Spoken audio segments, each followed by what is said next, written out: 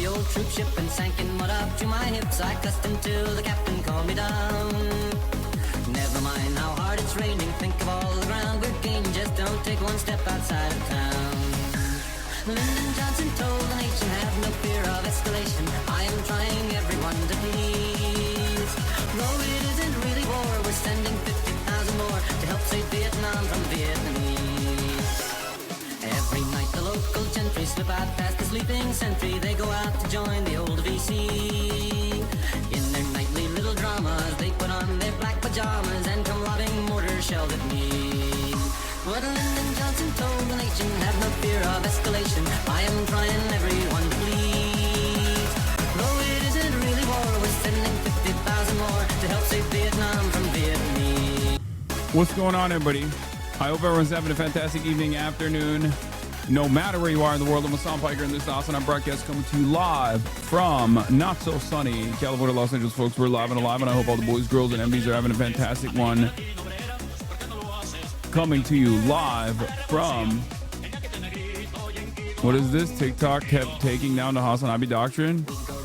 Yeah, everything is fucking censored. Anyway, ladies and gentlemen, boys, girls, and MBs, we're live and alive, and I hope all the boys, girls, and MBs are having a fantastic one, because today's a beautiful day. Today's a wonderful day. Today is the 5th day of the year, as a matter of fact. Only the 5th day of the year, even though it feels like it's going to be a long one.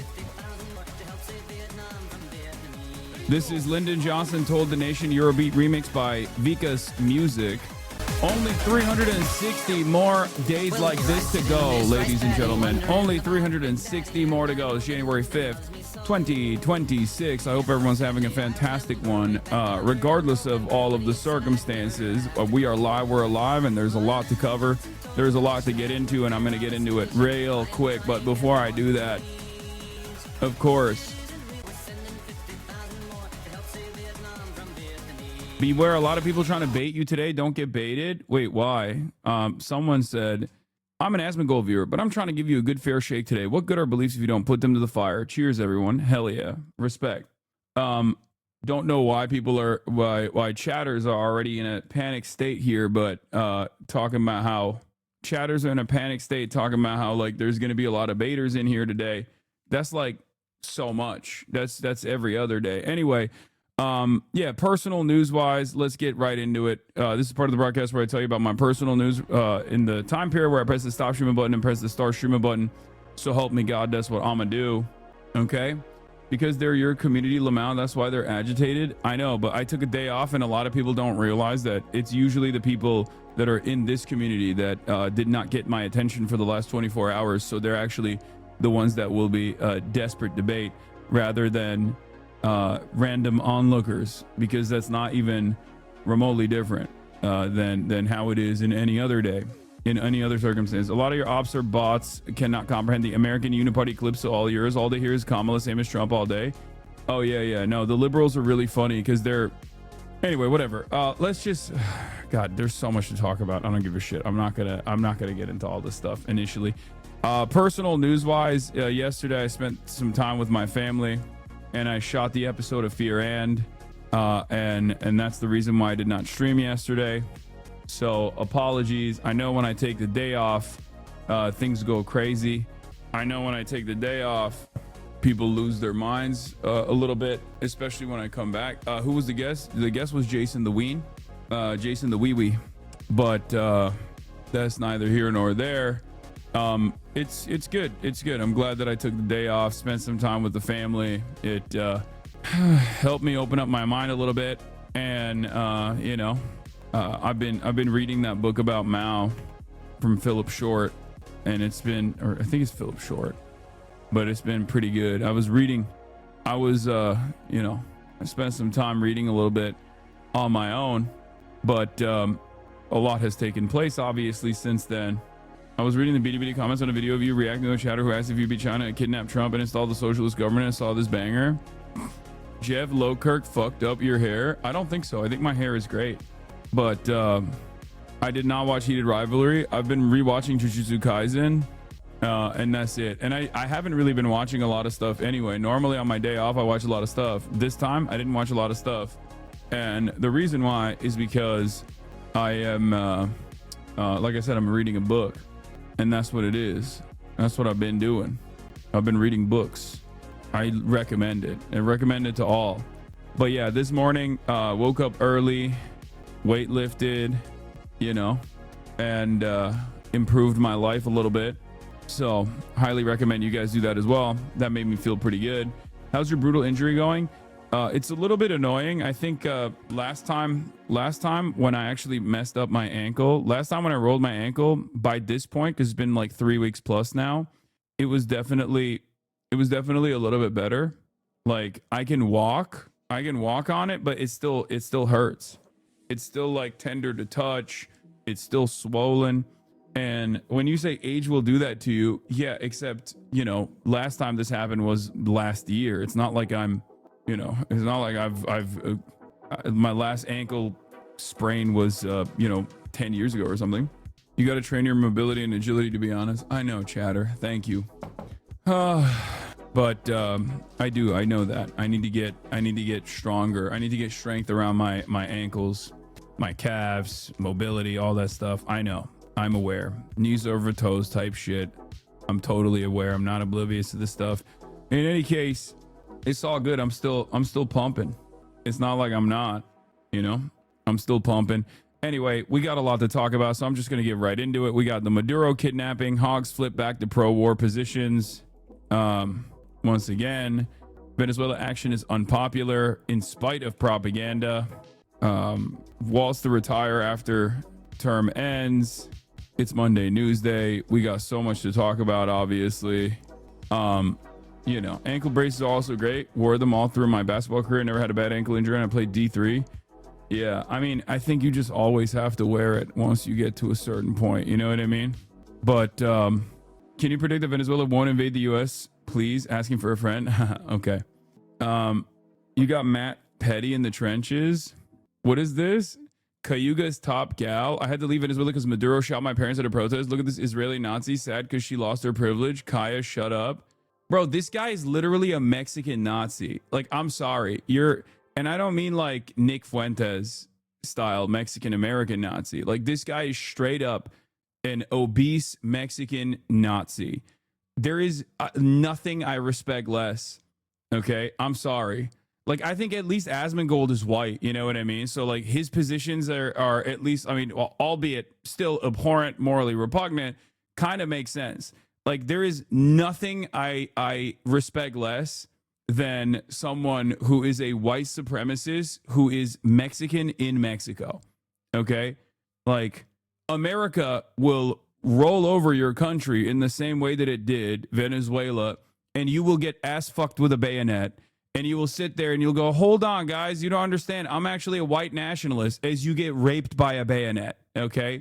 It's just not like, you're so irrelevant in this conversation. I'm sorry. You're a worthless person. Like, and it's also hilarious that they're doing like standpoint epistemology here as well.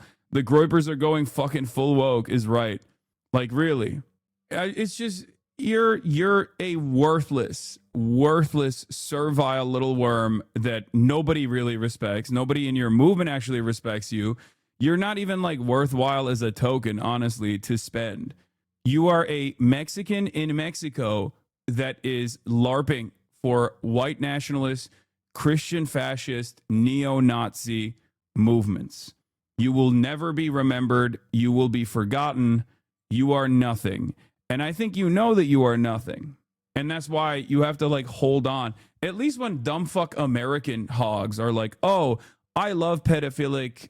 I love our pedophilic pro-Israel elites that are doing everything in their power to send people overseas to go blow up shit, kill people so that like Exxon's bottom line looks a little bit better on a chart, you know, so that we can fight against an imagined enemy. But at least like those guys are straight up on a team, right? Like they're playing team sports, right? You're not even in the same league. Like, you're not even watching the NBA and saying you're a Boston Celtics fan. You literally are in an entirely separate league. Okay. You're in the Mexican league. So for me, this doesn't make any sense whatsoever. But of course, it's Twitter, and you know, it is what it is. What ultimately is his purpose? Like, no comprendo. His purpose is to make $35 a month, you know, 35 fucking dollars a month off of getting like a viral clip, which, you know, you gotta make it how you can, right? Like, I'm not gonna hate on that. Who cares about that shit? But get the bag, King. But genuinely, the worst possible position to be in overall, right? At least like the hyper reactionary diaspora Venezuelans that seemingly a lot of people are frustrated by in Spain and everywhere else, where they're celebrating Venezuela being bombed and stuff. Like, at least they're still Venezuelan. You know what I mean? Like, they're like, in their minds, they think like, oh, if Machado gets in, then my dad can go back to the country and we can, you know, go back to the media franchise that we owned or something. You know what I mean? We can have our grocery store chain again in operation, and we can like farm as much revenue as possible off the backs of poor Venezuelans. But for you, like, you are so far removed from this equation. Like, you're not even remotely close to the impact. As a matter of fact, the justification for this kind of militancy against Venezuela, the overriding of sovereignty of Venezuela, ironically enough, will inevitably come your way as well.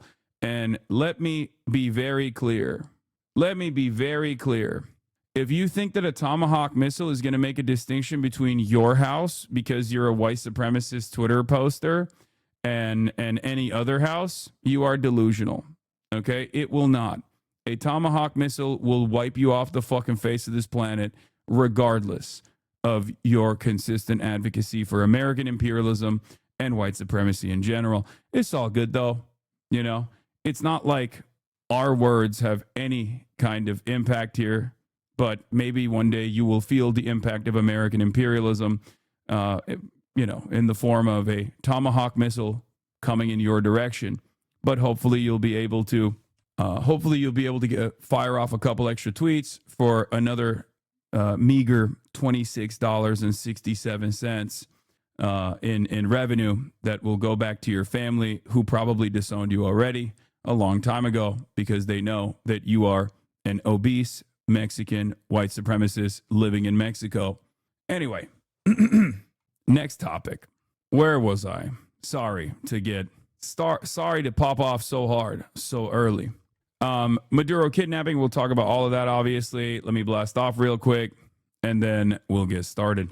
Did you see WALZ dropped out? Yes, I did. Maduro kidnapping, Hawks flip back to pro-war positions once again. Venezuela action is unpopular in spite of propaganda. JD Vance home broken into. WALZ to retire after term ends. Monday, Newsday, twitch.tv/HasanAbi. Oh, wait, he's not obese, Lamau. That's the other Nazi. This one is very skinny and very brown. Oh, my mistake. There's two Mexican neo-Nazis on Twitter, and they both have like anime avatars and anime profiles. My mistake. This one is the frail one. Shit. I mistook the prominent neo-Nazis on Twitter for one another. Yeah. You always got to have one like fat henchman and one skinny henchman, you know? So this one's the frail one. What is this? You are defending a white supremacist diasporoid? What is this? Please move on. This is decidedly a non-argument. Why did leftist feel the need to do this every time? I don't even know what you guys are fighting over, but it doesn't really matter. So here's the thing, okay? A lot of people keep going back and forth on the timeline doing standpoint epistemology over, the bodies and spaces of Venezuelans, right? They're talking about how like ruthless and cruel of a tyrant Maduro was. They're talking about how bad Maduro was in general, how he may or may not have stolen the last election, according to at least some of the people that were election watchers and things like that. And none of that is actually relevant, because that's not the reason why America engaged in this action. And none of that's also relevant because we're talking about state action, right? State versus state illegal action. These are actions that took place that are completely and utterly illegal under international law.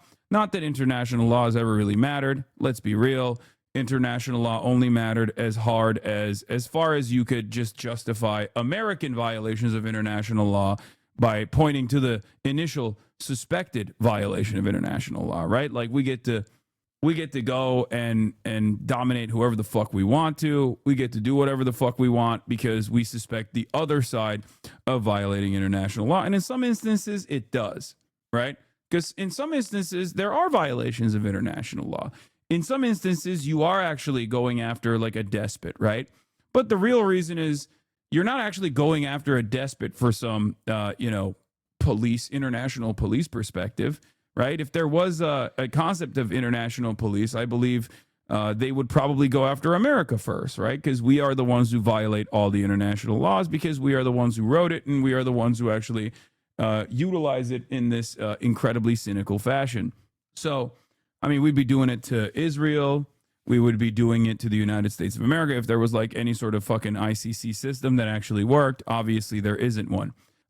So, all of that stuff is completely ridiculous, right? All of that stuff is completely ridiculous. All that stuff is completely silly. This like demand for consistency, I find very strange, especially at a time when like Donald Trump seemingly is not even remotely interested or remotely invested in upholding the standard of like liberalizing the world or fighting for liberal democracy or fighting for democracy in general. It's not. And Donald Trump is not even making this argument at all, which in some respects, I guess I appreciate, makes my job a little bit easier. However, unfortunately, if we're being totally real here, liberals are still seemingly making this argument, right? Liberals are still seemingly making the argument that while Donald Trump is saying that he wants to do this for resource extraction, saying that this is illegal, saying that he has no plan or whatever for like what comes next, they still try to make it seem as though there is a plan out there. Or my favorite, which is what Chris Murphy did, which was once again complaining about Donald Trump's militancy, not on the virtues of anti-imperialism, anti-war, but instead complaining about Donald Trump's military action because it wasn't, it didn't go hard enough. Like we didn't actually implement a coup, like a successful coup, and we just like kind of left it hanging. I find that very funny. It's obviously Chris Murphy is a classic. Oh yeah, this is a classic meme, Reborn. I know. I posted this on my Instagram as well. But yeah, for those of you who were living under a rock until recently, a couple nights ago, the American government finally initiated a bombing campaign on Caracas, taking out anti-air defense systems and also taking out the entire electricity grid of Caracas, the capital of Venezuela, as they went in with a bunch of helicopters. I believe it's like 150 aircraft total, and kidnapped the leader of Venezuela, right? A sovereign nation state. We kidnapped him and his wife in the dead of the night while he was in his pajamas before he was able to escape into his steel vault, apparently. And in the process, apparently, according to numerous sources at this point, upwards of 80 people died. There were a bunch of Cuban military as well that was in Maduro's personal security detail that died. I think it's like 32 there, and almost 40 Venezuelan soldiers died as well. And then the rest were civilians. Not that it matters, obviously, in the minds and hearts of the average American. It's just regular American cruelty. It's just a light day, right? The claims that the administration was making was that the Maduro government was actually engaging in this high-profile cocaine trafficking scheme alongside the FARC, the Marxist rebel groups, the Marxist militancy in Colombia. Now, what's really interesting about that is if you know anything about Latin American history, especially as it pertains to American involvement in Latin American history, you know that it's actually the exact opposite, right? It's exactly the opposite of this, where it is the CIA that is facilitating narco trafficking that takes place in Latin America, and they do it with regular frequency. They do it with tremendous efficiency. They do it to control not only the flows of drugs, but also to fund for their, black ops and fundraise for their black ops, and also keep Latin American countries at bay with armed conflict. And it's rarely the socialist or the Marxist groups that are playing a role in this, even though they can in certain instances. Of course, yes, the CIA and the Contras being one of the most notable, one of the most famous examples, right? And you watch too many TV shows. I watch too many TV shows. That's interesting. I didn't realize that reading books was actually a substitute for TV shows, and instead, people who watch Jack Ryan to develop an understanding of why America must intervene in other countries' businesses will come in here with, Marvel movie style understandings of the world and accuse me of, watching too many TV shows. All right. So in any case, here we're going to keep blasting off. We're going to keep blasting off. Happy New Year for every single person that thinks that this is actually going to be good for them in any way, shape, or form. If you're an American, if you're not American and you're celebrating these actions, I have no respect for you. If you're an American and you're celebrating these actions, I have no respect for you either. But at least you have, you have reason to feel like this is an action that was done for you. You're still stupid, but at least like you're not as stupid as like, I don't know, some fucking European moron who's running around being like, no, you don't understand. This is actually something that needed to happen. I'm so glad that it took place. If you're an American, you're still brainwashed, but at least you're getting a fucking healthy flow of propaganda that makes you feel like anytime America actually engages in this sort of militancy, it somehow improves your material conditions when it very clearly doesn't. And maybe perhaps you are either too old to give a shit or too young to remember what the Iraq War was sold to Americans as and what it actually ended up turning into. And that's usually the issue with a lot of people's perspective on any kind of American militancy. It's always the same. Resource extraction is usually one of the primary goals here, and also ideological investment in fascism, or the Monroe Doctrine, or now they're calling it the Don Roe Doctrine. They want to ensure that their part of the hemisphere is like completely kept under control and completely dominated and servile to American interests. Usually the people that are in the country end up suffering the most. But oftentimes they sell this concept as a good thing. In the past, they used to sell it as like a great liberalization initiative, a great democratization initiative, whether it was a right-winger doing it or whether it was a liberal doing it, right? And yet now Donald Trump doesn't even do that. He doesn't even engage in that. He just straight up says it like it is. We're going to control Venezuela. And if they don't fucking play ball, we will keep pummeling. We will keep blowing your shit up. And for people who think that gas is going to get cheaper as a consequence of this, you genuinely have the brain of a worm. I hate to say this to you, but gas is not going to get cheaper as a consequence of this.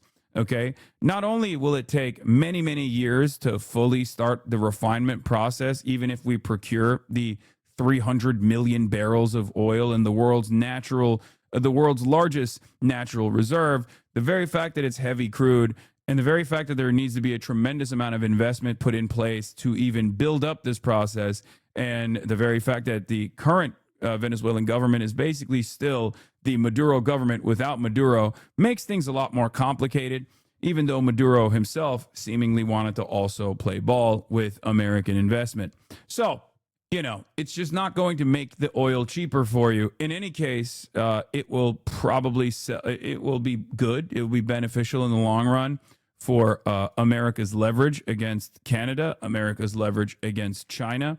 It'll be good for the American State Department and the American interests. It'll be good for American capital. It will not be good for you, just as though the Iraq War was not good for you. The only thing that the Iraq War brought to you is maybe your cousin having his foot blown off by an IED and a lifetime of medical debt and crippling PTSD. And maybe for you personally, I guess if you did go out there, you got your high school sweetheart that you married early on get fucked by the neighbor, and then you came back to a broken home, and now you have to take care of someone else's child. Of course, at the end of the day, when all is said and done, you look back at the ashes of Baghdad and you think to yourself, what was this for? And if the answer is, at least we got to spread democracy in Iraq, well, you're a fucking idiot. And it's probably better that you keep coping this way, right? But ultimately, your government hates you, and they're not exactly hiding that reality any longer. And yet you still hope that the government actually is doing this for you, because otherwise you would realize that the government is not doing this for you at all. They're doing it for someone else. They're doing it for someone else to make money, as a matter of fact. Okay, so having said all of that, let's get into it. So yes, Maduro was kidnapped in the dead of the night. And a lot of people who were voting for Donald Trump because they thought he was the great peace bringer are now actually totally on board with Donald Trump not being the great peace bringer. As a matter of fact, Donald Trump in his first term so far, in the first, year of his administration, which, remember, it hasn't ended yet because it started on January 20th and there's 15 more days for his first year to end, has bombed 7 different countries. Okay? This is a new record. Direct bombing campaigns in 7 different countries. Fantastic. We're not even fully through the first year. And hopefully, we hopefully we don't get to see how much worse it can get, but who knows? I don't think things are looking too good. Okay, 8 wars resolved, 7 countries bombed. I have a lot of thoughts on this. Obviously, I have a lot of opinions on this. And before we get to like all the dumb fucks that are obviously flip-flopping on their positions, as we expected they would, because they cannot be consistent, because they've never actually cared about a single goddamn thing beyond clicks or beyond their own personal careers. We'll get into the details. Is there, the Macy's, do you have a playlist here? And I'll get started on it. Everyone took the day off. Full simmer on this. Oh, thank you, Gizmo. But here it is. And also, the liberals have expectedly been unimaginably disappointing in their coverage over this. No one is calling it what it is. No one is calling it a kidnapping. No one is considering this to be unjustifiable, illegal, totally ridiculous. And everyone is trying to basically do propaganda in their own way. For the Republicans, they now admit pretty much that this is bullshit, right? Republicans pretty much recognize that this is done for oil, right? This is done for oil, and they like it. And it turns out that this is a good thing. It's a good thing to go to war with oil, even though Donald Trump personally railed against the Iraq War. As a matter of fact, it turns out this time is different. It's going to be different. Why is it going to be different? Well, there's no reason to assume that it's going to actually be different, but he just keeps saying it's going to be different, right? So Republicans have taken on that position. It's awesome. We're going to get free oil because they're fucking stupid. They have incredibly, incredibly low IQs. They have the brain of worms, right? So obviously, whatever the Trump administration is saying, they jump into, right? BS, I've heard plenty of liberals call it a kidnapping. Now, if you're talking about members of Congress, then I agree with you. Yes, I'm not talking about regular liberals, chatter. When I talk about libs, I'm not talking about the average person. The average person, I think, especially a lifelong Democratic Party voter, is far more radical than the actual Democratic Party politician at this point. So, no, when I say liberals, I'm talking about the liberal politicians. Although some of them have collectively railed against the action on its illegality, they've actually talked about how this is a misdirection.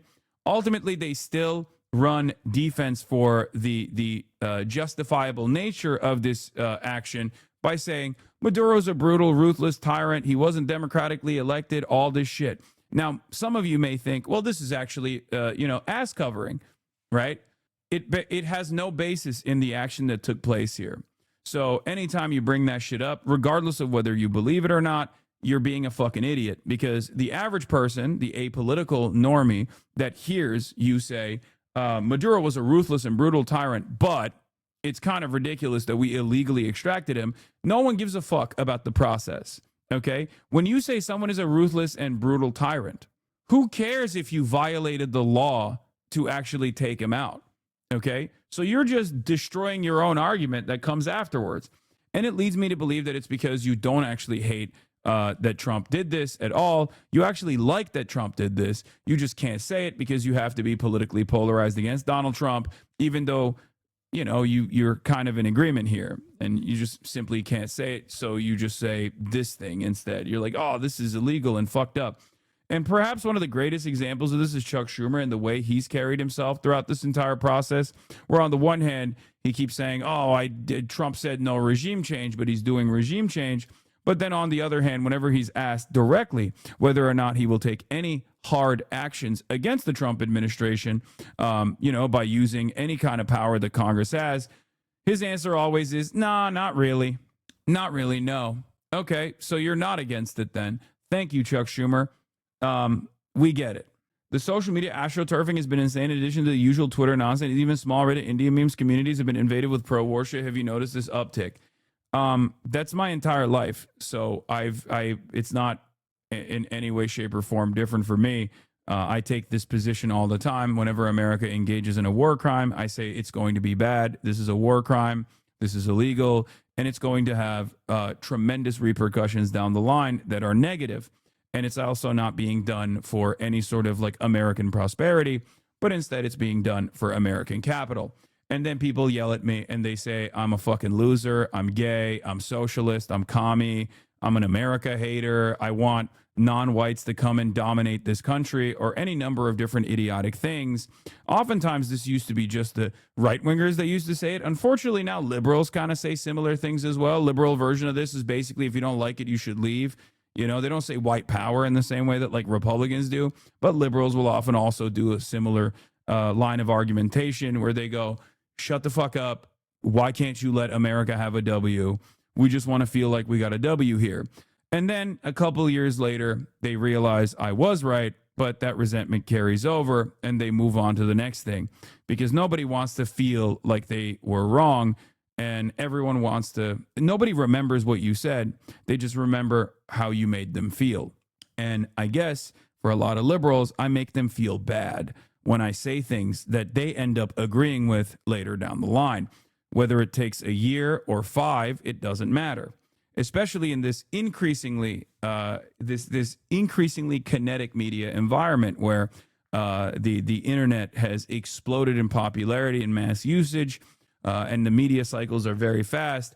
It takes a lot shorter of a timeline for people to come to terms with, with the impact of our actions. If it took like people 10 years to understand that the Iraq war was bullshit, it took people 2 years to understand that Israel was doing a genocide, in spite of the unimaginable amounts of propaganda coming from Israel and coming from American mainstream media. And regardless of that, people still came to the right conclusion there. People still saw the reality there.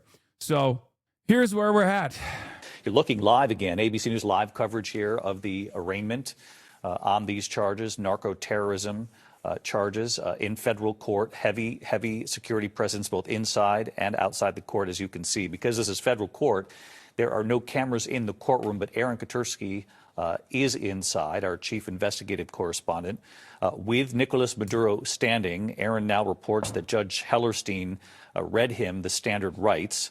I did not know of these rights. Your Honor is informing me of them now, Maduro said through an interpreter. How do you plead to the indictment, Hellerstein asked. That's the judge, of course. And here's Maduro's response. Quote, I am innocent. I am not guilty. I am a decent man. I am still president of my country. Nicolas Maduro responding again. That is the headline of the moment here, given our live coverage, that Nicolas Maduro has responded in court to these charges just moments ago. In the Western Hemisphere, Cuba will be next, potentially Mexico, potentially Colombia, as Donald Trump has mentioned. In Europe, he's talking about overtaking Greenland.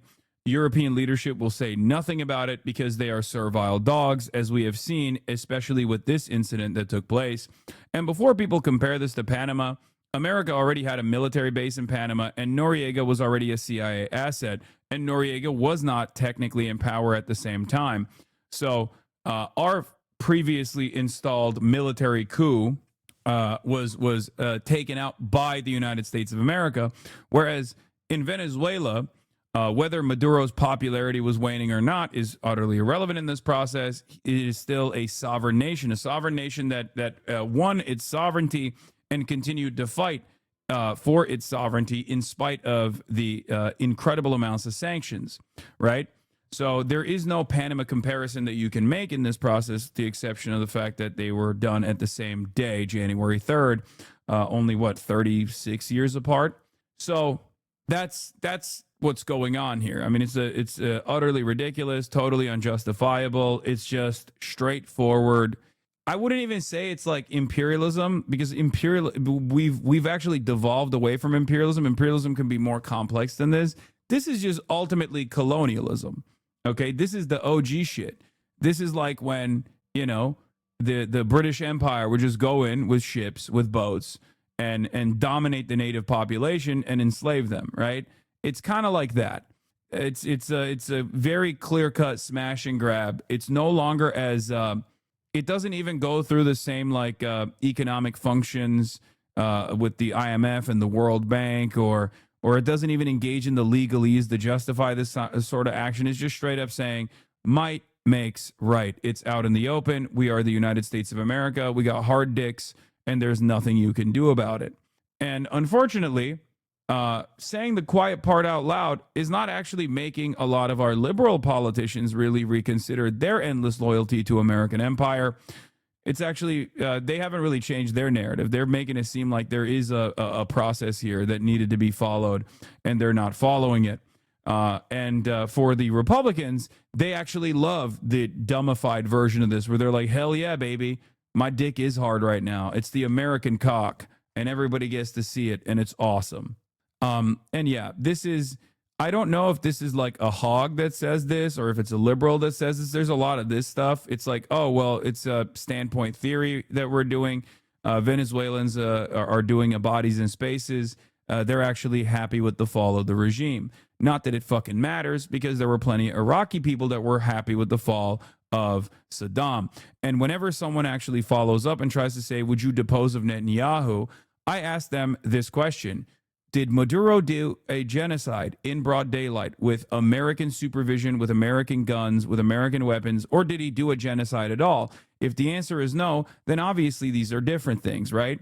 The question is, would you actually agree to do this to Adolf Hitler? And the answer would be yes.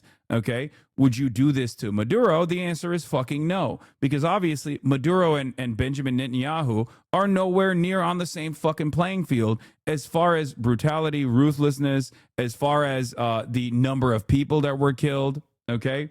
So once again, even Milosevic is less evil than Netanyahu, and he deserved it. Great.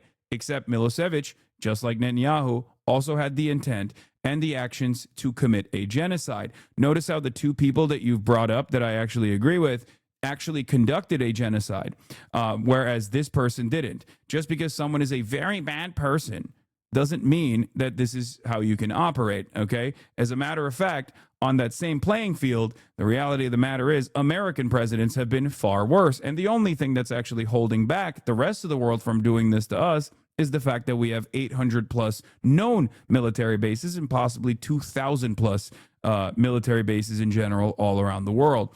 So that's the only reason. If we're like, so don't look for any sort of consistency, okay? Don't look for any sort of the consistency. Don't look for any sort of like moral, even moral playing field here. It's incredibly stupid, and you're being ridiculous when you try to maintain a consistent position as you are defending America's ridiculous illegal action, right? I don't really understand what causes people to try and entertain this notion. We already know that it's inconsistent. We already know what your position is. Your position is if America does it, then it's good. If anybody else does anything even remotely similar, then it's bad, right? That's it. That's your position. And we know that that's your position. So I don't know why the fuck you try to make it seem like it's anything but that. I don't understand it at all. Why is it? People can be glad Maduro's gone and hate how it happened. It's like you're not listening. I don't listen to anybody that tries to do this ridiculous thing, this ridiculous like bodies and spaces bullshit. I don't do this. I don't care. And as I've explained to you over and over again, the Iraqis celebrated the fall of Saddam as well. And then they realized perhaps this wasn't the best thing that could have happened to Iraq. Okay? Ask Iraqis who actually, with the exception of Kurds that at least have their own autonomous region now, okay? Ask the Iraqis how they feel about Iraq now, and they will tell you something entirely different. Not that it matters, because you're not listening to what I'm saying, okay? But that's it. Yeah, we have seen a million versions of this over and over and over again. It's completely ridiculous. We can include Ukrainians in this convo now, too, at this point. Yeah, Ukrainians, unironically, don't even understand what is about to happen to them, because I think this is a new multipolar world. And instead of having a multipolarity argument, instead of having a multipolar world between the two ideological planks of communism and capitalism, you now have regional superpowers that will basically do whatever the fuck they want in their own backyard. And the hope for non-nuclear countries that want to maintain their sovereignty is that their masters are nice, okay? Their masters at least give them high-speed rail or something, right? Because there is no more sovereignty in the world. There's no more nation state in the world unless you have a nuclear arms, unless you have a nuclear arsenal, and you consistently do ICBM deployments to showcase that you do have the capability of sending those nuclear arms all around the world. So let's be real. That is the reality. And if you are, if you're the head of a state that is not under the NATO nuclear umbrella, for example, if you are a non-aligned country, if you're a third world country, you're fucked unless you have nukes. So that's it. And hate to say this because everybody always says I'm a China glazer, and I'm sympathetic to the notion of not posturing against China. Obviously, it's not a secret. I've talked about this quite a bit, and I do love me some Chinese development. But there's only two countries in this triple multipolarity conversation that we're having that are at least willing to fucking go out bat and engage in straightforward militancy. Russia to a much lesser degree, America obviously being the top country that will actually go out and fuck you, right? But sorry, hold on one second. But China is not doing shit, okay? Is not. China is very clearly not doing shit. Russia to a much lesser degree is crazy. Yeah, much lesser degree in comparison to the United States of America. This doesn't mean that Russia is not behaving in a belligerent way. They are. Obviously, Ukraine is one example of this, and their actions in Africa is another example of this. But Russia to a much lesser degree in comparison to the USSR, for example, right? And certainly to a much lesser degree than the United States of America, right? You are going to find it incredibly difficult to convince Venezuelans that have been subjugated by the Chavez-Maduro regime for 2 decades that it's a bad thing that Maduro's out. The problem is the U.S. will not give Venezuelans the freedom of choice to what happens next, and they will pillage endlessly. Yeah, I don't really care about convincing Venezuelans that don't like Chavez or don't like Maduro. I just only care about explaining what is happening right now and what will happen next. Because at this stage, if you are a Venezuelan living in diaspora and you've heard the Donald Trump administration, after starving your economy in the first term and then offering you temporary protected status in the aftermath of that, only to use you as a talking point in the election cycle to basically say every single one of you is a rapist, drug dealer monster that must be deported to CCOT. If you think that guy actually gives a fuck about, Venezuelan safety and security or Venezuelan sovereignty, you're fucking delusional, okay? If you're stuck between a rock and a hard place, you have to make the calculation. Do I think that this guy who has run the country in a way that I despise, who is actually, arrested, apprehended my friends in student protests and things like that, is he actually better or worse than the American government? And the answer, unfortunately, for many of you that don't realize this, is that the American government will always be worse. There are a million examples to show you throughout the world. And I've talked about my own personal experience with this as well. I despise Recep Tayyip Erdogan. Recep Tayyip Erdogan has been in power for 25 plus years at this point. He is repressive. He's authoritarian. He's horrible. But a coup did take place in Turkey. And that coup was conducted by America's parallel state, the Fethullah Gulen Muslim cleric living in the Poconos, who was basically who had designed a completely parallel, what you would consider a deep state, a completely parallel state, and Erdogan's forces actually purged this parallel state. And I stand by that, regardless of the fact that I despise Erdogan and can't even fucking go back to the goddamn country because I'm not a fucking moron, okay? Erdogan, for all of his faults and failures, it was still better than an American CIA operative running the country. That's it. That's it, you know? So before the diasporoids try to fucking hit me with this line of argumentation, I have personal stake in the matter in my situation. You know what I mean? I've lived through it. Those saying, quote, I am innocent, I am not guilty, I'm a decent man, I am still president of my country. Yeah, that's not what we're here to do at this moment. The judge then asked if Maduro has read the indictment. The counsel, about whom we just spoke, answered for him and says, also, you're a rube if you think whether or not someone is a dictator as long as they align with America's interests. The U.S. does not care if countries are democracies as long as they help our oil companies. Anyone who thinks this and had nothing to do with Maduro being anyone who thinks this had anything to do with Maduro being a dictator is a sucker. Exactly. Like, I'm not gonna fucking I'm not in a big hurry to defend Maduro's form of governance, but partially because it's utterly irrelevant in this conversation, right? Like, it's just completely irrelevant in this conversation. And anyone that tries to make that the fixture of this conversation is, even if they're doing it because they genuinely fucking despise Maduro, is a bit of a rube, okay? You're doing propaganda for the American government that the American government isn't even doing. And that's what's even funnier. At least with Iraq, they tried to present this as like liberalizing Iraq, presenting democracy to Iraq. They're not even doing that. So why are you doing it for them while they're also in the same breath saying that you're a fucking rapist, drug dealer, baby decapitator that needs to go to a fucking slave labor prison in El Salvador? It doesn't make any sense.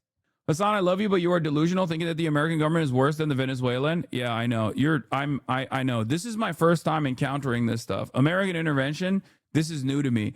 I had not known that. You're right. Iraq, much better off now. Libya, much better off now. In so many circumstances, when America comes in and just fucks everything up, they oftentimes do a much better job, you're right, than whoever was in charge prior. Again, you can keep saying this over and over again, but the proof is in the pudding. And the reality of the matter is a lot more people are seemingly aware of this process, especially because it doesn't even help a single goddamn person other than, you know, oil and gas giants in general. So you can keep making this argument, but, you know, I'm kind of shocked about this this backlash, which will change for the record. I think like initially before the actual military action in Venezuela, before the invasion, the bombing campaign, and the kidnapping of Maduro, obviously Americans were totally against it, right? Not that it fucking matters. We do whatever the fuck we want. The American government, I'm saying, does whatever the fuck it wants to do, and there's not really much you can do about it. And I guess the best you can do is hope that it doesn't come and knock down your door one day, right? Which it can happen. So, having said that, however, in spite of the propaganda, I think given the fact that so many Americans experience distaste from the global war on terror that was an abject failure, I think there is a lot of negativity around this campaign, with the exception of the fucking hogs and maybe some liberals who are LARPing as CIA operatives in my chat. Let's take a look. Really surprised if this turns This is out a real to be holy positive Toledo for moment Donald for Trump, or at everybody. least support for this operation. Why? U.S. military ousting Venezuela's president beforehand. Look at this. 47% opposed, just 21% of Americans favored. The unsure was higher than the favor, 29% versus 21%. Yeah. Get this. This is before the military operation took place, for the record. This is before the military operation took place. So let's take a look at the numbers 39% afterwards. of Republicans favored it. People are saying, oh, this could be a wag the dog moment. I have to ask, which dog are they wagging the tail of? Sometimes these numbers change when an operation is seen as successful, but we just don't know. Yeah, we just don't know yet. Yeah, we don't know. We're trying our best to make this look good, though. Let's be real. Because that is precisely what they're doing. That is precisely what they're doing. And this is how uniparty consensus is formed, right? if the Republican Party is the abusive, violent, militant party in this equation, the Democratic Party can be seen as like the enabling factor, right? The normalizing factor. The Democrats themselves don't actually go out to bat, with the exception of like brain broken ogres like John Fetterman. But many of the Democrats will turn around and say, oh, well, you didn't do it the right way, even though it's totally justifiable, even though we would have done a similar thing ourselves. But also at the same time, we would have just gotten like the proper clearance ahead of time. It's never usually about the action itself and the impact of said action. It's how you're engaging in the action. It's always a process conversation. It's always a process argument, a procedural disagreement that the Democrats have with the Republicans. And if you're just like a regular ass dude following this along, why would you not agree with Donald Trump at that point? You look at someone going, well, Maduro is a ruthless tyrant and a despot, and he's fucking awful, and all the Venezuelans are celebrating this action, but you shouldn't have kidnapped him the way you did. Who is that argument for, right? If I'm a regular dude and I haven't really thought about this stuff at all, and I see this guy that looks kind of like, you know, Latin American Saddam Hussein, you know, getting what's coming to him because everyone, including the fucking liberals, are saying this is, you know, this guy's a fucking brutal despot, a tyrant, ruthless, all this shit, okay? And one side is saying, yeah, he was a brutal tyrant and we're stealing his fucking oil. Sucks to suck, bitch. We're the United States of America. And the other side is saying, yeah, he was a ruthless tyrant, but it's actually really fucked up that we're stealing his oil. And it's also really fucked up that we actually, you know, kidnapped him without following the proper process. You didn't ask us if we had a say in this. Yeah, obviously the side that's saying, yeah, get fucked, he was brutal, ruthless fucking tyrant, who gives a shit if we're following the law or not, is going to win in that conversation. It's just like, I always find myself asking, who is this for? Who is this argument for? Right? Like, oh yeah, this guy was a ruthless tyrant, but you didn't kidnap him the right way. You didn't abduct him the right way. It's like, what do you mean? What right way? If you're saying he's fucking Adolf Hitler, but Latin American, you know, everyone's going to be on board with kidnapping Adolf Hitler. The fuck? How interested have people been since this news broke Saturday morning? Yeah, one of the reasons why I don't think this, you know, wagging of the tail will actually work out is because folks' interest in this story has very much been going, adios amigos, goodbye. I mean, just take a look here. Take a look here. Google searches for Nicolas Maduro after peaking this weekend down 70%. Down 70% versus Saturday. There was a peak on Saturday, but John, then the interest went, see you later, goodbye. And more than that, we can look at history, right? We can look at history. Look at another time we went into a foreign country, right? Take a look here. Google searches for Maduro at the peak, 74% lower than when we went into Pakistan and got Osama bin Laden back in May of 2011. And that had a little bit of a boost for Barack Obama, the president back then, but it was very much of a fleeting boost. So the bottom line is, you look at these numbers. Yeah, also, bin Laden did 9/11. What is the 9/11 comparison for fucking Maduro? Like, yeah, no shit. Yeah, there is a, like, you can talk about the legality of that operation or whatever, but like, what the fuck did Nicolas Maduro do to America or Americans, right? Like, nothing. Like, there is no connective tissue, okay? Unless we are, I guess, a nation that only cares about some of the most reactionary fucking, some of the most reactionary population that happens to preside over Doral. Like, that's it. That's who we're doing this for. You know what I mean? It's like a 9/11. It's like a million 9/11s for them. That's Maduro existing is like a million 9/11s for them. It's just dumb as fuck. It makes no damn sense. There's fleeing interest in the story and way less interest than we had back during a military operation that did provide a boost to Obama, but not really one that was long-lasting. Interesting to see if that changes over the course of the week with football over, but this really does show that people stop paying attention pretty quickly on Saturday. Yeah. In terms of what happens next, obviously the United States says it's running Venezuela, but what do the prediction markets say? Who do they think will be running Venezuela? Yeah, who do we think is going to be leading Venezuela? Look, it's a little bit of a cluster car. Oh my fucking God. Oh my God. And it's like sponsored gambling. We're gambling on who America will let lead a sovereign fucking nation. I like that Maria Corina Machado is at 20%, by the way. Edmundo Gonzalez is like the fucking the person that's at least like the guy who You got Delcy Rodriguez, who's the vice president, who's now the interim president. Okay, she is through and through a Chavista, as far as I understand. Even though the operation itself was a little bit suspicious and worthy of scrutiny on whether, like, what level of involvement existed within the Venezuelan administration, within the Venezuelan government. But I like that the very clear-cut CIA operative here that has been trying to fucking do this for decades now has had her moment in the spotlight, and boom, instantly she's cut out. And maybe even for a very pathetic and very selfish reason. But once again, sucks to suck. I mean, I think she's a disgusting little creature anyway. I don't give a fuck about her perspective. And I hope people understand that the Nobel Peace Prize has maybe the same level of authority as, like, the FIFA Peace Prize, if we're being real. Okay? So, yeah. We'll obviously talk about the Maria Corina Machado part of this equation as well. It was pretty funny. Insanity. Sources close to the White House told the Washington Post Trump lost interest in backing Venezuelan opposition leader Maria Corina Machado to lead the country because she accepted her Nobel Peace Prize rather than demanded it be given to Trump, which was viewed as the ultimate sin. I don't know if this is 100% valid. I know it's, like, fun to say Trump is a fucking baboon. And this is one of those, like, Trump is not doing Venezuela coup. Trump is not doing a Venezuela coup the right way type argument that you hear from different sides of the State Department. I'm sure there's, like, disagreements. Remember, there's always different planks in the State Department. Okay? There's always different planks in the State Department. You're going to have, like, the reasonable coup guys.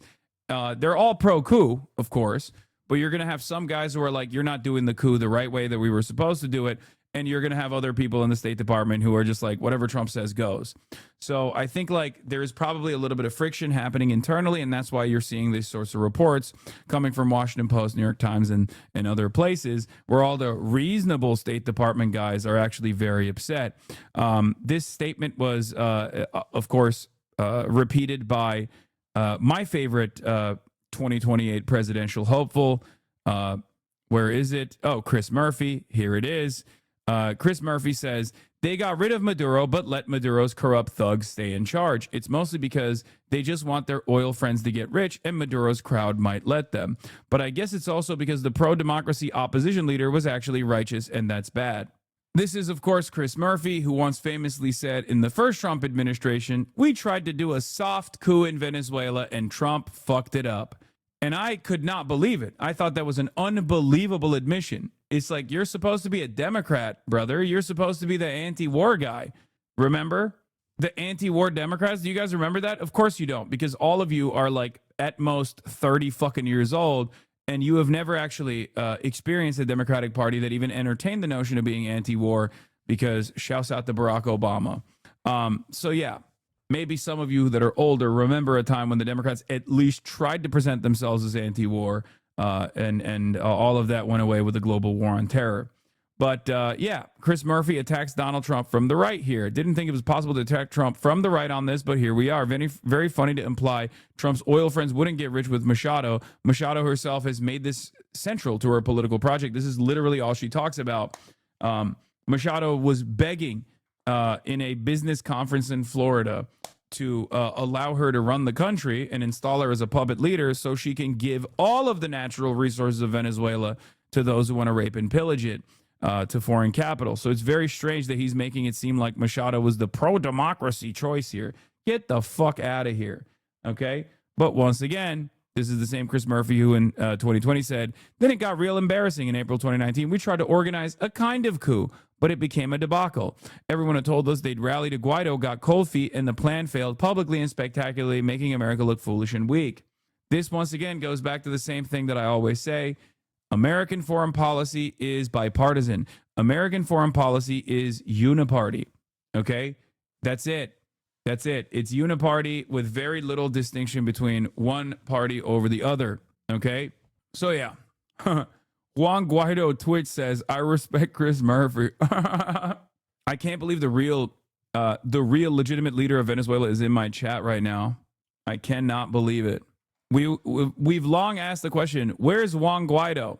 And maybe many of you thought that this was a joke. Well, It turns out he's here. He's in my Twitch chat saying he respects Chris Murphy. Why aren't you considering the Venezuelans and Miami's feelings? M.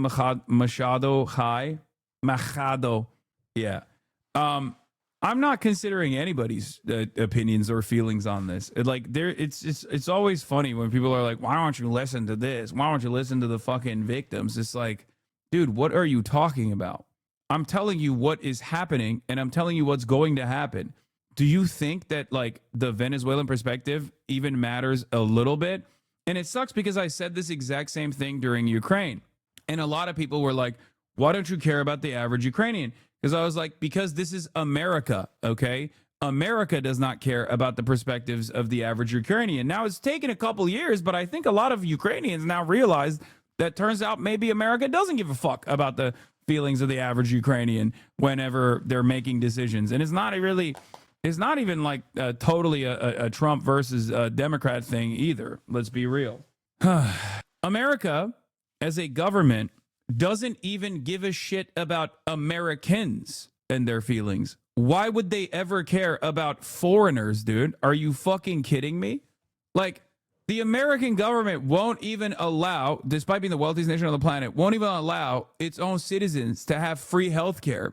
And there are foreign nationals in my chat talking about, why don't you care about our feelings? Why won't you care about the feelings of foreign nationals? I'm talking about American action. I'm talking about American imperialism. You think your fucking feelings play a role in this equation? My feelings don't even play a role in this equation, and I'm a fucking American.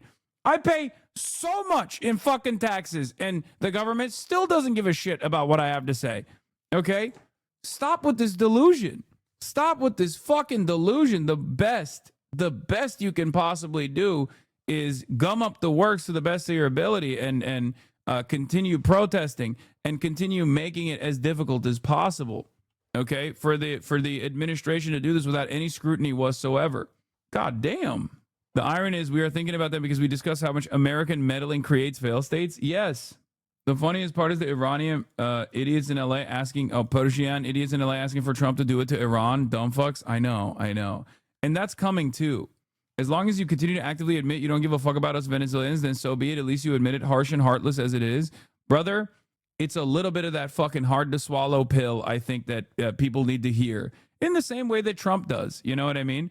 I do actually unironically care about the safety and security of Venezuelans, by the way. I do. That's why I'm arguing against intervention of this sort.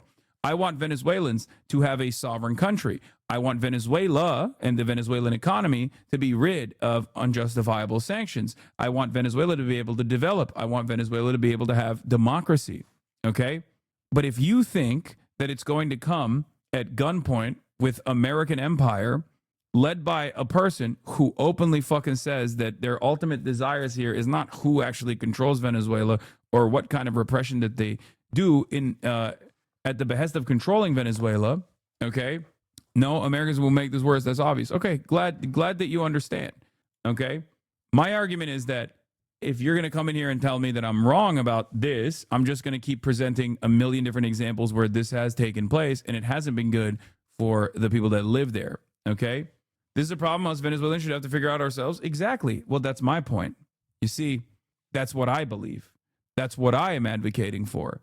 Okay? But when you justify American intervention in any way, shape, or form in that situation, you're not advocating for that. And at which point I tell you it doesn't matter what your perspective is. Do you see what I mean? And we can talk about like how we got here if you want. You know, we can talk about how we got here, which once again also plays a big role in what America was doing too.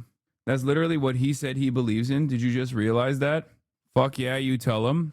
Yeah, I know people, when I say harsh words, okay? When I say harsh words, people get very frustrated by it. They go, how dare you say those harsh words?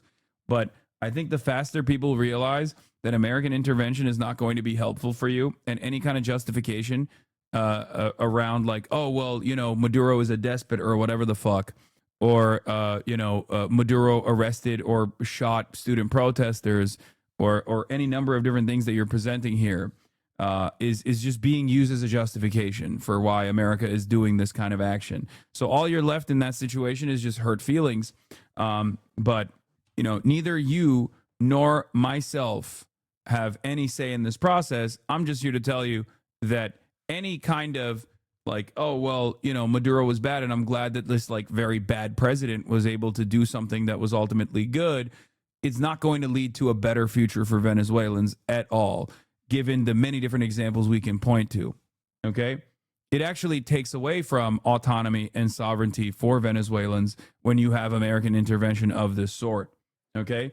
American intervention of this sort that didn't start with Donald Trump, mind you. This intervention began far before Donald Trump. Donald Trump is just the one who went with it and said, we're going to do the maximum thing that no one would do in other circumstances. We're going to do it because I'm fucking crazy enough to do it. That's why I also get annoyed at people saying, like, this is just Marco Rubio's personal pet project. Like, no, it's not, man. This is America's fucking project since the Venezuelan oil company, the petroleum company existed, okay? This is not new, and it's not even 15 to 25 years, okay? This has been going on for a very long time. Venezuela is one of the first countries in the Western Hemisphere that actually found oil. They found oil even before they fucking knew what to do with oil, basically. They've been extracting it since the 1800s, okay?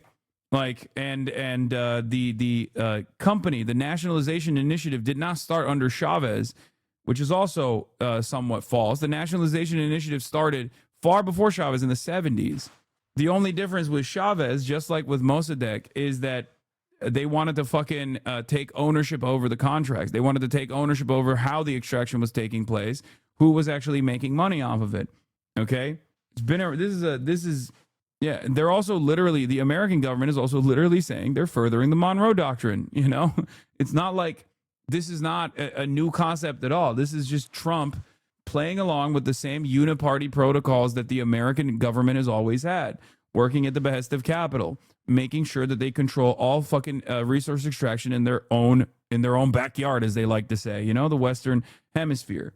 So yeah, that's where we're at. Yes, Chavez just finalized the expropriation by killing the contracts and kicking out American management. That's it. How is that not like Mossadegh? No, I said it's exactly like Mossadegh. It's the exact same thing that happened with Mossadegh. And we all know what happened to Mossadegh, right? In Iran. Ugh. It's ironic because American repression for years and years, for decades, okay? American intervention and American repression for decades takes root within this country, whether it be Venezuela or Iran, right? America has very sophisticated means of going in and finding wealthy people that have business interests in thwarting communism, thwarting socialism, or any kind of socialization initiative. So they tap into the, Chamber of Commerce, as they did in Venezuela. They tap into the big billionaires that own media companies, that own grocery chains and whatnot. And then they actively foment discontent. While on the other hand, they also apply heavy sanctions and carefully excise Venezuela or any other foreign adversary that we've declared a foreign adversary because they want sovereignty over their own natural resources to not participate in the global marketplace in the same ways that they normally would. Okay? And then year over year, the economy worsens. And while there is still active intervention and active interference from the CIA, from the American government, obviously, as the economy worsens, volatility increases, people get more mad. People say, I'm starving. What the fuck are you doing? Why are you not giving me food? Okay? So then there is real protests that build up on top of the discontent that was fomented by the Western world, okay? Oftentimes by the CIA. And the leaders of this discontent are oftentimes like nationals themselves, nationals with a different ideological investment or nationals with a different goal in mind. Oftentimes the goal is domination and control over the resources anyway. And then what takes place is tremendous amounts of protests and a government that is much less powerful than the most powerful government on the planet. The leader of the hegemonic superpower here, the United States of America, ends up engaging in incredible amounts of cruelty and repression because they have a state that they need to manage. This is not a justification for these actions. This is just analysis, okay? I'm not saying this is good. I'm just trying to explain to you how it works. That's how it's worked in America as well. During times of war, we invent new methods of cruelty, even if it's not a hot war, but a cold one. Red Scare propaganda, McCarthyist trials, and blacklisting people and even imprisoning them took place in both of the instances of the Red Scare trials historically in the United States of America. Why? Because we were fighting against communism, right? So America's done this as well. Other countries also do it with regular frequency. That's why I also constantly say you will see how much America cares about free speech when America's power in the global stage is waning and other superpowers get to try and influence the American government. You'll see. You'll see how much free speech we have. We've already shown that we don't give a fuck about free speech during the student protest movements that took place in this country under the Democratic leadership, and then also certainly under Donald Trump as well. So, as I was saying, state repression begins, or state repression greatly increases, and that state repression ends up fomenting even more real discontent, even more militancy, as a matter of fact. And the more militancy there is, the more discontent there is, the more state repression there is. So even if someone comes into power with great hopes and dreams, if someone came into power thinking like, oh yeah, I'm just going to continue the Chavista improvements, and we're going to learn from the lessons of the previous Chavez rulership, you ultimately drop all of that because you are trying to maintain stability and trying to maintain sovereignty, fighting against one of the most powerful forces on the planet. And that's how cruelty, that is how the state repression of state cruelty increases and grows. Okay? There's outside forces that you are constantly fighting against, and those outside forces have a really good way of creating forces inside of the country, both by way of sanctions and crippling the economy, which Trump openly stated he wanted to make the economy scream, and then also simultaneously, actively creating discontent amongst the population, some real, some pushed by the United States of America. And then we turn around and we use that discontent as a reason for why we must intervene in Venezuelan affairs. We use that discontent as an argument to why we must destroy the Venezuelan government. We must destroy the Venezuelan population. We must steal their natural resources. Now, of course, what's interesting is this administration is not even doing that. They're doing this instead. And yet there are still liberals I see all over the timeline going, listen to Venezuelan voices. Listen to Venezuelan voices. Listen to Venezuelan voices. They're so happy. They're so happy. They're celebrating this. And that is the reason why I say I don't care, and neither does the fucking American government. So you are just doing propaganda for this administration that keeps saying, we don't give a fuck about the Venezuelan voices at all. We're just here to steal the oil. We're just here to steal the oil, the natural resources, and dominate our own hemisphere. Okay? I don't know if you're telling that to yourself, or you're telling that to others, or you're just saying it because you want to feel good about this action, even though all signs point to this being bad. But ultimately, it has no basis on this commentary. It has no basis in my analysis. As I've said time and time again, I didn't listen to the Iraqi voices when they were celebrating the fall of Saddam and the American intervention. I didn't listen to the Libyan voices against Gaddafi, because at the end of the day, those voices don't matter. And the evidence of their voices not mattering is exactly what we've done to Afghanistan, Iraq, Libya. The only time there is a successful example of development is Vietnam, when after 20 years of protracted struggle, the Vietnamese population is actually able to liberate itself from the throes of American control and American dominance. And look at Vietnam now, okay? You're saying this in the most autistic way possible. You're trying to say what they feel doesn't matter because their feelings and interests won't be considered by the American state. Not that you don't personally care about them as people. Yes, you're right. I'm saying, of course, I care about the safety and security of Venezuelans, which is precisely the reason why I'm arguing against this kind of action. But if you're going to come in here and use standpoint epistemology to justify American imperialism at a time when the American government itself is not even fucking entertaining that notion that like Venezuelans' safety and security is a primary focus here, you're being a bit of a dupe. Okay? Like I said, America doesn't even care about American citizens. Why the fuck would they care about Venezuelan citizens? Let's be fucking real. It's been summarized for him and that he understands it. Maduro then waived the public reading of the charges, says he will read them himself. The judge did then read him his rights. He acknowledged his counsel, Mr. Pollack. Then the judge read essentially his Miranda. And then Maduro said he did not know of these rights, but that he is now informed. And then Maduro went on to plead not guilty. Wow. He says, I am still president of my country. Right. And he says that for a number of reasons. I would imagine, number one, because that's the way he sees his situation. Number two, Manuel Noriega, the Panamanian dictator who was taken into custody in the Bush administration. This is not a good comparison because Panama was under military control by Noriega, who was already a CIA asset. Okay? You already had an American military base. It's very different than a full-blown sovereign fucking nation. Okay? And the president of a full-blown sovereign nation that has fought long and hard for its sovereignty. And we heard from Bill Barr earlier today. He was the AG in charge of overseeing that at the Department of Justice at the time. But the head of state immunity issue is the one that he knows he can press, that he will try to use to defend himself, that I have immunity because I am the head of state. It did not work for Noriega in that trial back in Panama, and he was indicted on very similar drug charges, drug trafficking charges. The other thing that I would mention is, just in terms of venue, as Emily pointed out, it could have been anywhere. I think some people would have argued that Florida was a good venue for this particular case. It is in New York. It falls under the U.S. Attorney Jay Clayton in the Southern District of New York in this case, and they have a lot of experience with this, but it is unlikely to go to trial for a very long time.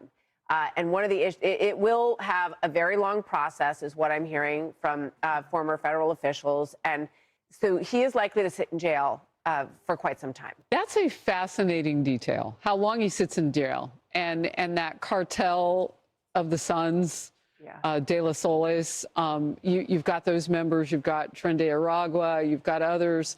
Those people are going to try to continue to do business, and that's just fresh intelligence on the ground for who will be there, the United States. And so it gets more complicated day by day, I would imagine. But that is such an interesting point of how long he'll sit there. I was trying to find his age, because that matters too, right? The longer he sits there, maybe that changes things for him. Yeah, I mean, I think he's been in power for 17 years, and we can look up his age. I'm not exactly sure, but it is... he's not recognized. 50 countries do not recognize him as the legitimate leader of this country, including the EU.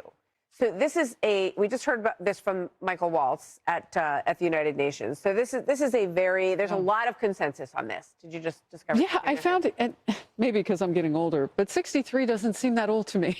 Yeah, I would put him around there. And he's a tall man with a big. Well, apparently he was towering over his counsel. Yeah. So yes. Just want to point out too, his wife now has counsel as well. Texas Attorney Mark Donnelly filed motion to be admitted as counsel for Celia Adela Flores de Maduro. So I believe that there are something is happening with her right now, according to Paul's notes in the room.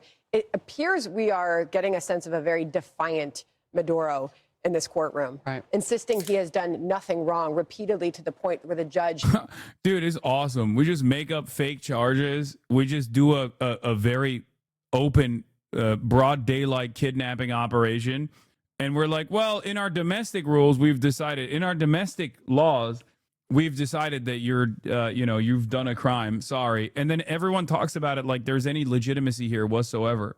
It's interesting. I think that attitude-wise, I'm noticing a shift here, at least in the way that like the American government is operating, where clearly the American government is saying like, nah, we don't really give a fuck about any of this stuff. Like, we just want the oil. We want to dominate Venezuela. Who gives a shit?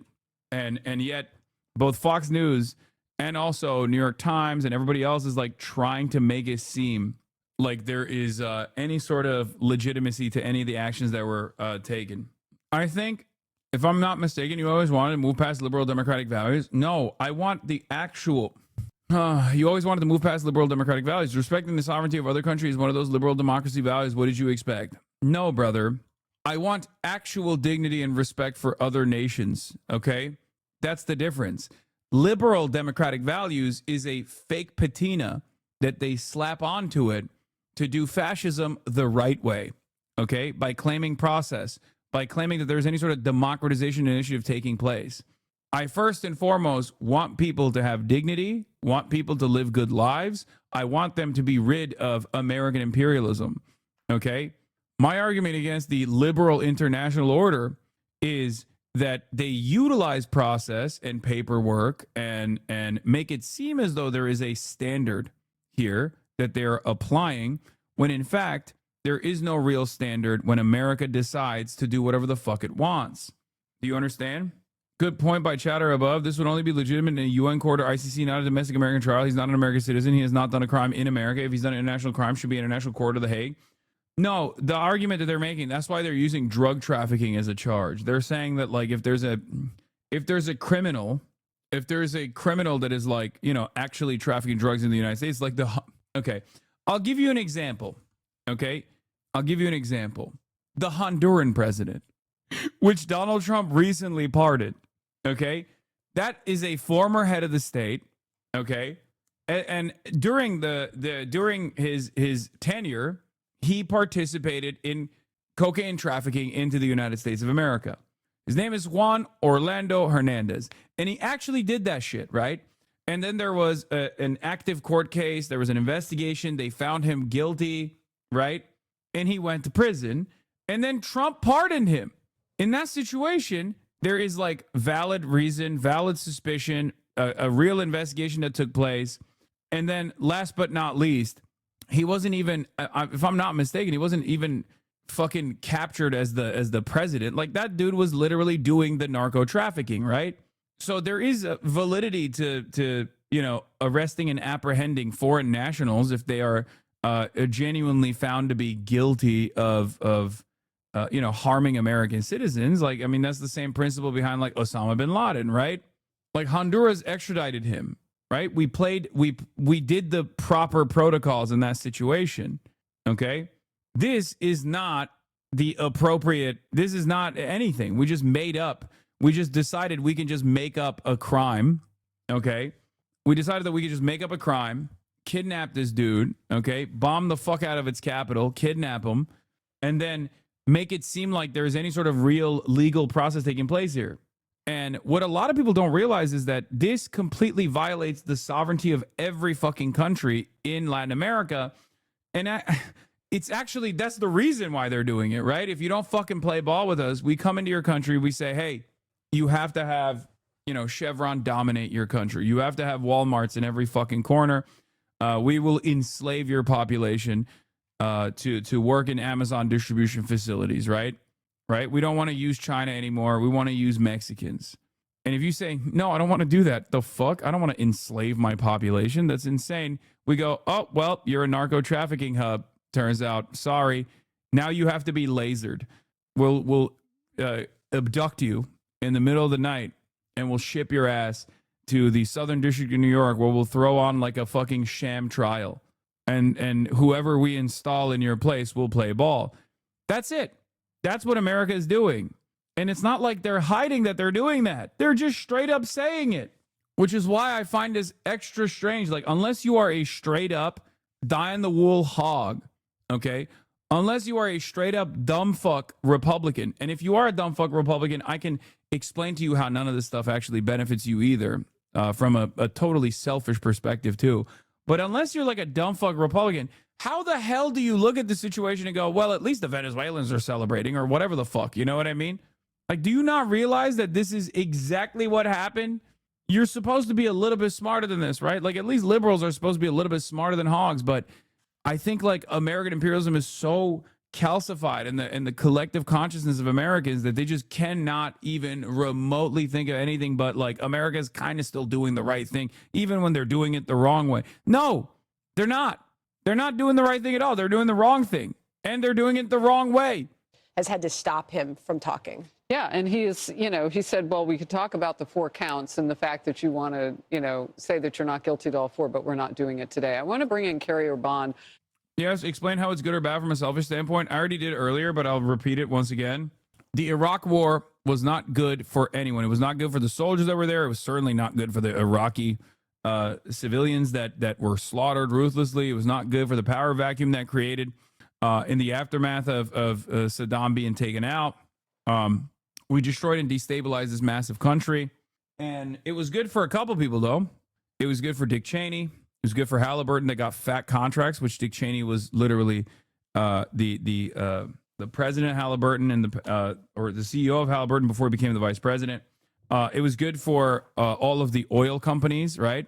Because then they got to extract the previously nationalized Iraqi oil fields, right? And it was good for, I guess, like young upstarts in ISIS that were presented as like the connective tissue between Iraq and 9/11 somehow. So it was good for them. They got a lot of play. Thank you. They got a lot of play off of this. It was good for Blackwater, right?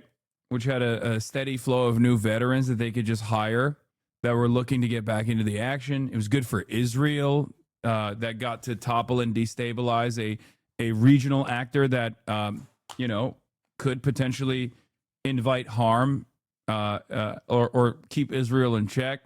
But it wasn't good for the average American, right? And I think a lot of people understand that.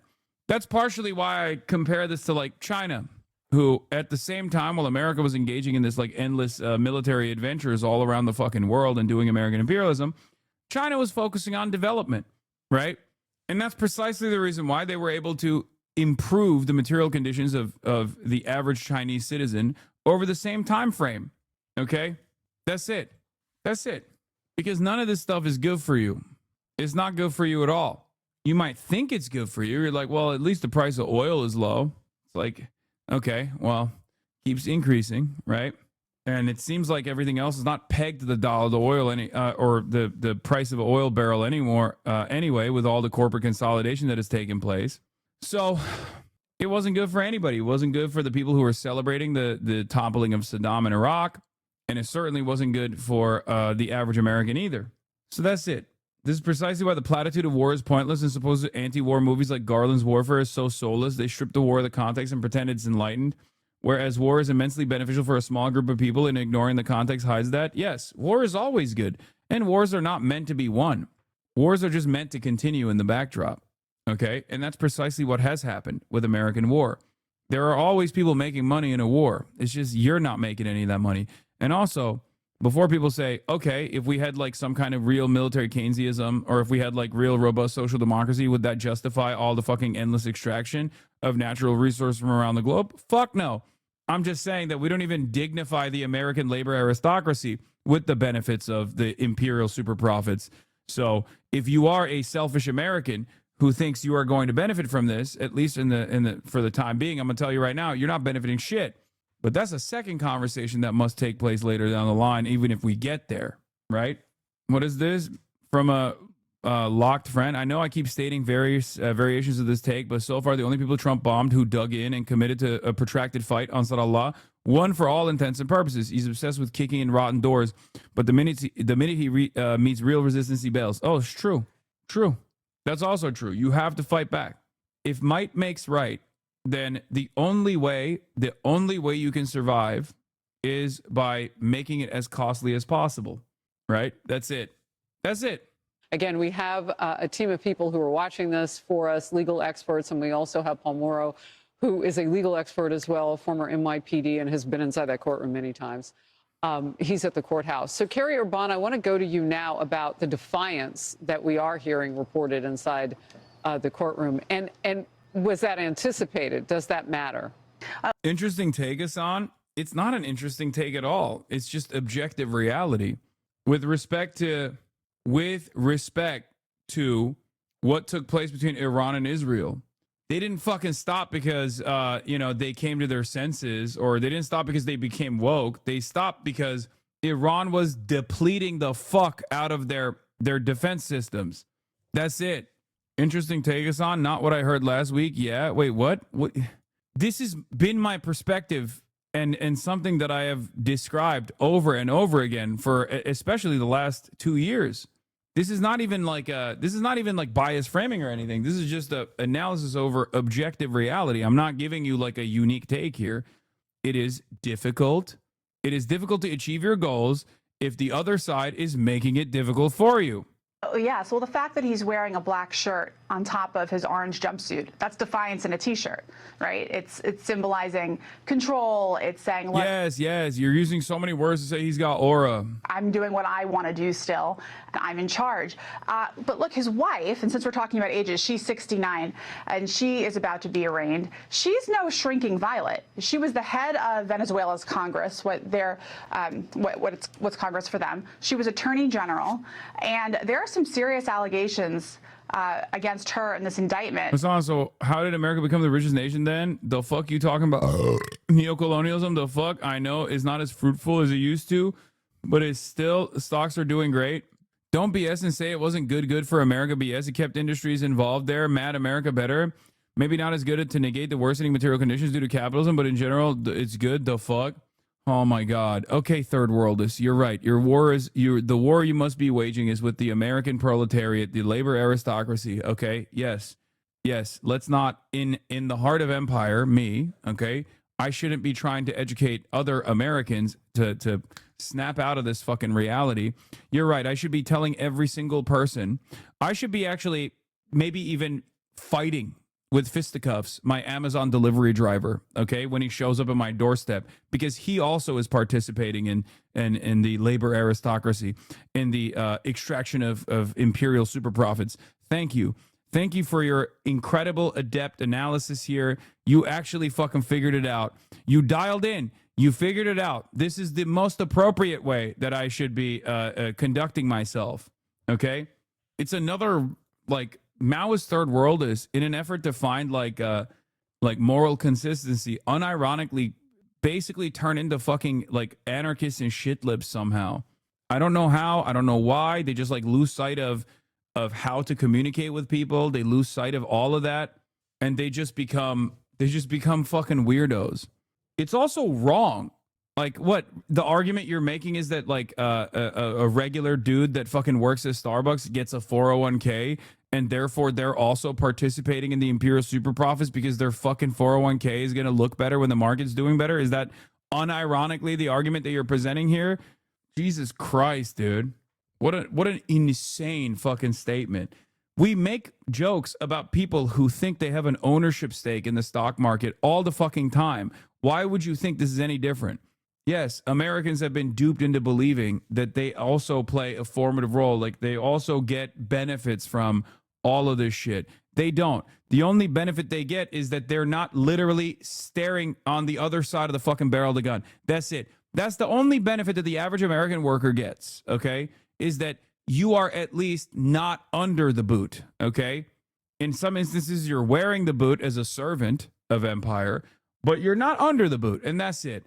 Like, broadly, if we're talking about the American population, yes, your biggest benefit is that you don't live in the country that is being destroyed, dominated, used and abused, raped and pillaged.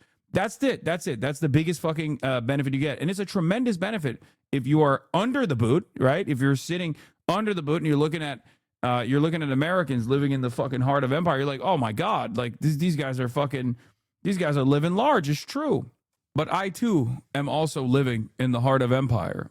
And my goal here is to try and educate people on what we do, what empire does, why it does the things that it does, and how it doesn't actually fucking end up benefiting people at all. Including the fact that she attended a meeting where she accepted hundreds of thousands of dollars in bribes to broker a meeting between a large-scale drug trafficker and, wait for it, the director of Venezuela's National Anti-Drug Office. Yes, they actually have one, apparently. Her nephews were recorded, presumably to DEA sources, and they said that they were, quote, at war. Come on, man. You can't say that the benefit is not the whole point or pose it as negligible. Brother, I'm not a fucking Filipino Maoist, okay? I'm an American citizen living in the United States of America. Shut the fuck up. Jesus Christ. I'm not talking to people that are already, I'm not talking to the fucking Iraqi family member who lost his family to American imperialism. I'm talking to a person who probably did the imperialism, who probably has a fucking cousin that went and did that shit, to make them realize what this looks like, okay? Shut the fuck up.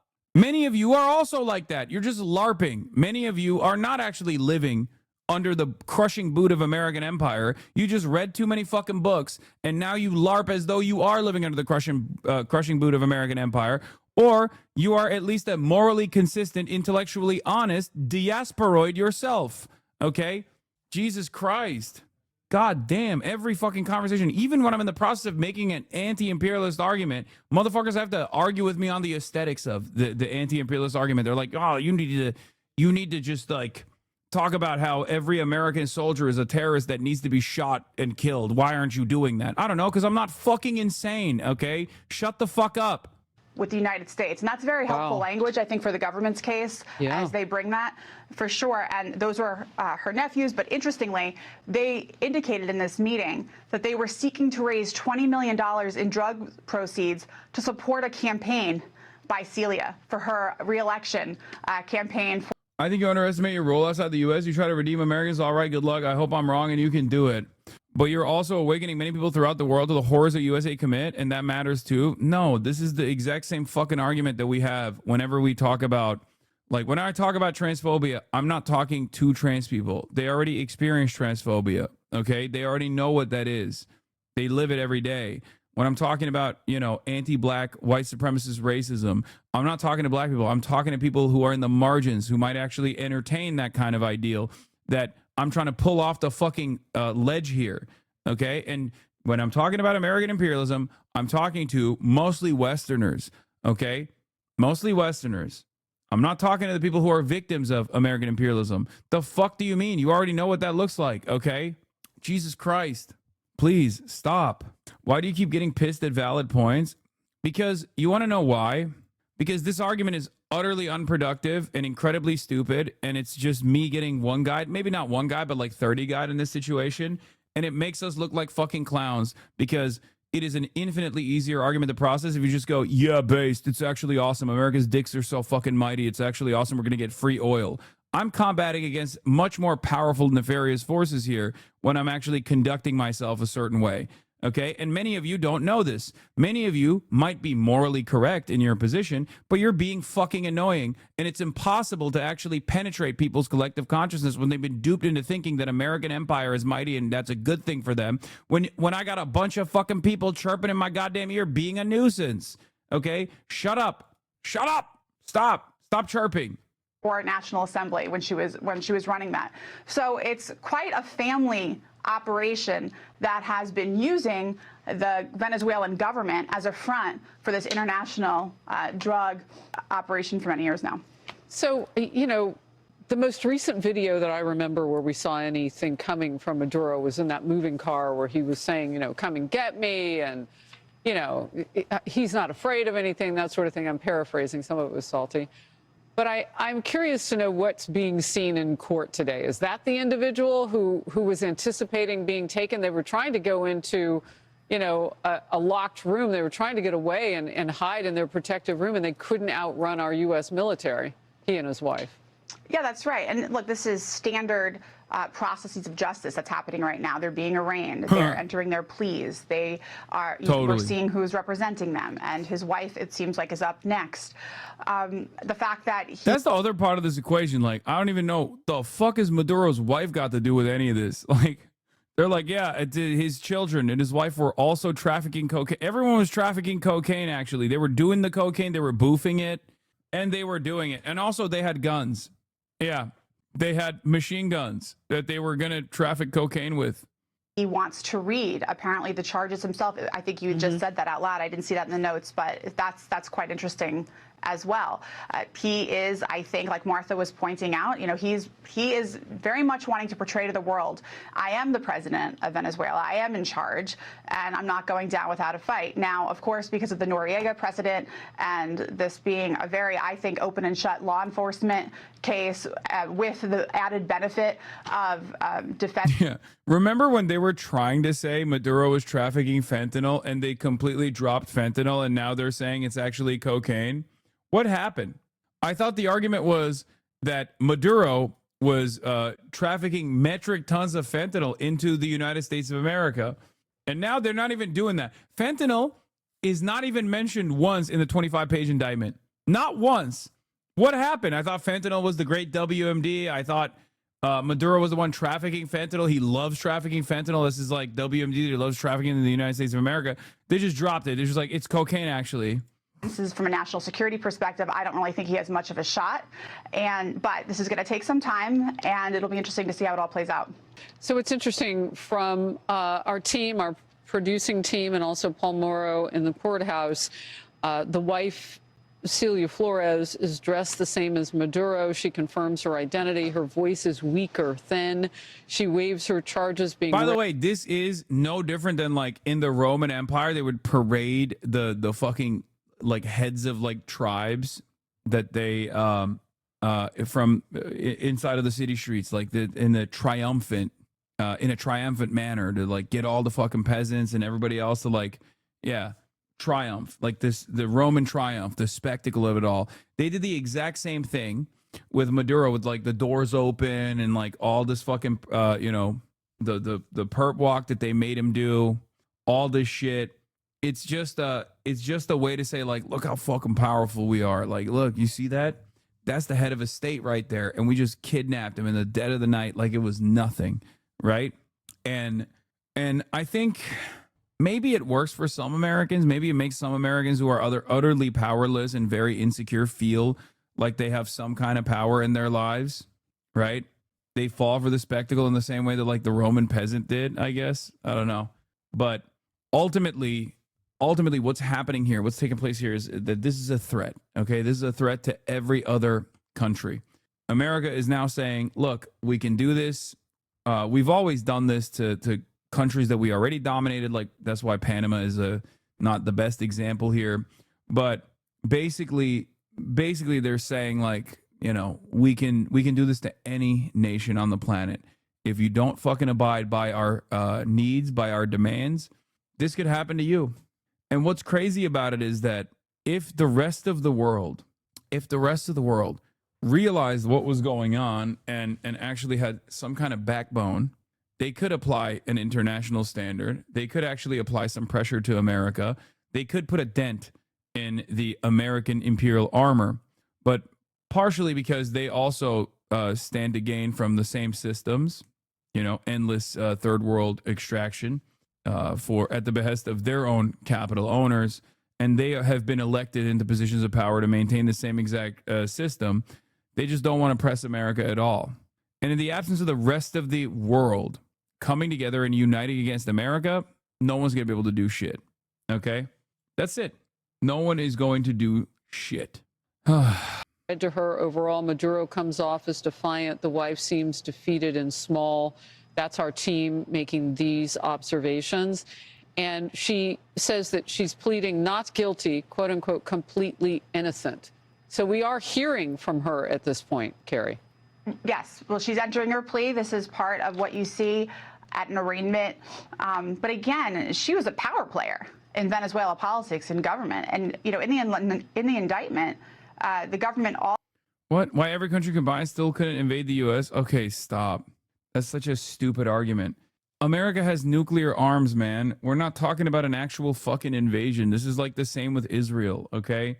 It's pressure. It's pressure points. It's destabilization. It's crippling the fucking economy. Like, that's not... America has nukes. We're not talking about fucking invading America. Also, I'm American. I live in America. I don't want America to be invaded, okay? Like, I'm saying that there is a much better way to go about this, but that requires collaboration with the rest of the international community. Okay, yes, I know I'm very selfish. I'm very selfish because I don't want fucking nuclear holocaust to take place, dude. What are you talking about? It's the same reason why I say I don't want Russia to be invaded either, okay? I'm not Russian. What are we talking about? Shut the fuck up. You guys are so dumb. Oh, God. Also alleges that both she and her husband maintained their own personal groups of state-sponsored gangs to facilitate and protect their drug trafficking operations. I mean, this is extensive, powerful stuff here, and she appears to be right there with Maduro all along. In fact, there's some local reporting that I was looking at earlier that has suggested along the way that she may be even more. Let the goat speak on it. I don't fully support Trump taking over Venezuela, but come on! People have suffered under Maduro forever. Getting him out is at least some good, right? Was U.S. intervention good for Libya, Iraq, Afghanistan? Be real for a second. But look, people are celebrating in Venezuela. If the This is the only AI usage that I find to be appropriate. Ayatollah got ousted in Iran, people would celebrate too. No Venezuelan perspective will change U.S. foreign policy patterns. If every U.S.-led regime change caused more instability, worse living conditions, and long-term chaos, why would Venezuela magically be different? Okay, but at least the economy will grow. Sounds like a win-win. Grow for who? ExxonMobil? Chevron? Wall Street? What happens is simple. Maduro gets replaced by a Western-backed strongman who sells off oil and resources to U.S. corporations for pennies. But that still helps rebuild, no? No, that's extraction, not development. Trump literally said controlling oil reserves was a strategic... Yeah, like, look at Africa, dude. Okay? Look at Africa. Oh, so much development took place, dude. What do you mean? No, we as America, we in the Western world, we do not want these places to actually develop, because if their material conditions improve, then we can't continue extracting the natural resources for pennies on the fucking dollar. There is no real development taking place. The only development that will take place is logistical supply lines. Okay, that's it. That make the extraction easier. There is no real development that takes place. It doesn't translate to like better building standards or better homes and more buildings in general, or a robust infrastructure. The infrastructure only helps with the extraction. It's always logistics. Okay, look at India. It's not you get roads, okay, that you can't even fucking use because you don't even have money to purchase a car or anything like that. But the only development that takes place in this process is development that does not improve the material conditions of the average person, but instead development that improves logistics, supply chains, makes it easier to extract the resources. You don't get to see a piece of that at all. Interest. This isn't humanitarianism, it's corporate foreign policy. So this wasn't done for the people? The illegal act of kidnapping Maduro and claiming Venezuela does not benefit American citizens nor Venezuelans. It benefits rich oil corporations who do not have your best interest in mind. This ain't about fighting dictatorship or drugs. It's about expanding capital. Always has been. Follow for more. I don't fully support... My goat, Comrade SpongeBob, Comrade SquarePants. Check the comments if you think you can take it. No, you have freed us. Oh, I wouldn't say freed, more like under new management. As a Venezuelan, and then it's Agartha Charlie Kirk. And then the no dictators cry when a dictator is removed. Don't disrespect Patrick like that. He isn't that dumb. Yeah, I do love me some. This time it's different argumentation, but I think I've been a little bit too aggressive with people, and it probably doesn't look good for those who are just coming in, who are confused and trying to understand it. So I recognize that I probably should dial it back when I'm coming across as very harsh to people that go, what about the perspective of the Venezuelans? But like, I've just heard it so much. This has been my entire political commentary career, where it's like, oh my God, dude, like, it's just, what do you say? What do you say? What do you do? Like, real regime change hasn't been tried yet. You don't understand. This time it's going to be good. This time it's going to be good. This time it's going to be good. It's not. It's not. And your perspective from the American foreign policy position doesn't matter. And it's not even like, it's not as though the American government is even presenting themselves as giving a shit about your humanity at all. That's what's so crazy. Oh, Trust me, bro. This time it's different, bro. Just one more regime change, bro. This time it'll work, bro. We get the oil, bro. Trust us. We'll be a win-win, bro. Previous attempts were not done well. We learned from them, bro. You know what's funny? Trump is saying that. The 2002 coup was more crazy because once they got into power, they disbanded the parliament, the Supreme Court, the Electoral Committee, the Attorney General, etc. Why has this not even been mentioned by anyone? Because that one was different, bro. This time is different, bro. Ironically enough, I think Trump wants to do regime change, but also does low-key recognize, I hate to give him credit in any way, shape, or form, but I do think the reason why they don't want Machado and the reason why they're trying to work with the current administration does feel like they just understand how difficult of a process it is to just like literally send in the military and do the exact same thing Iraq style, right? Because like they know, no, it's not because Machado took his Peace Prize. That's the Wall Street Journal, Washington Post fucking argument. I don't believe that. I'm gonna be honest with you. I don't believe that that's one reason, right? I'm sure Trump is so fucking narcissistic that I'm sure that played a role in him. That probably pushed him over the edge, right?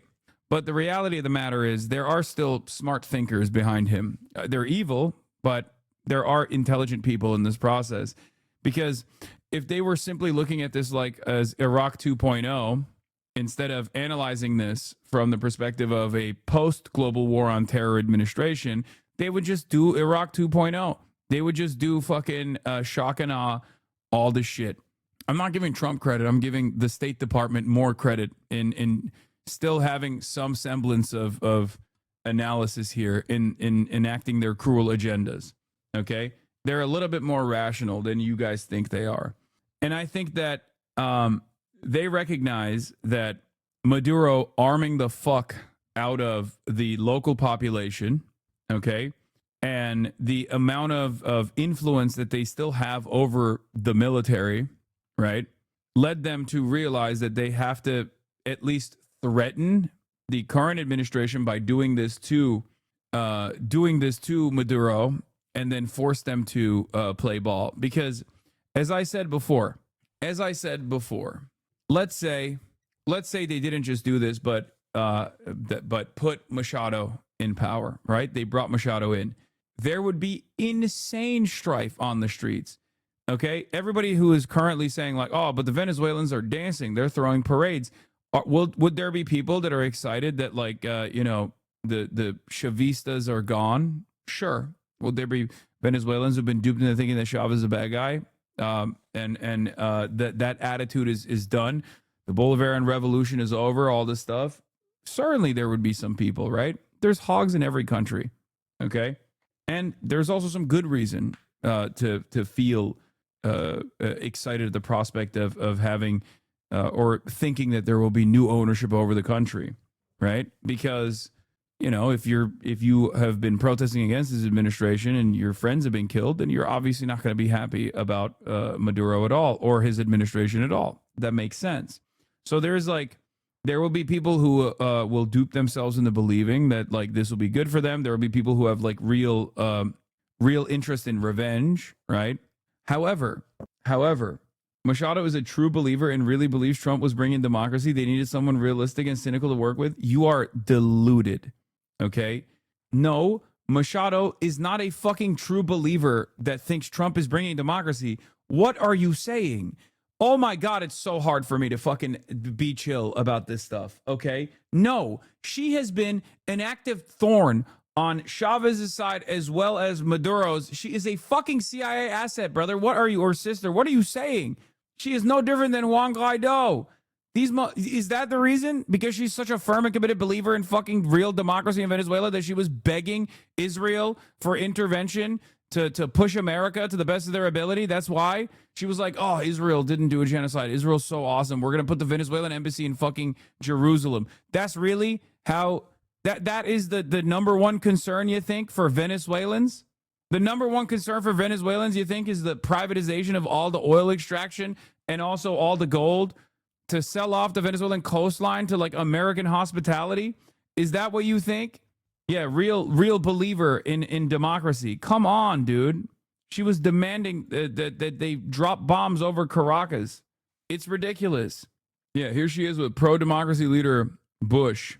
Unironically, a line of thoughts some Latin Americans believe. Yes, you have to remember, even kind-hearted people can be duped into believing this kind of stuff. If propaganda didn't work, the American government would have spent billions of fucking dollars pumping every fucking airwave with this kind of narrative. Okay? That's it. It's so ridiculous. In any case, where was I before I was talking about shut the fuck up, Hasan? Honestly, jail Maduro for life. Maduro rot in jail. Maduro will rot in jail and Latin America's happy. Y'all left is really defending a dictator. LMFAO. Venezuelans, I have been waiting for decades for this moment. Let's go. Venezuelans have been waiting for decades. Can y'all leftists be happy for Venezuelans? Holy shit. How much pain has Maduro caused to Venezuela? Enlighten me. Just be happy an asshole dictator is going to rot in jail. So you support the fatty dictator to stay in power? Shut the fuck up, Hasan. Honestly, you're speaking out of your ass. We Latinos are happy the fatty is gone. I like that you're not even Venezuelan, by the way. Like he's like, no, we Latinos are happy. No, I'm going to unban this guy. I need to hear more from him. Okay? Oh, if you can comprehend how American hogs will look at this and go, nah, it's going to be fucking awesome for us. We're going to get free oil. Then you can understand why there would be, hogs in the global south as well that are just like primed, that are primed into thinking like, no, you don't understand. American intervention is good. Venezuelans have been partying all day where I live. Okay, brother. It doesn't seem like you live in Caracas regardless. And yes, I know. Of course, Venezuelans that fucking escaped the country the Venezuelans that left Venezuela didn't like Maduro. Yes, I know. This is not new information to me. You know who was actually fucking celebrating the fall of Saddam and the invasion and intervention of the United States of America? Iraqis. There is a multitude of different reasons for why some people are celebrating this. There are also in the Spanish-speaking world, at least from what I've seen, there are people who are excited because they think they're going to ship the Venezuelans back to Venezuela now because they can't stand the fucking Venezuelans living in diaspora because of how fucking right-wing they are, it turns out. And there are literally people being like, no, okay, like, this is really fucked up, but at least like the right-wing Venezuelans with like Spanish citizenship who are constantly fucking yelling at our government will maybe go back to Venezuela. They won't! I'm letting you know, they will not. Okay, two different scenarios. Okay, you didn't respond to my question, but it's fine. True, I've seen a lot of people think this means they're going to send the Venezuelans out of America. Yeah, they're fucking stupid. That's not going to happen. Anyway, the point is, obviously, if this kind of fucking propaganda didn't work to dupe people, they wouldn't be doing it. But there's a reason why the American government has spent billions of fucking dollars, okay? Anyone that does not fucking play ball with American interest will get destroyed. Anyone that even calls into question America's ambitions when America is nakedly ambitious and openly stating their desire here, which is the extraction of natural resources and things like that, and complete domination, complete colonial subservience that they demand from the Venezuelan population, you will get yelled at too. It's awesome. Completely cut. Spain, Canada, Germany, as well as the UN Secretary General have all. Dude, this is awesome. I love hearing from Keir Starmer on this stuff because, like, he is Mr. Cuck Chair, okay? Said that the US has violated international law. Has the US violated international law? Well, international law is really important. It's the framework, and it's for the US to set out its justifications for the actions that it's taken. But it is a complicated situation. No, it is a violation of international law. What the fuck are you talking about? It literally is. It straight up is. It doesn't matter. It doesn't matter. It's just... There is no like analysis here. It's just a straightforward violation of international law. Even Noriega was, okay? Even America's like abduction and like deposition of Noriega was a violation of international law. Like even Panama was. So whenever these guys try to fucking be like, well, I don't know about international law, like, come on, dude. Yeah, and what's worse is they're also trying to do this. Like, they're also trying to do this with the fucking Greenland thing. British minister cannot say the U.S. should not invade Greenland. What an ally Denmark has. Dude, it's so crazy because Trump is literally looking at this and salivating. He's like, I'm going to take Greenland. I'm going to take... Fuck it, dude. Colonize France. You know what I mean? Fuck it. What can you say? You can't say anything. You can't do anything. Donald Trump's going to fucking literally come over and be like, actually, you know what? It's not just Greenland. Denmark is mine, too. What can you say? Nothing. situation. It remains a complicated So you're not situation. going to say whether you think the they most have or important haven't? thing, most important thing is stability and that peaceful transition to democracy. That's what matters to Venezuela above all else, and that was the position we took before the weekend. It's still our position So now. you're not going to say whether you think they have or haven't, just to be clear? I'm going to be clear that I believe in international law. I've long been an advocate for international law. I'm absolutely clear that is the framework that applies. Okay. Obviously, it'll be for the US to set out their justification in relation to the action that they have taken. You don't want to call it out. France, Dude, he's so brave. I don't think you guys understand the bravery necessary to be Keir Starmer, okay? The world is constantly awaiting what his next take is going to be. This guy moves the world, okay? He shocks the world every time he comes out with statements. Anyway, let's hear what the position is on not just Venezuela, because like this obviously has reverberations. This obviously has like impact on everything else. And one of the things that Trump has said is that he's going to do this to Cuba next. He might even do this to Mexico. He might do this to Colombia. But also, he's going to take Greenland. Let's take a look at how the Europeans are talking about Donald Trump eventually overtaking Greenland. But allies matter. Allies influence, they pressure. I mean, let's look at Greenland, for example, right? We've had the Danish Prime Minister calling on the United States to stop the threats against a historically close ally and against another country and another people who have very clearly said they are not for sale. If Donald Trump's moves against Greenland or against, Denmark, is that a different matter? Will the UK government condemn that? First, I'll be really clear that allies do matter, which is why these careful diplomatic conversations behind the scenes are ongoing with the United States and with our European allies and Five Eyes partners.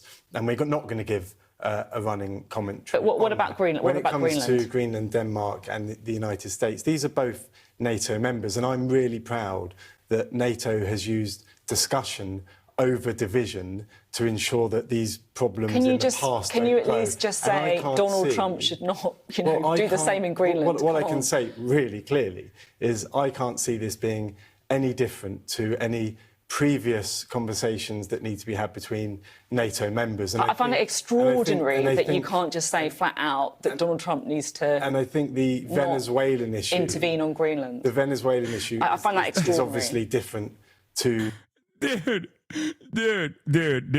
Dude. I mean, if this was my job, I'd have a little bit of shame.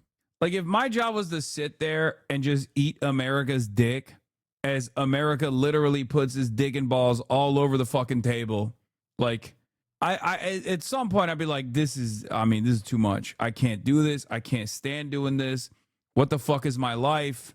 Like, you have no dignity, man. You have no honor. You have no care or consideration for your fellow man. It's incredible. Because, like, with Greenland, at least, like, white supremacy is still a very big motivating force in this calculation, right? Like, Venezuelans are brown. They're far away. Who cares, right? Gazans are brown. Israel is our ally. Who cares, right? But Greenland... Now, of course, there's indigenous people in Greenland, but like it's still under the white periphery. This is the difference between, Belgium and its colonial conquest, or even Germany and its African colonial initiatives versus colonizing and wholesale slaughtering white people, right? This was literally what caused people to go, hold on, Hitler. We were with you, right? But this is a bridge too far. What the fuck are you doing? You're taking over other white countries. You can't be doing that. We have this established thing. Like, what the fuck's going on? And Donald Trump is literally doing the Adolf Hitler play of being like, no, I'm going to take all the white countries too. Nothing you can do about it. This is unironically the real appeasement. I know everybody goes like, oh, well, Adolf Hitler, you're doing appeasement against Adolf Hitler. Like, this is appeasement. The Greenland issue, but that's for them to have those discussions. It's for NATO to have that solid anchor to ensure that there is no division here. So you don't have an opinion on whether or not Donald Trump should go into Greenland? Well, look, this isn't for me to sit here and talk about hypotheticals. We could go on forever. This like is that. The Danish Prime Minister. Dog, that's not a hypothetical. That's not. You might think that's a hypothetical. That is not a hypothetical. That's what Trump is saying. Okay. Minister is talking about this. She's asked the US to step the threats. This is not a hypothetical. And that's why it's really important that allies stand firm and ensure that discussions. And that's because we're not giving a running commentary on that. There'll be more in the House today. Come on, guys. We're different than Venezuela. Greenland's prime minister. We are not in the situation where we're thinking that a takeover of the country might happen overnight. Prime Minister Jens Frederik Nielsen said at a press conference in the capital, Nuuk, speaking via a translator, you cannot compare Greenland to Venezuela. We are a democratic country. You know what? Fuck it. You know what? When I hear stuff like that, I think to myself, bet. Okay? Bet. You kind of deserve it. Okay? I'm sorry. You kind of fucking deserve it because you normalize this, you normalize the previous instance, and now it's going to happen to you. And guess what? You do actually deserve it. You're fucking asking for it. Okay? I'm sorry. What the fuck is this argument? What the fuck is this argument? I mean, look, if the game is so fucking disgusting, and if all of the other players are basically saying like, nah, it won't happen to us over and over again, as the domineering force is saying, no, it will happen to you. I mean, you might as well be begging for it, you know? You're just looking unconquered. Just looking sexy out there, you know? Unconquered. The fuck are we doing? He's literally shown if he wants, he could take it. The EU doesn't even fight their own battles when they can travel across land. They can travel across land to Ukraine, no fucking way. Their no Navy having asses will cross the Atlantic and be able to hold and invade Greenland too. Yeah, no, it's just not. Like, this kind of stuff is not supposed to happen with war, okay? Obviously, NATO is not going to disband so they can go and fight and defend Ukraine. Just like NATO is not going to disband to go and fight America. That's even dumber, right? These are both nuclear powers. One is Russia, a nuclear superpower, or a nuclear global power, and America, the nuclear superpower, right? The point is, you're supposed to apply diplomatic pressure, but they've completely given up on that. You're supposed to apply economic pressure. You're supposed to make a big fuss about it because this kind of stuff builds up. This kind of tension builds up. This kind of tension is exactly why even Donald Trump, at the end of the day, had to tell Israel, all right, we got to dial back this genocide a little bit because, you know, you're actually fucking the bag up for yourself. So the faster countries recognize that, and the faster they actually use any opportunity to make a big fuss and to try and actively entertain cutting ties with America in a meaningful fashion for one reason or the other, the more united the rest of the world is, the more peaceful this pressure campaign will be, and the faster we will depose of this kind of naked imperialist ambition. The problem is they think they'll benefit from it as well, or rather, the international consortium of capital owners are also the same owners of the European countries as well, because they're also liberal capitalist democracies in the same way that they own the United States of America. And therefore, in a way, I'm trying to entertain like the sovereignty argument, or maybe even like the nationalistic arguments as well. I think you're taking the quote out of context. No, the quote is not being taken out of context. He's saying, or she's saying, or he's saying, sorry, that Venezuela is undemocratic, and therefore, like, deposing of the leadership was the appropriate thing to do in that situation, as though democracy has anything to do with this process. They're saying it couldn't happen here, and it's very stupid. Literally, Bjork gave a better statement. Bjork supports independence for Greenland in New Post. Colonialism has repeatedly given me horror chills up my back, and the chance that my fellow Greenlanders might go from one cruel colonizer to another is too brutal to imagine. I wish all Greenlanders blessing in their fight for independence. Icelanders are extremely relieved that they managed to break from the Danish in 1944. We didn't choose our language. My children will be speaking Danish now. And I burst with sympathy for Greenlanders repeatedly, especially like when the case came up about the forced contraception where 4,500 girls as young as 12 got IUDs without their knowledge between 1966 and 1970. 4,500 girls as young as 12 were fitted. They are my age and younger, childless. And still today, the Danish are treating Greenlanders like they're second-class humans, removing children from their parents in 2025. Colonialism has repeatedly given me horror chills up my back, and the chance that my fellow Greenlanders might go from one cruel colonizer to another is too brutal to even imagine. We say in Icelandic. Dear Greenlanders, declare independence. Sympathetic wishes from your neighbors. Warmthness, Bjork. Hey, I mean, Europe loves colonialism so much in the global south, they're going to get a chance to experience it. Yeah, I mean, hey, maybe that will help them realize what's afoot here, what's happening here. El precio que tenemos que pagar todos como venezolanos es nuestro petróleo, sí. Is our oil, yes. Well, maybe we'll be much better off this way. You understand? This is Venezuelan in Uruguay. Entonces, so yeah, maybe a lot of people are going to die, or maybe not. I hope not. But it's the price you have to pay. And sometimes she goes, yes, please shut the fuck up. Is this a real? I mean, I have no reason to believe that this is not a real translation, but Spanish speakers, what's going on here? O no, ojalá que no, pero es el precio que hay que pagar. Y a veces, por favor. Yeah. Are you dying? No. It's an exact translation. A pattern is emerging. Oh, yeah. I mean, there's also this element as well. It's jarring how racially segregated Venezuelan politics are. Seems as though all Gusanos are white Spaniards. But, I mean, there's an element of that, too, even though it's not always the case. But this is something that I always say, look, there's going to be a diversity of opinion in every country. The notion that any country is monolithic in their understanding and their approach to politics is fucking idiotic. And unfortunately for you, in the Western world especially, you rarely ever get to hear from the voiceless, okay? You don't hear from the voiceless. You don't hear from the fucking hungry mouths that are fed. You don't hear from the people who actually improved their lives dramatically under Chavez, right?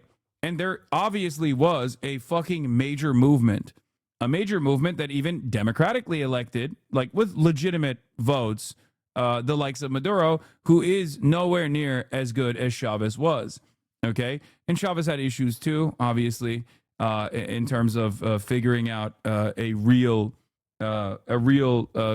exchange of power, like how this movement would continue. There were definitely issues there as well. But that's besides the point. We're not getting into that kind of stuff at all. None of this justifies intervention anyway, right? But in so many of these circumstances, are you seriously still trying to say Chavez made things better for Venezuela? Yes, I am saying that. I will forever say that. That is objectively the truth, okay? That is just the truth. And not only am I saying that, but I'm also on top of that saying that the people that fucking despise it, right? The people, it's so much the truth that now Western media is unironically saying that while simultaneously using that as an effort to shit on Maduro. Like, I'm not alone in saying this, okay? This is objective reality. Oh my God, bro, you know nothing. It's insane. You are so dumb. I know. You guys would be so much better off if only the country was run in the same exact fucking ways that the American government has been run. You're right. You're so right. I wish that you could continue extracting oil for profit for Exxon and Chevron. Fuck all of the people in your country. Fuck the Venezuelan voices that were saying this was awesome, right? The idea that like Chavistas was not a real fucking movement is ridiculous. We're not even talking about Maduro at this point. We're talking about Chavez, okay? About the Chavez thing, bro, you have no idea what the fuck you just stated. No, I do. I do know what the fuck I stated. I do. Venezuela was once the richest countries in the world till socialism took control. I mean, these guys know whose broadcast they're a part of, right? Like, I assume they're coming in here to just say, like, they're saying this just to, like, there's, like, you guys understand what's going on here, right? Like, this is just anti-communism across the board. It's just a fact. You're right. I think the country remaining illiterate with no rural hospitals, no rural infrastructure whatsoever was actually pretty awesome. You know, this was great. Oh, brother, Chavez was so fucking popular that when America did an initial coup that was like successful for the day, he was so popular that they had to give up on it. Okay. Like they literally had to immediately, they were like Chamber of Commerce, you know, they're trying to fucking disband all of the functions of the government. America automatically goes, we recognize a new government of fucking Venezuela. And the people poured to the streets so aggressively that the CIA, which I would say was much more competent back then, had to give up on that endeavor. Not that they actually fully gave up on it. Give up. Venezuelans will soon learn their lesson. It's a lesson that nearly every Latin American country has learned. Unfortunately, people nowadays seem to be forgetting about it, though. I know. I guess that's what it is. If you don't want U.S. oil companies from the U.S. going in, does that mean you let Russia or China use it? Why give them that power? First of all, I don't even think these guys have an issue with American companies extracting the oil, for the record. It's America that has an issue with American companies extracting the oil until they're desperate for it. And that's precisely the reason why. That's precisely the reason why they let Chevron work in Venezuela. Okay, that's number one. Number two, I don't give a fuck whether it's Russia or China extracting the oil. What I care about is Venezuelans being able to survive. Venezuela is not suffering. Venezuela is not starving. And there's only one country that has actually done a pretty solid job at ensuring that Venezuelans continue to suffer and starve. And that is the country that carefully excised Venezuela from the global marketplace. And that's the United States of America. Okay? That's it. I can't believe in the last 2 days the Mr. Donald Trump, my people yearn for freedom, has grown in magnitude and frequency. Okay, then why not broker a deal to make them strong? Wait, what do you mean? They were trying to do that. They just didn't want to do it under Maduro. They wanted to do it with their own conditions. They wanted to do it. My assessment on this is that America did not want to broker this deal with Maduro because they don't like the deal that they would get from Maduro. And they probably won't like the deal that they'll get from the current Venezuelan government either, which is precisely the reason why they wanted to threaten the current Venezuelan government, because America is stuck between a rock and a hard place itself in its colonial ambition, right? Because they kind of recognize that in the post-global war on terror world, that this will be perhaps too costly, that might actually spread America's resources too thin in an effort to maintain a colonial occupation in Venezuela. Okay? And that's the reason why they're trying to, that's the reason why Venezuela is not Iraq, brother. Explain to me what this means for the record. Because I hear this a lot, and it's this very interesting perspective that I keep hearing. Why? Because, you know, the Iraqis are actually dumb sand people. Is that what it is? And Venezuelans are Catholic? Is that what it is? Because I do feel a lot. I do feel this argument kind of stems from a perspective like that. You know, two different situations. Okay, well, America's the one that's actually the common factor here. And I'm actually talking about American intervention here. In any case, yeah, worth reminding that people like Rumsfeld and Cheney were sold as the NBA NatSec team. Their idea was to streamline military bureaucracy and make it more efficient. They seriously believed you could occupy Iraq with less than 100,000 troops. Yeah, these are different operations. 2026 Venezuela is more like 1989 Panama, but Operation Iraqi Freedom was an incredibly well-planned invasion that just took a month. Though finding Saddam took longer, we had no plans on how to rebuild or occupy the country, though. The reality of the matter is our military policy in Iraq war was basically just giving Heart of Iron 4 players the keys of the most powerful army in the world. Everyone thought they could win if they just tried hard enough. Yeah, there is a pesky problem here that always rears its ugly head. The people's just need for emancipation. Okay? That's the problem.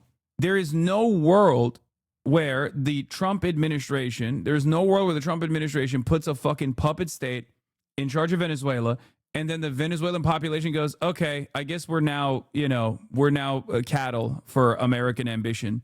You know? There's no shot.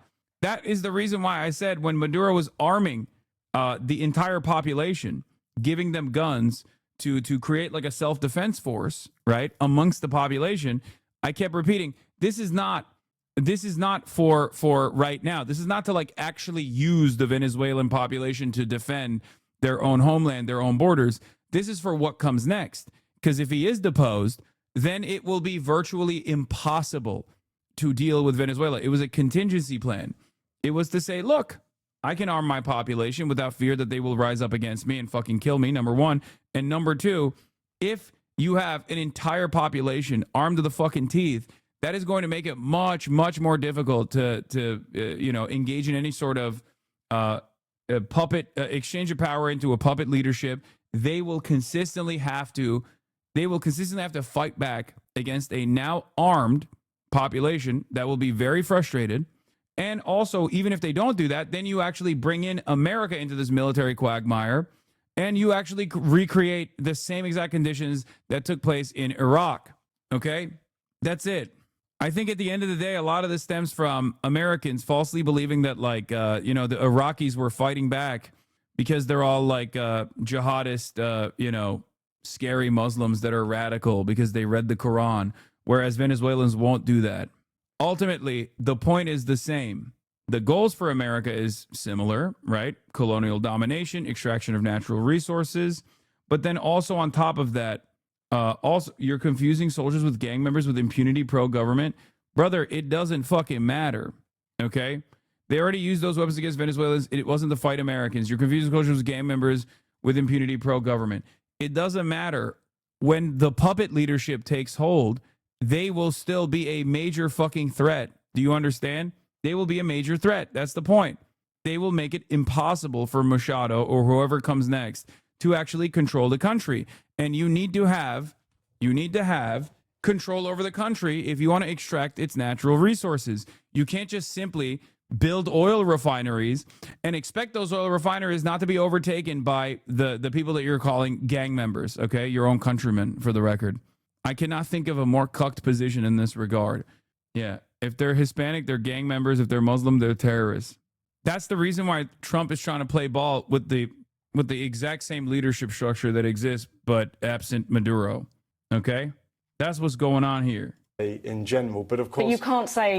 Oh, Trump, the United States is going to run Venezuela. Darren Jones is asked if we are now in favor of colonialism. Mr. Trump yesterday said that the United States would now run Venezuela until it decides to do otherwise. I think we used to have a name for that, colonialism. Are we now in favor of colonialism? We're not in favor of colonialism, and we're not entirely clear yet what President Trump meant by those comments yesterday. No, he's pretty clear. He says, we're in charge until we decide otherwise. Sure, but it's for the Americans now and for Venezuela to set out what happens in the coming days. As the Prime Minister said yesterday, we shouldn't make assumptions or guess what might happen next in certain hypothetical scenarios. You don't have to make any assumption. President Trump has been pretty clear. He said, we are going to run Venezuela. We will decide when we can stop running Venezuela and pass on power in his word was, judicious way. It's pretty clear. We must have a view on that, surely. But we don't know the shape, the timescale, the details of that. And as I say, we don't know yet. So colonialism is all right as long as it's in the right form? No, that's not what I said. All I said is... Well, it is what you said. No, it's not what I said. What I said is we don't know the details yet. Can you stop showing me how cucked my country is? Bro, I'm serious. In the next decade or so, if America decided to literally do what they did to Venezuela to like Keir Starmer, you know, in the next couple of years, if America did to Maduro what they, if they did that to Keir Starmer, like no one would say anything. I swear to God, I feel like people would just be like, well, you know, what are you going to do? I mean, Keir Starmer, he's a criminal is what the American government is saying. And if the American government is saying he's a criminal, Keir Starmer would be like, you know, I'm devastated by the charges, but I do believe that the law will prevail. And yes, maybe I have done some of the crimes that I've been accused of committing, and I will be a dutiful servant to the American emperor. I think there would be backlash purely because of a white Western country. Yeah, well, they're talking the same game about Venezuela as fucking Greenland. So who knows? Maybe they won't do that, actually. We don't know that yet. What's happening in Venezuela. And it would be wrong for government ministers to try. Yeah, and then China would come out and say, America needs to uphold international law. It's really, we're doing our monthly sternly worded letter campaign. To make assumptions or to comment on hypotheticals about the future. We're engaging with our counterparts. Of course we are. Our embassy is working in Venezuela, but we should understand what's going to happen next before we comment. That's what the public would expect of a grown-up professional government. Yeah, Keir Starmer would be like, I'm monitoring the position from an American prison. Oh, it's so fucking stupid. Alex Ward, this is the thing. Trump is no neocon. These aren't military actions for normative reasons like democracy. This is 19th century stuff. Gunboat diplomacy, tariffs, etc. The U.S. gets what it wants, and you don't. In this case, hopes for more oil, fewer drugs, and migrants, says the NatSec reporter at Wall Street Journal. Right? Yes, neocons earnestly love democracy. That's why their primary project of the last 8 years has been codifying security arrangements with Gulf dictatorships. Yeah, famous lovers of democracy, the neocons. It's the same. It's just Donald Trump is not fucking around with the propaganda. That's it. The only thing difference in this situation is that Donald Trump is not playing around with the propaganda. He's just saying the quiet part out loud. That's it. That's the only difference. And it's so funny to me that like the American liberals are the ones who are trying to normalize it and sandwash him.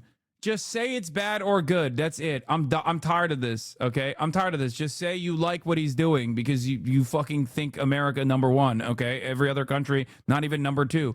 And let's fucking move on.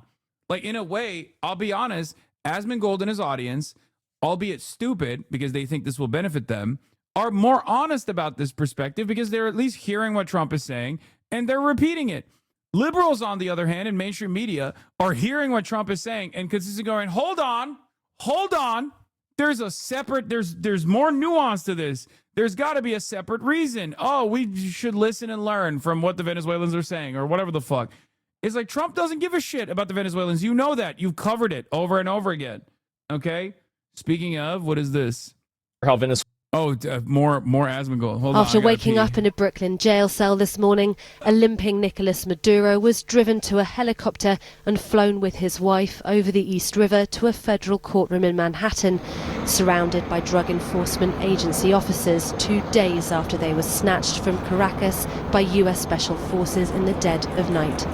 Thousands of miles away, Venezuela's interim leader, his ally and junior Delcy Rodriguez, was preparing to be officially sworn in as president. She may soon be at the helm, but make no bones, said Donald Trump, answering his own questions on Air Force One.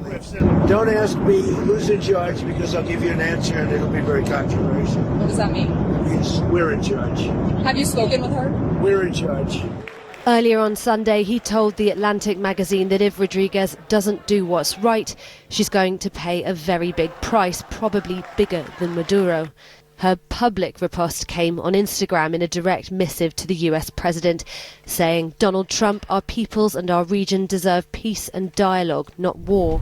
But with the country under a naval blockade, surrounded by up to 20,000 US troops amassing since the summer, she'll be operating with a not-so-metaphorical gun to her head.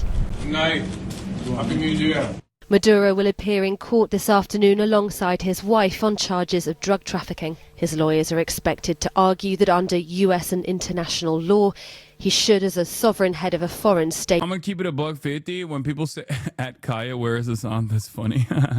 When people say this is spiritually Israeli, under different circumstances, I would agree with you.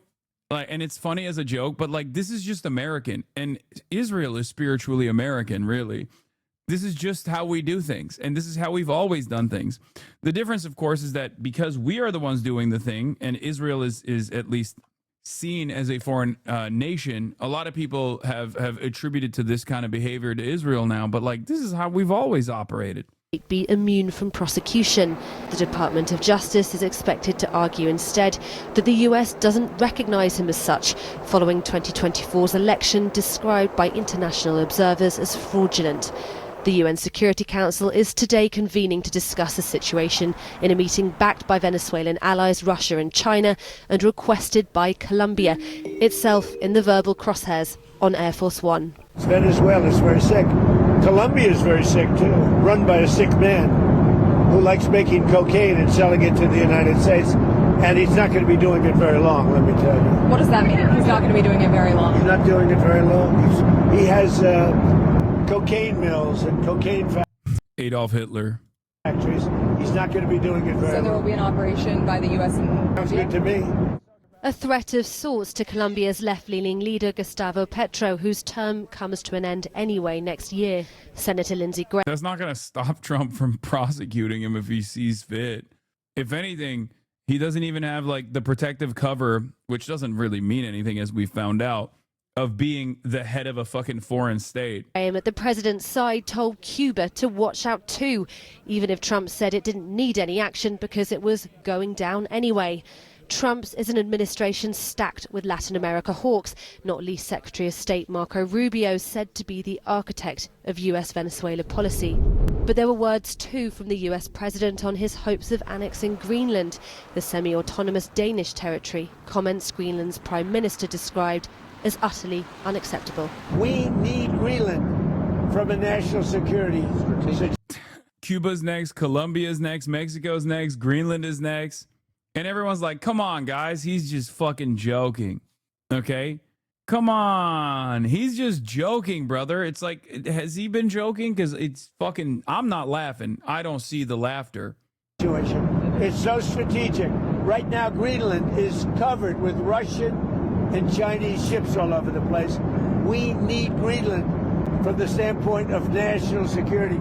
And Denmark is not going to be able to do it, I can tell you that. With the echoes of Saturday's strikes on Caracas still reverberating, and with the future governance of Venezuela yet to be defined and determined, one thing is clear about ongoing US intervention. We're going to have big investments by the oil companies to bring back the infrastructure. And the oil companies are ready to go. Venezuela holds the world's largest estimated oil reserves, most of it untapped. The price for peace then for its new president. You think as the Roman Empire was falling, like the peasants were falling for the aura and hype moments? They're like, yeah, we actually took out another tribe here, like fucking sick. No, it really makes me feel like I'm playing a role here. You know? Falling for the aura and hype moments. Yeah. The peasants did not get the news. It's true. Until they were parading the Gauls and the leaders, right? Like the tribal leaders and shit, through the main roads. Too busy dying from influenza. Brother, yes, that's my point. They were literally fucking dying. They were dying. They barely had money, but they were like, I'm based in SQPR pilled. Like, nah, you don't understand. It's actually kind of dope. The armor goes hard. You know what I mean? They were like, listen, objectively, like, it's cool that we're just dominating these fucking villages, right? Yeah, what do you think? We're dying from... we're about to die from Legionnaire's disease in the United States of America in 2026, and you're over here acting like it's any different, dude. We're bringing back old plagues with RFK Jr., okay? We're out here fucking measles maxing. Oh, Jesus Christ. Measured in barrels that will take billions and years to extract. Another costly, lengthy intervention, the likes of which Trump had once ruled out. Yeah, the town crier was fucking... The town crier was going around going, yeah, based. Yes. We've done it again. It is so based. Fear not, commoner. We will... Yeah, this is real civilizational decline, but the people who usually use language like that don't care about it. Yeah, so here's the thing, okay? The reason why I brought this up is because, like, I obviously posted about, like, dying empire and the last fight of a dying empire, and a lot of people got in their feelings about it. Because for them, this is, like, power projection, right? Like, this is supposed to make them feel like the empire is not dying, right? Where is it? Like, it was the first thing that I said initially. And I had some criticizers from the left as well who were saying, like, this is absurd to say this is a dying empire. America is still, like, obviously the hegemonic superpower of the world. It's the great evil, right? And I get it. Like, I understand why you're saying that, because it's still true, right? Of course, it's still true. America is still the hegemonic superpower here. But yeah, when I said belligerent madman sitting on a throne of a dying empire, lashing out in every direction, pulling the rest of the world into chaos and destruction. And a lot of people got mad at me for saying this, of course. And you know, the most common like own I saw was like, get wrecked, commie. Like, we actually are still incredibly powerful. But what they don't realize is, like, this isn't what I'm talking about when I say we are a dying empire. Okay? Like, we've been doing this. We haven't stopped doing this, and we will probably continue doing this until we can't, right? This isn't the reason why I'm saying we're a dying empire. We're a dying empire because, well, first of all, yes, hit dogs holler is correct. The reason why you got really fucking mad about it is because you kind of experienced it too. We're a dying empire because look around, okay? Mass homelessness, mass drug addiction in the fucking streets. The roads are in a state of disrepair. Everything is fucking crumbling. Everyone recognizes that we're on a downtrend, and yet, for some weird reason, every second like imperial conquest is a moment for us to, I guess, set back the clock to believe that we're actually doing all of this for some reason because we're dominating somebody else and we're going to be good. Meanwhile, the very same forces that have actually caused this empire to fall apart and create this like state of disrepair are the same forces why we are doing this kind of thing for this nakedly ambitious imperial conquest. The reason why we're doing it is so that the very same people that refuse to give back any of the fucking resources that we've extracted, refuse to actually fucking fix anything in this goddamn country, continue to continuing to bring in super profits year over year. That's it. And it's crazy because we are so heavily propagandized that we don't even demand like a return on this, right? We don't even demand like, hey, well, can the Venezuelan oil pay for healthcare? Which, for the record, would still be unimaginably immoral. Okay, make no mistake, and it is still fucking ridiculous.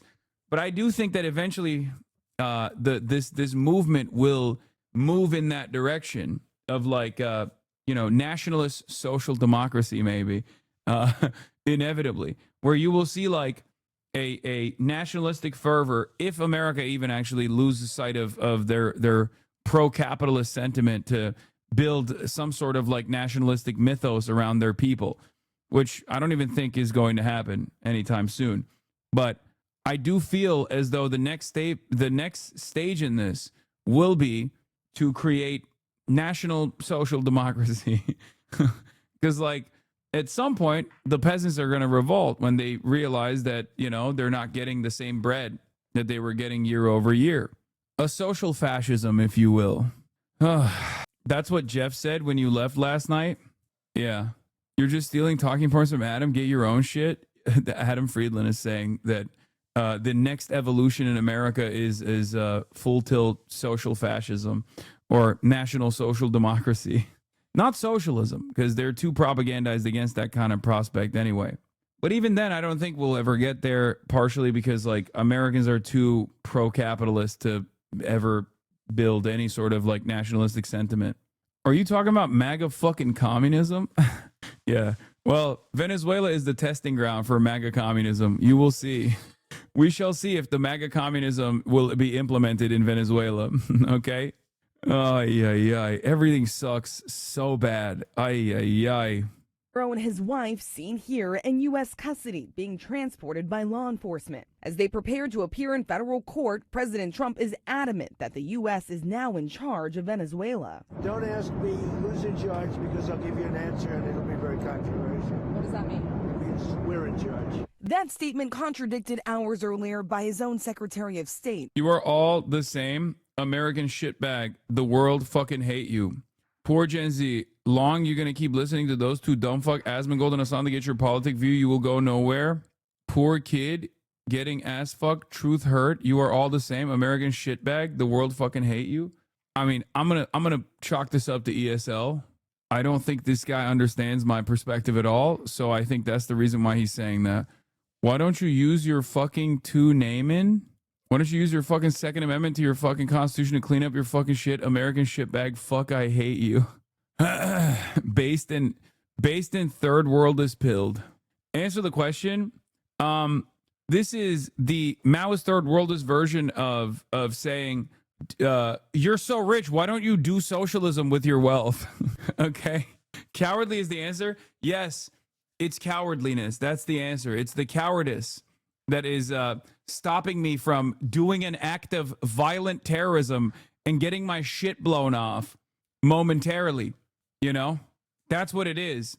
Let me foment Maoist revolution in a country of treatlerites without even doing any kind of fucking class consciousness whatsoever. That person is not a Republican. That person is a third worldist saying, Americans, you all have guns. Why haven't you overthrown your government? And the reason for why is because they are the most propagandized people on the planet. We are. Okay? I'm an American as well. My goal is to cut through that propaganda to help Americans understand that this is not the way. And it's, because we're on the internet and there are people from all around the world that can tune in and say whatever the fuck they think. Luckily, that's a great thing. It's not a bad thing. You're going to hear differing opinions such as this one. Okay? Who suggested the U.S. won't govern Venezuela, but instead pressure the country with a military blockade on oil. What we are running is the direction that this is going to move moving forward, and that is we have leverage. This leverage we are... It's just funny because, like, that is the founding principle of the Second Amendment, is to, combat against tyranny. And I guess, like, a lot of people that are overseas don't realize that most of the people that have guns actually love the boot and sometimes even take matters into their own hands to be the boot, right? Like where they'll be like, no, outsource the policing to me, please. I love the boot. Like They don't even realize that, like, that's the first, the lumpenproles with weapons are the first vanguard for the capitalist imperialist boot. They will defend the king, okay? They are not even the landed gentry, and yet they see themselves as a part of the process. They have been deluded into thinking that they play a role in this, that they think like, no, it's good actually. I do want Exxon to continue farming imperial super profits. This is good for me too. I don't have health care, nor do I even have a working hospital in a 100-mile radius to me, because all the rural hospitals are closed. But honestly, I wouldn't have it any other way. Using, and we intend to use. We started using already. This morning, the administration has yet to explain the legal authority for running Venezuela or detail how America will actually take charge of a country of more than 31 million people. The president has made clear he wants to see U.S. companies move to tap into Venezuela's vast oil reserves, demanding total access. Total access. We need total access. We need access to the oil and to other things in their country that allow us to rebuild their country. And then delivering this threat to Venezuela's interim leader, Delcy Rodriguez, saying, It's so funny because, yeah, I've seen a lot of people in Latin America say that Americans could do something about it, and it's kind of funny. Yeah, meanwhile, Americans are like, why won't China do something about it? Okay? Americans are like, why won't China do something about it? Why won't Russia do something about it? Everyone wants someone else to do something about it. And I kind of understand why. Because if you look at if you look objectively at the conditions in America and where the working class is here and how deluded they are, how propagandized they are, how powerful pro-capitalist dogma is here, it's genuinely impossible to look at it from the outside and not understand exactly how hog-like the average American is. Down to the liberal, too, down to the progressive person. There's a reason why even progressives and liberals are like, well, at least the Venezuelans are happy that America is extracting super profits from Venezuelan natural resources, right? It's just virtually impossible to put a dent in it. Why the fuck do you think there are so many people objectively devoid of capital, right? No capital whatsoever, no bitches, no capital, no deed to the factory, no capital accumulation prospects whatsoever, come into this chat and defend the billionaires and the millionaires. Why do you think that happens? Why do you think that people actually take on the ownership role over the propaganda and do it themselves? Why do you think I receive so much fucking backlash? Because we are brainwashed, okay? We are straightforwardly brainwashed, brother. That's what it is. A lot of people are brainwashed into thinking one day I will be ExxonMobil. Okay, that's it. And there are very powerful propaganda forces here, ideological forces that play a formative role in developing not class consciousness, but everything but, right? Nationalism is one of those things. Racism is probably more impactful than nationalism in America, because America, I don't think, has like any sort of even civic nationalist understanding. But racism is a good one, right? White supremacy is a good one. Now they're trying to do Christian nationalism, which I don't think will work either. But that's another version of this, like this tribalism that they try to foment, to be like, no, we're a part of this in-group, right? We're a part of this in-group, and we have to unite on the same goals here, not realizing that they should be uniting on the boundaries of class internationally, really. But it's just not going to happen. Rugged individualism is so set in the collective consciousness of the average American that they even fucking they lash out at someone that tells them like, no, this is not the right way. Here are the people that are fucking you. Here's who you should be mad at. And they get even mad at the messenger, right? They shoot the messenger all the fucking time. That's it.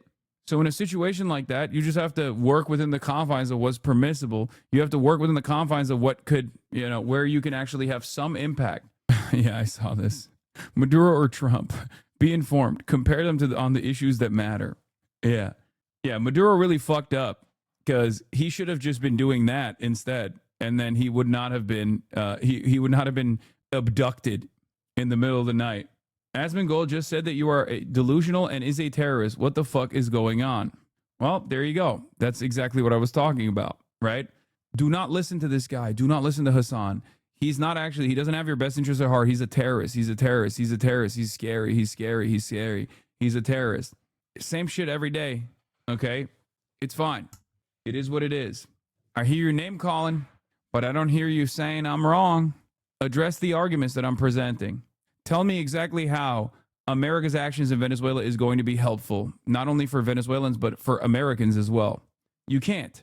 So instead of actually presenting an argument as to how awesome this is going to be, you just say, yeah, base, yeah, base, yeah, base.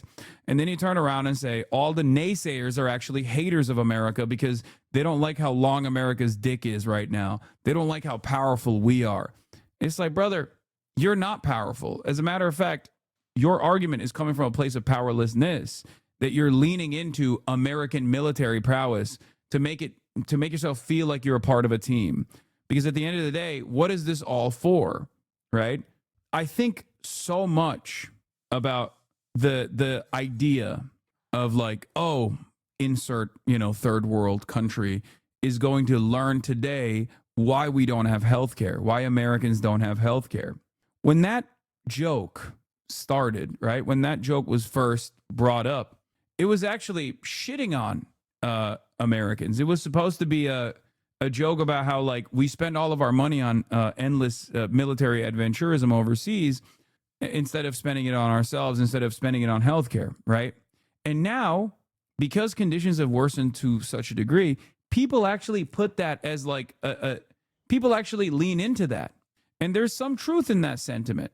The truth is, if we don't have healthcare, if we have no job prospects, if we have no opportunity to purchase a home, if we know that we're never going to retire, and the only thing that we can lean into, the only thing we can grab onto is America's military prowess, then obviously you have to lean into that. Because if America's military prowess is all for naught, right? If America can't even dominate other countries, then what the fuck is this entire project for?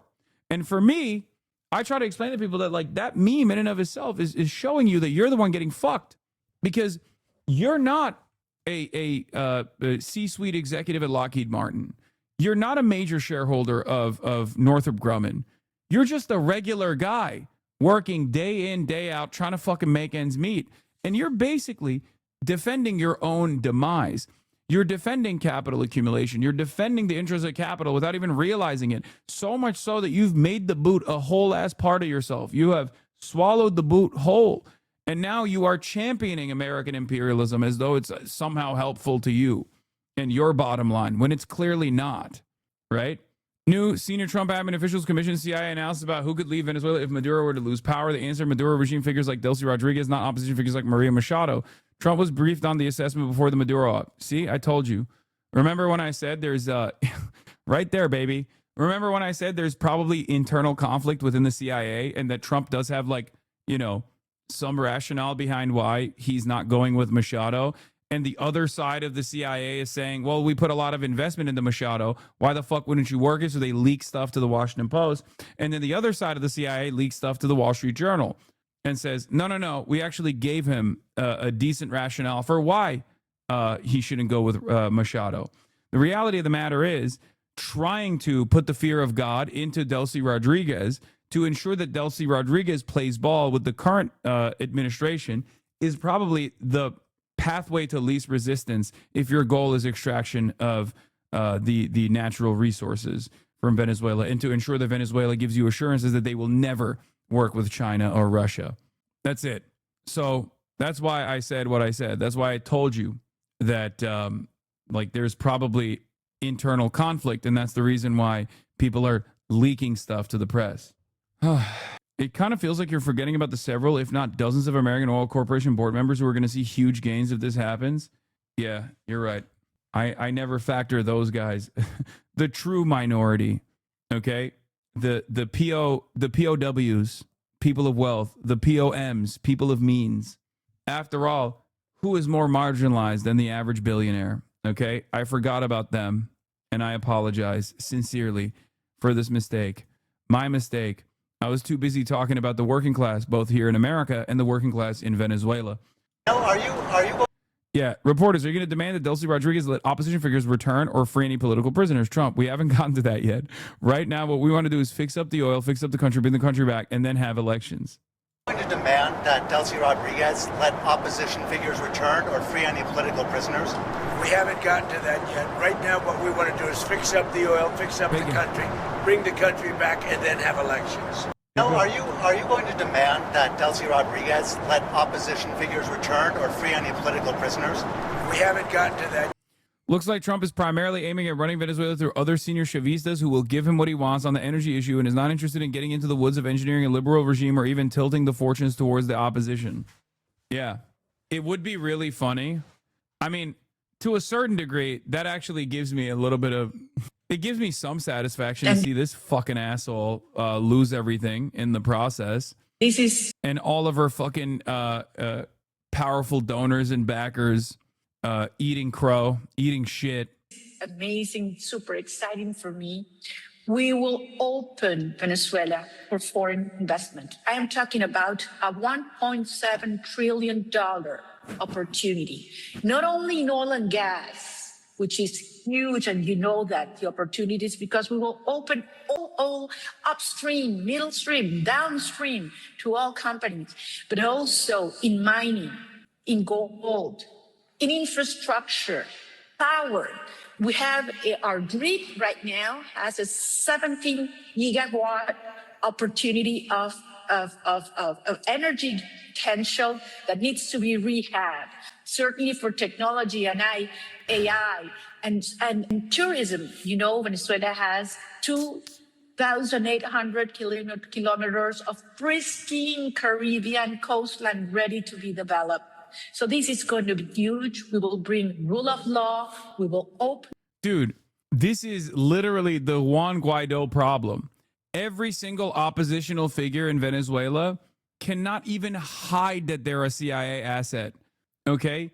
They just say the quiet part out loud. Like, honestly, if I was, I don't know, the son of like some fucking Venezuelan billionaire, okay, I would never bring this shit up. I would be like, Venezuela must be strong. We must actually make sure that, you know, we must actually make sure that we're a strong nation. We're a proud nation.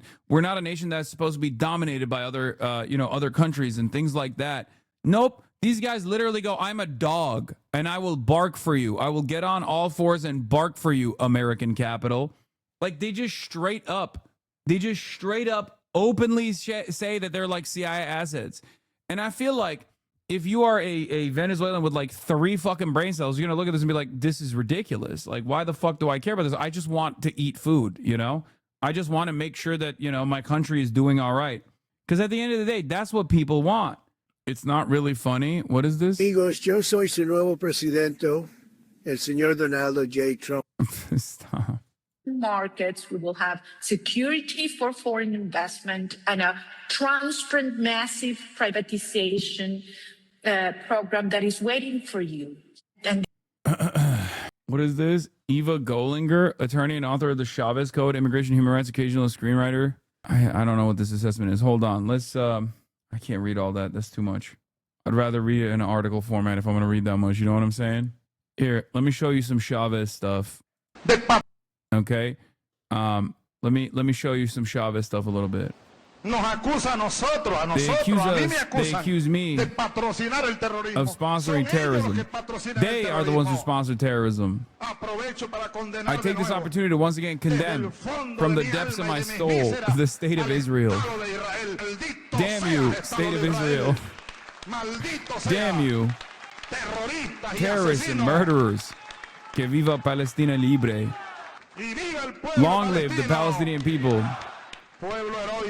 Heroic people, good people. Have you seen the Yankee Empire? Have you not seen the massacre that the genocidal state of Israel committed?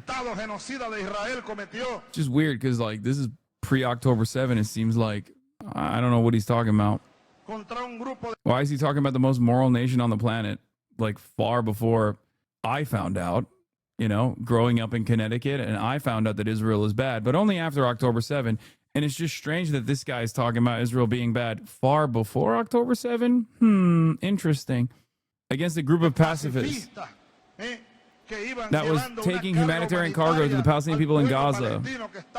Wait, and completely surrounded by Israel on all sides, which doesn't even allow them access to water.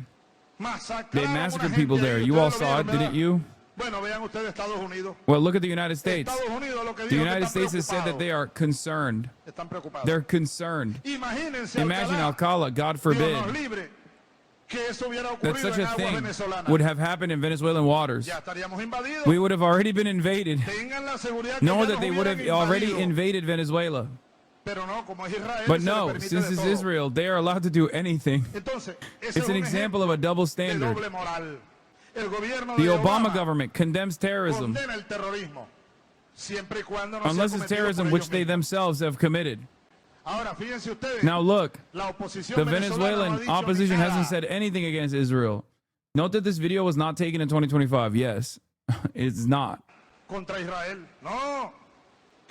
Because Israel finances the Venezuelan opposition.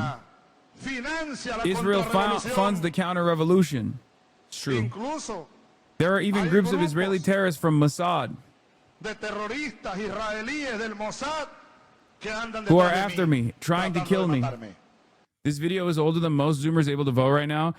Here's Isaac Herzog, current president of the genocidal Israeli death and rape cult with the ADL's Abe Foxman, talking about how crucial it is for Zionist hegemony to destroy Chavez in Venezuela, and they have plans for it that they won't discuss on camera.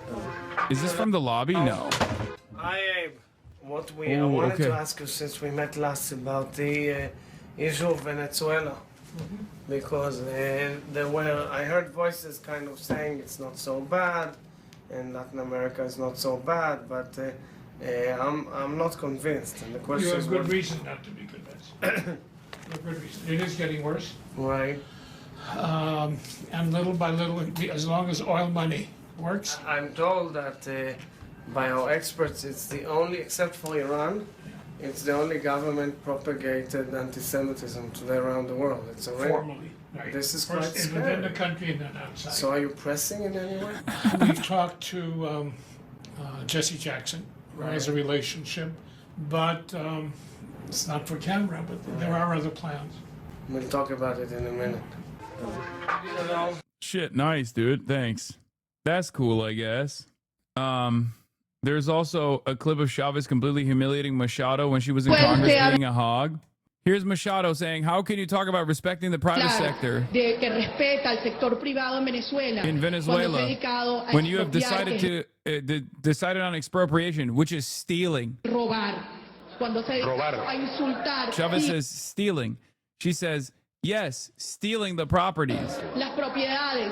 The business of business people, merchants, even small guest houses, whose owners haven't even been compensated. Tell Venezuela the truth. There's a decent Venezuela here that wants a profound transformation.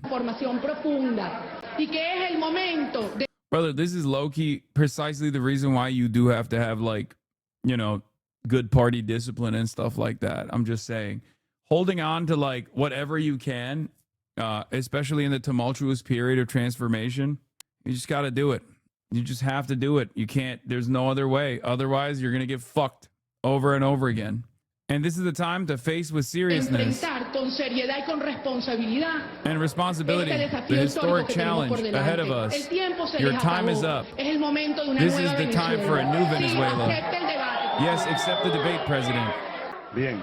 You said bien, fine. First, I suggest you win the primaries, right? Win the primaries. That's the first thing you have to do because you're not on a level to debate with me. You're not on that level. I'm very sorry about that.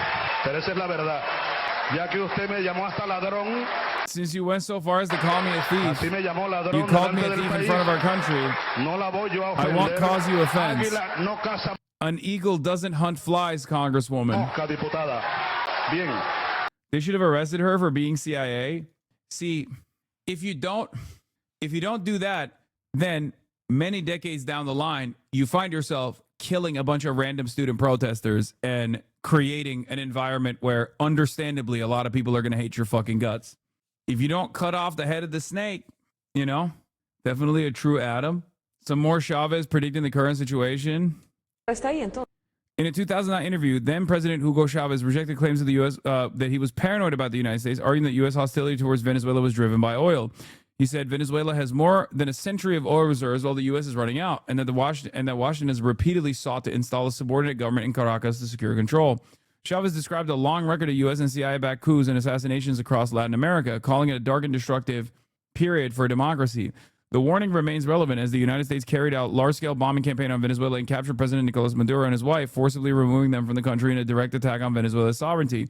Governments around the world have condemned the operation as a violation of international law and a blatant act of imperial control aimed at seizing Venezuela's oil resources and undermining its political independence. Yes, governments across the world. Not a single government in the fucking Western Hemisphere, though. Well, not the Western Hemisphere, but like just the West in general.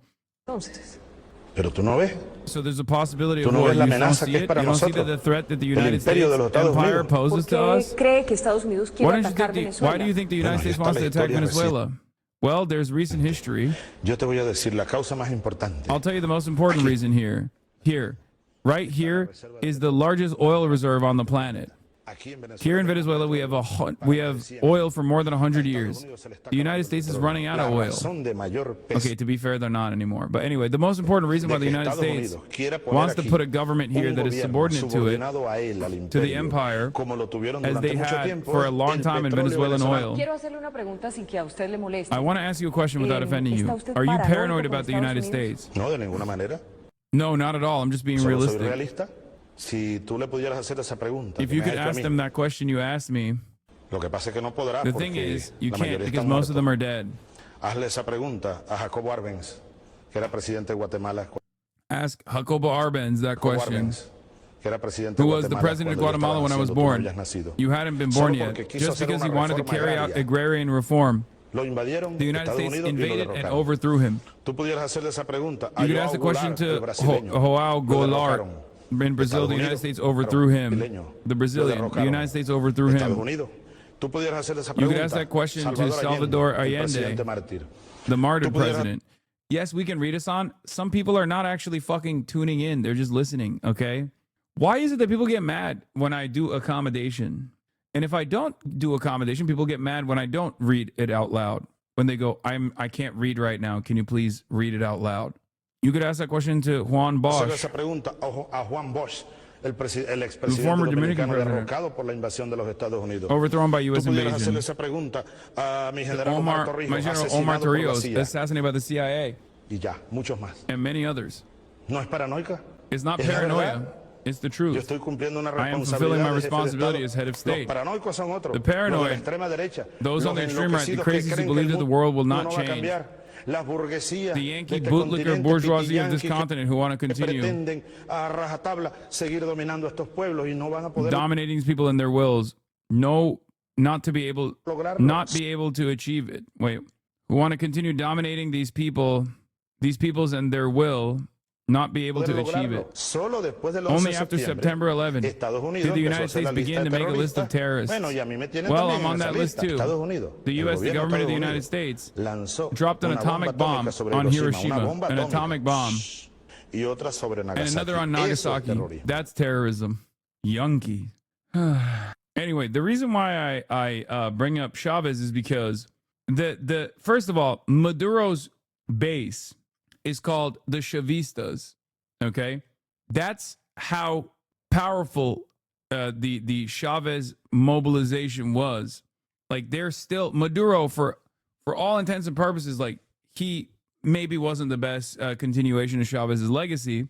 However, like, the reason why he has any fucking base of support whatsoever is because of Chavez. And yes, he was a polarizing figure, certainly, especially for a lot of wealthy business owners, and he consistently had to duke it out with them in this democratic process.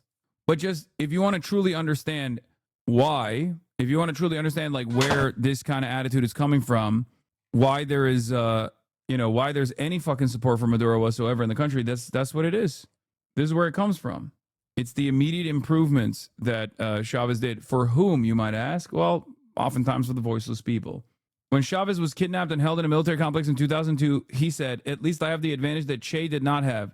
He stood up to his killers while being injured. I am not injured. I am prepared to die."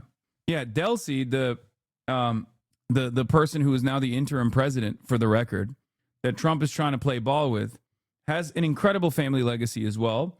She is the daughter of a revolutionary who was tortured, imprisoned, and killed by the CIA. She is a Chavista to the core and more deeply immersed in leftist ideology than Maduro, intellectually speaking. And her brother is also deeply embedded in the Venezuelan government too. And as VP, she was also in charge of the intelligence community as well. So like the person that the Trump administration is currently trying to play ball with, or trying to manage what happens next with Venezuela, is someone that is maybe even less pliant than Maduro is. But I don't know. I don't know what will happen, because she has already said that she wants to comply. Because at first, now I know people are saying she gave Maduro up. I know that there is some suspicion, considering that there is clearly a bunch of moles in Maduro's orbit. But I don't know if it is. I don't know if it's her. I don't think it's her. But we shall see. We shall see what takes place. Having said that, however, here is a CNN exclusive from Jim Cejudo, however you say his last name, contradicting Trump claims on opposition leader Maria Corina Machado doesn't have the support to lead Venezuela. Her advisor told me, I don't have, here, this is what Machado's advisor said. And I don't have any doubt that she's going to be, with President-elect Edmundo Gonzalez, the leaders of the rebuilding of Venezuela, where obviously the U.S. is going to be our main allies, and we will have plenty of other allies in Latin America and Europe and beyond. But Maria Corina Machado is a leader who is out of this world, and she's got the support for... Yeah, this is cope as fuck, dude. I think it's cope, especially because, do you think if Kamala won, do you think it would be Machado instead? 100%. 100%. And you'd be hearing a lot of like woke and gay propaganda about how this had to happen wokely. And you would, if you think people are saying, oh, well, the Venezuelans are celebrating now, right now, a lot of hogs are saying that shit when they're not busy jerking off over how they're going to have free oil or something, because they're stupid. But if you think that the propaganda would not be a million times stronger under a competent liberal administration, you are out of your fucking mind. Okay? Yeah. If Kamala won, they would have said this is to save Guyana from Venezuelan imperialism, and that they're doing this to install democracy and a liberal democracy in Venezuela, and the streets of Venezuela are crying with joy that we did this. I promise you, the one thing you can still get from liberals is competency and empire. You think Kamala would have done this? I mean, I don't know what kind of like military extraction would have taken place, and there's no reason to have this kind of like hypothetical back and forth because she lost. And I don't know if it would have been like, kidnapping in the same way. Probably not. But even if push came to shove and we were forced into taking some sort of military action against Venezuela, okay? Even if we were forced into taking some sort of military action against Venezuela, the propaganda would be much more competent. I suspect it would have been covert CIA shit, though, rather than what took place in broad daylight. And they never would have been like, yeah, we're doing it for stealing oil. Like, they never would say that. Liberals know never to say that. But ultimately, it's a hypothetical. I don't know. Maybe Kamala wouldn't do it. You know what I mean? Maybe Kamala Harris would not have done it. I have no way of knowing. She lost. Okay? She certainly presented herself as being militant. Right? We're going to have the most lethal military, all this stuff. And that was the reason why Donald Trump could present himself as a liar once again and claim that he was going to be the most peaceful dove. But there's no reason to have a conversation about whether or not Kamala Harris would have done it. But you just said, wait, what? Said what? The good news is that it seems like the Democratic Party's focus testing has found that it's about the oil is the most potent response. The bad news is that the lady who's saying this accepted an endorsement from Dick Cheney in the last election cycle. Yeah. Your read on this isn't 100% fluid. It's about our refineries. I doubt Kamala would send boots on the ground. No, I'm not. I don't. Again, the question is not what Kamala Harris would do or how she would approach Venezuela. The question is like, if there was any sort of military action against Venezuela, whether it's like boots on the ground or like CIA assassination or anything like that, right? And again, this is all hypothetical. It's stupid. It's a stupid hypothetical to have. Is a stupid hypothetical to entertain. But what I'm talking about is how they would sell it. okay, how they would sell it. And how they would sell it is to never bring up oil. Do you understand? But it's once again a totally pointless exercise because Kamala Harris is not the president. What's more important to me is why Kamala Harris lost and now Trump is the president. Okay? And if you want to have a conversation about that, that's a real conversation that we can have. One that I've had time and time again throughout the election cycle. If you go back and listen to my commentary back then, I kept repeating over and over again, Kamala Harris is posturing alongside Dick Cheney, Liz Cheney. Kamala Harris is posturing towards like, a lethal military. This kind of stuff does not actually win votes at all. It just, no liberal is going to look at that and go, hell yeah. I mean, maybe some liberals are, but like, no, the broader base in the Democratic Party is not going to look at that and go, hell yeah, I want a fucking lethal military. That's right. That's awesome.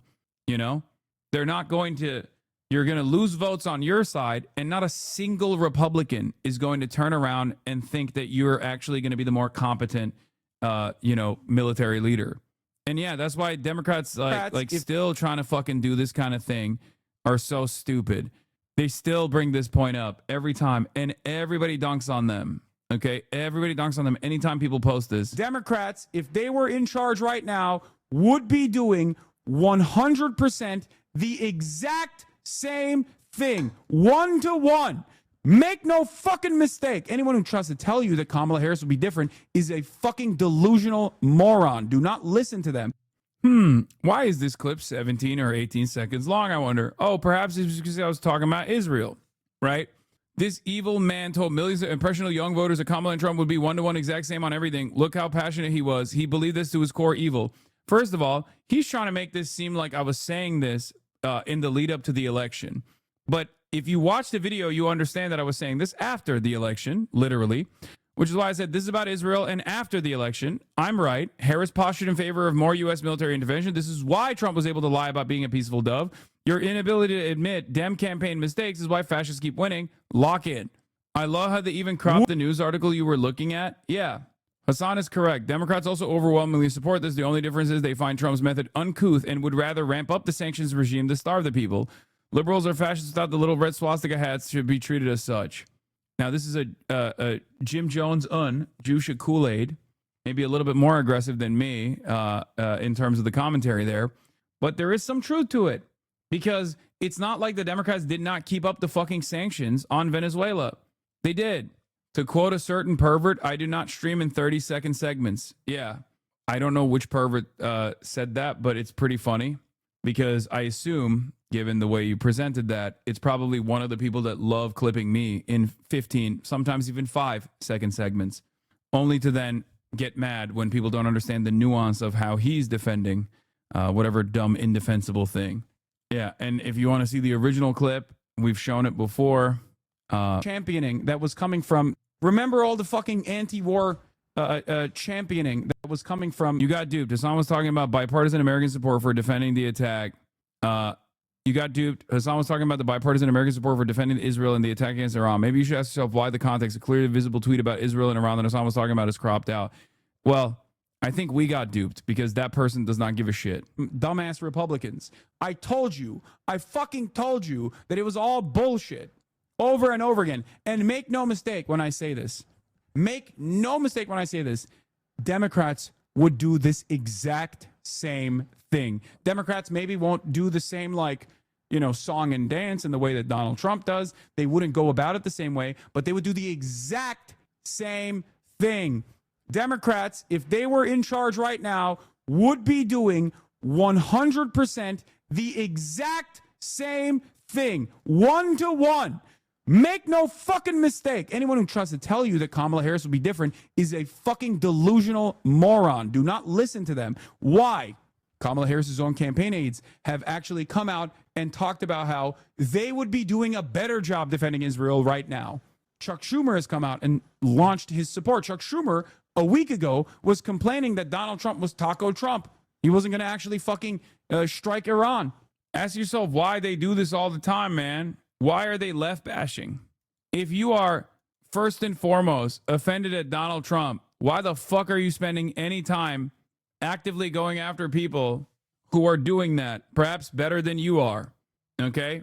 Oh, this is one of my old hits. One of the things that worries me is just how quick. This was right after the Al Ahly hospital strike, by the way. After the event. Where I told the BBC straight to their face that they should have never apologized to Israel for their initial assessment that it was actually Israel that struck the courtyard of the hospital. Events of the last 2 weeks, how polarizing the debate becomes when it comes to this issue. Why is that? I think it's polarizing because people do not see the humanity of those who are under colonial subjugation. Ever since the Nakba, Palestinians have not been able to return back to their homes, 700,000 originally in 1948, there has been a brutal occupation that the Human Rights Watch and Amnesty International now correctly consider to be an apartheid state. This is, of course, 20 years after Nelson Mandela had considered Israel to be an apartheid state, and I feel like he knows a thing or two about apartheid states in general. It's not necessarily a polarizing subject. It's just that there are right-wing forces inside of Israel that are utilizing the conflict as a means to continue getting more land grabs and continue the brutal occupation in the West Bank as well, which is illegal by international law. But it's not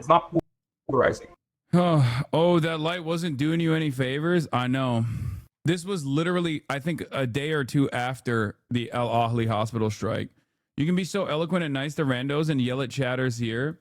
Yeah, I wonder why I'm not yelling at fucking the BBC news guy who obviously understands my position and probably put his fucking career in jeopardy to have someone like myself on the BBC News broadcast when it was like literally a week in or 2 weeks into fucking Israel's death and destruction campaign. Are you crazy? Did you see this? An Amazon Prime reality show We're on featuring Hassan obsessed pro-Israel influencers. Oh my God. in 3, 2, 1. You elected a literal socialist to run the global center of capitalism. We're talking about giving the Nobel Peace Prize to a guy who is declaring war on his own cities. Your job was like the first lady. What's the goal? Like, are they only letting you on the show if you're fucking pro-Israel? Is that what it is? Like, That's where's not the even debate? a real job. You just support your gay husband. It's Xavier Day. It's Xavier Week. Like, Yeah. the only reason you're choosing to go meet up with your friend Amber Rose while we're filming a reality show is because you want her to shift. Cheers. America is unwell. The ice is back in town. Now I run your show. Can't even run your diet. Get the out of here. I miss Charlie. This is America. Everyone has guns, you know. We're the counter organization to Turning Point USA. I try to be the gateway drug. Thirst trap them in a little bit. He's a liar, and he lied to everyone. I do not want to crawl back to being a corporate. Wait, she's actually woke, I think. I think she might be the only one that's woke amongst the entire bunch. I thought she was like, I low-key thought that she was, well, not Taylor Lorenz. Taylor Lorenz is awesome, but I don't think she's a part of this. But no, I'm serious. I thought she was like, I thought she was actually a fucking reactionary when I first saw her. Okay. But I've seen some of her videos. She hates you because of Kaya Gate. Oh, really? I mean, I don't really give a shit about that. Everybody, whoever got duped by that, it is what it is. But no, I'm not biased. I don't know if she's like pro-Israel or not, but I have seen some of her commentary, and I think she's like woke. I don't want this to get ghetto. It's stressful out here being black and Republican. You accidentally said slavery was okay. The only reason why I say that is because like I thought she was right wing as fuck. I know Taylor was there, man. I don't think she's like a part of the fucking cast though. What's wrong with you? I'm actually authentic. People change. You stay the fucking same because you just want to get a check. That's all you care about. I'm as real as my hair. Thank you. If I were Israel, I wouldn't even provide. I can't watch the rest of this. I can't stand this shit. God damn. Gross. What? If you needed further confirmation that the once proud craft of political commentary is now quite literally just drama slop. Yeah, I mean, this is very clearly, this is epic political slop. See what you could do if you had unlimited super PAC funding? Yeah, I will not. I mean, good luck to these guys, I guess. I'm going to keep doing what I'm doing. You got to react to it like Iron Chef. I don't want to even give it any clicks. And I'll be honest, I wish I didn't even know that this existed. The CIA informed Trump ahead of the kidnapping that regime loyalists would be best positioned to lead an interim government in Venezuela. I don't quite believe the stories about Delcy Rodriguez yet, because if I was the CIA leaking stories to the press about how Delcy is secretly a traitor and how she's been having meetings with Rubio, would be a great way of dividing the loyalists and exacerbating the morale crisis. Time will tell, but Delcy Rodriguez, her brother Jorge, Padrino Lopez, and Cabello all seem steadfast in their defiance to the attack and their support for Maduro. Exactly. Open Presence, thank you for the 25. Get the subs. Open Presence, thank you for supporting the Piker Broadcasting Service. Reuters and other major media outlets falsely claimed that Delcy had fled to Russia ahead of the kidnapping. I wonder who leaked that fake story to the press. Surely Reuters thought that they had solid info from a solid source. Yes, you too can support the Piker Broadcasting Service, which is sponsored by you, the viewers, for you, the viewers. Thank you. Yeah, I mean, look, I'm monitoring the situation with the Delcy thing, not to get all Chinese with you, but I'm not to get all Keir Starmer with you, okay? Not to get all Chinese with you, but I'm actually condemning this strongly. And not to get all Keir Starmer with you, but I am monitoring the Delcy situation, okay? Because I'm both Keir Starmer and Chinese at different points. Strong condemnation, but also monitoring the situation. But I don't know. I just, given her background, it seems strange if she was like, you know, the person who betrayed Maduro. I would be more likely to believe that Maduro cut a deal with Donald Trump and offered like a show similar to this. But even then, it's not going to happen because then they killed so many people. Like, I doubt that that would be the case. You know, Taylor did film a segment for the show. Yes, I'm saying she's not like a part of the cast. She probably did a fucking segment. Anyway, there was more that I wanted to talk about. Oh yeah, but Maria Machado is a leader with out of this world support, right? A survey by Venezuelan Herm Hinterlace in October 25 found that 91% of Venezuelans hold an unfavorable opinion of Maria Corina Machado, making her one of the most unpopular political figures in the country. A December 2025 national poll by another Venezuelan firm, Data Viva, found that 89% of Venezuelans rate their support for Maria Corina Machado as low or very low, including 61% expressing strong rejections, while just 11% report any level of support. The same survey found 80% dismissed the Nobel Peace Prize awarded to Machado as a farce. Didn't she win, though? No, she didn't win shit. What are you talking about? 90% also were found to oppose any foreign military intervention in Venezuela. Maduro got 100% betrayed by his own people. That's just how the Maduro regime is. We get it, bro. You hate him, okay? We got it. She did win a Nobel Peace Prize, to be fair. I suspect these polls are biased, if we're being real. But I don't think that she is like independently or uniquely popular, especially considering that if she was, Donald Trump would have instantly insta-locked Machado as the puppet. She would have been on one of the fucking 30 helicopters flying in, and this would have been a more comprehensive assassination. It would have probably been a full-blown decapitation strike, and then they would have installed her as the puppet, and then the people would rejoice if that was the case. But the reason why they didn't do that, and the reason why Donald Trump is still talking about how, you know, maybe Machado's not it, is because they recognize that she doesn't have the juice. She doesn't have the motion. Sure seems like Delcy Rodriguez was a CIA source on the inside who set Maduro up and handed him to the United States. All these leaks makes you wonder about her longevity amidst a country full of Chavez Maduro loyalists. The U.S. operation to capture President Nicolas Maduro at the weekend speared him out of Venezuela for a trial. Rodriguez, a canny political operator, was envisaged as the head of a transitional government in secret talks with her political brother, Jorge, led with Washington last year about a post-Maduro future, said two people familiar with the discussions. The part of that the reason why I don't believe that is her, the reason why I don't believe that she betrayed Maduro is because of her background. The reason why the reason why I think that there is some fuckery in the way that this operation was conducted is because of the lack of resistance on the ground. And by that, I don't mean like the actual, you know, Cuban security team that Maduro had around him, which in and of itself is already like interesting, right?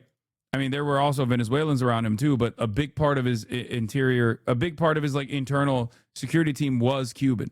Okay. But clearly someone must have given the stand down order, because aside from like the moderate resistance, aside from wasn't that debunked? What was debunked? Aside from the moderate resistance that they received, and they certainly did. Wait, what? Wasn't that debunked? The security were Venezuelan? No, he had Venezuelan security as well, but he also had a big chunk of... No, the Cuban government announced that their militants had died. 32 Cubans died. Yeah, the Cuban government announced it.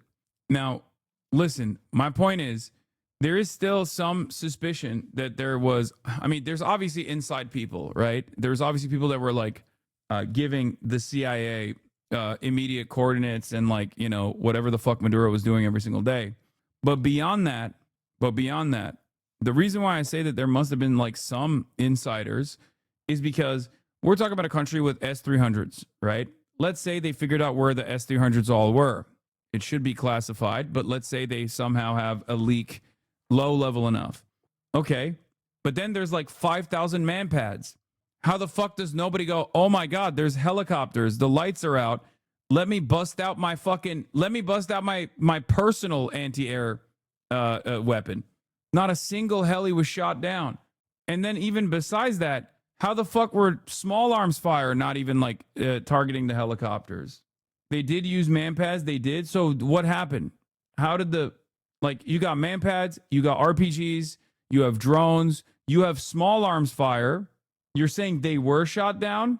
You're saying that helicopters actually exploded in the process of this military campaign and we didn't see it? You guys are on fucking copium in the same way that people were saying Iran shot down an F-35 jet, bro. What the fuck are you talking about?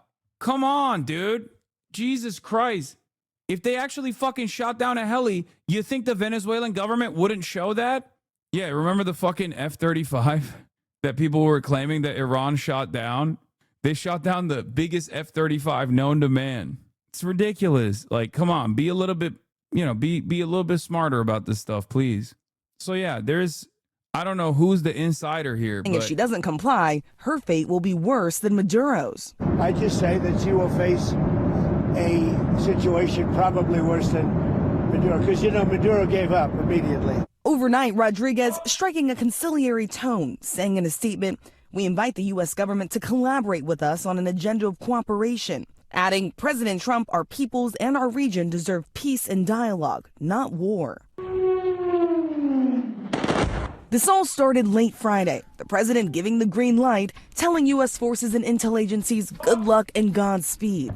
The operation, known as Absolute Resolve, came after months of planning, U.S. intelligence studying every aspect of Maduro's life, from how he lived to what he wore and ate, even down to what pets he had. We think, we develop, we train, we rehearse, we debrief, we rehearse again and again, not to get it right, but to ensure that we cannot get it wrong. The president watching with his national security team from Mar-a-Lago as the mission unfolded. More than 150 military aircraft launching from 20 different bases and shifts across the region. Helicopters flying under the cover of darkness, arriving at Caracas around 2 a.m. local time amid heavy gunfire. U.S. forces capturing Maduro and his wife, taking them to the USS Iwo Jima. President Trump posting this picture of Maduro on board.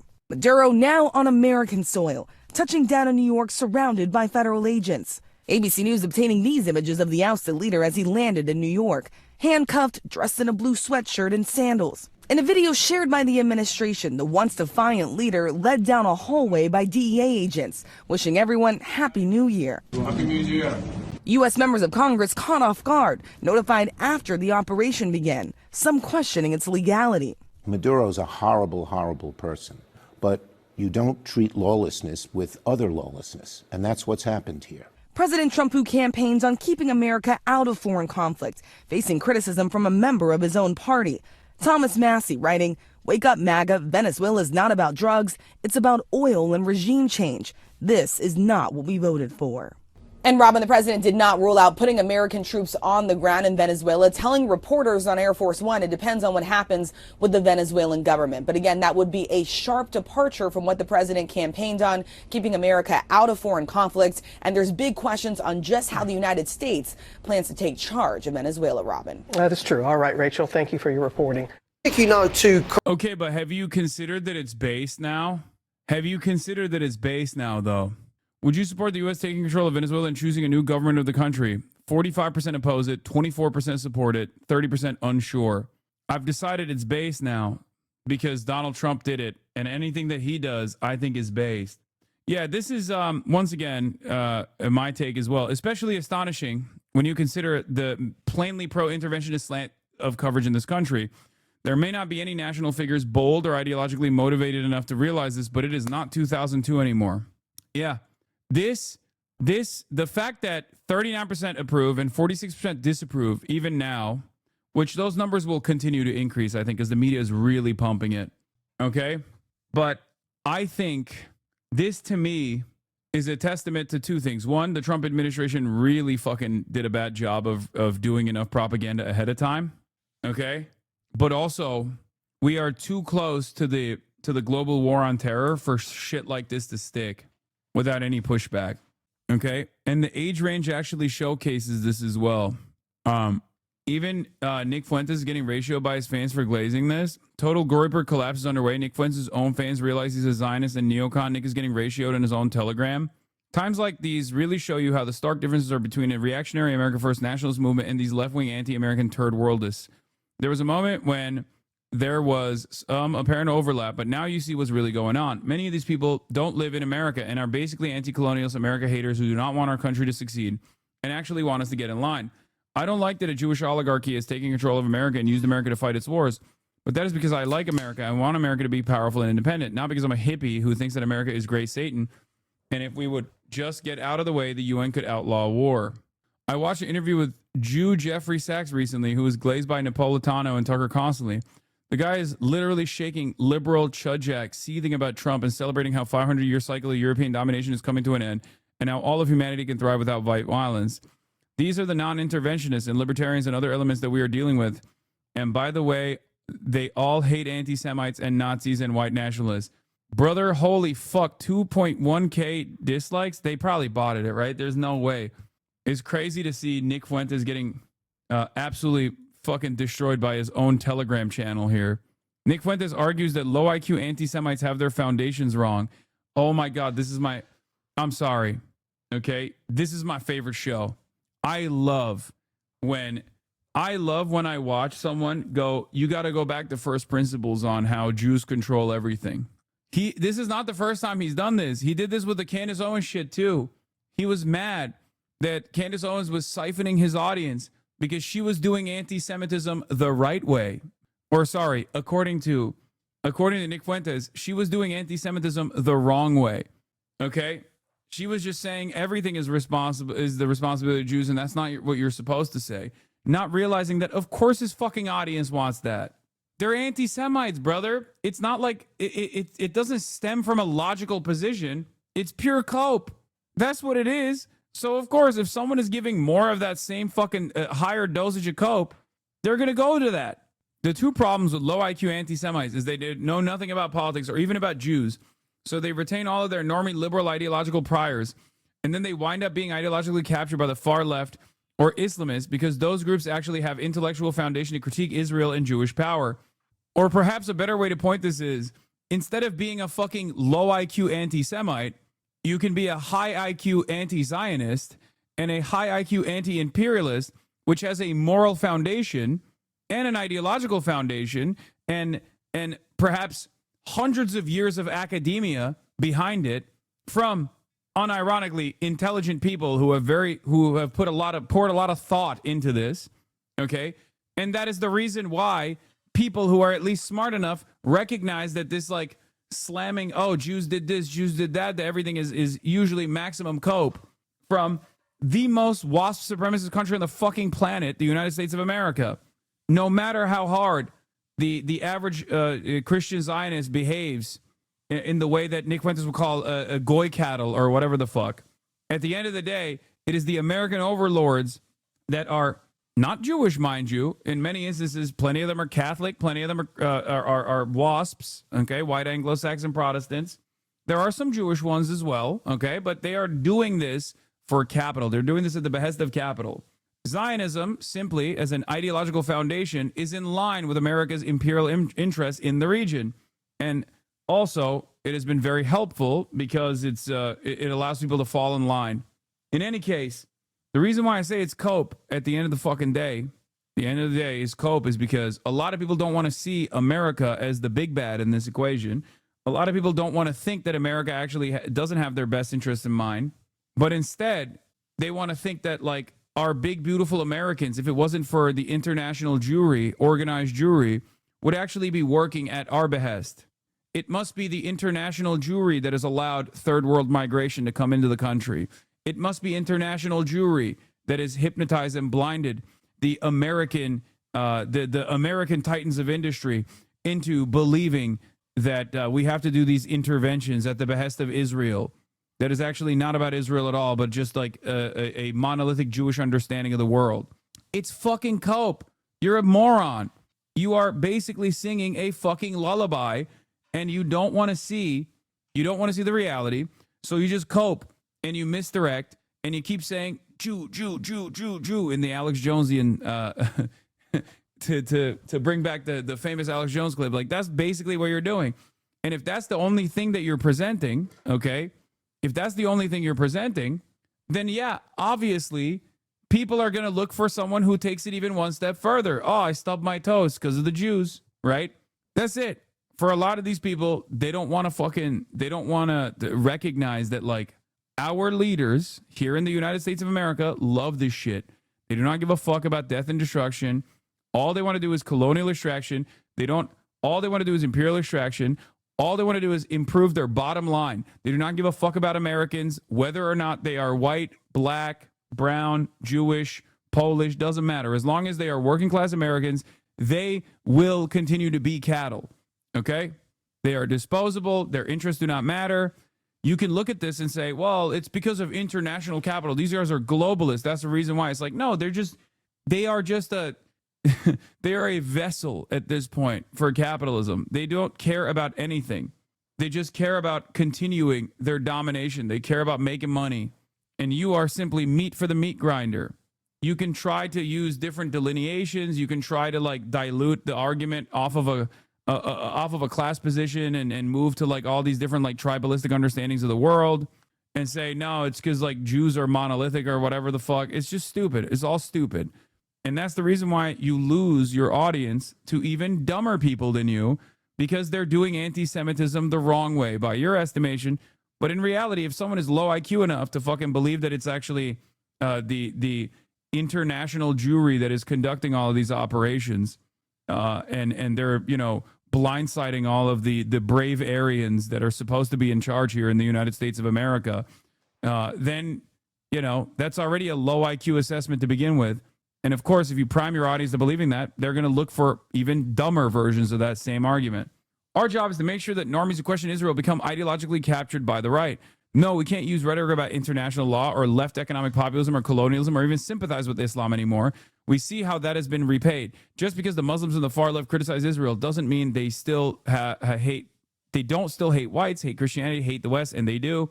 We have to speak in terms of the American national interest, and our identity is European Christian civilization. I don't get why talk about all of this if anything isn't going to change. You have no power over the USA. Well, today we don't, but you never know what tomorrow may bring. That's the reason why I always say you can't succumb to nihilism. You must maintain revolutionary optimism. It's actually shocking how many of these alpha male Hitler worshippers are crying because Trump didn't ask Jasmine Crockett for permission to bomb Venezuela. Do you even hear yourself? These people find a new way to tweet about how Hitler was right every single day, but when America arrests a fat brown communist, they want to cry about how this is a war crime because he was pro-Palestine or something. It doesn't make any sense. No. In some ways, they remember what the Iraq War brought, okay? And they are, at least, in spite of their anti-Semitism, a little bit more ideologically consistent than you are, Nick Fuentes, because you only care about winning favors with the administration. And that's why you are a lapdog who won't dare question what Donald Trump is doing here, even though I'm sure if we went back and looked at his commentary, which I will not be doing, obviously, you gave plenty of reasons as to why the Iraq War was bullshit.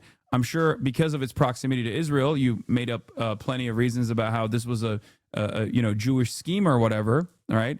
And did Israel actually, push America across the line?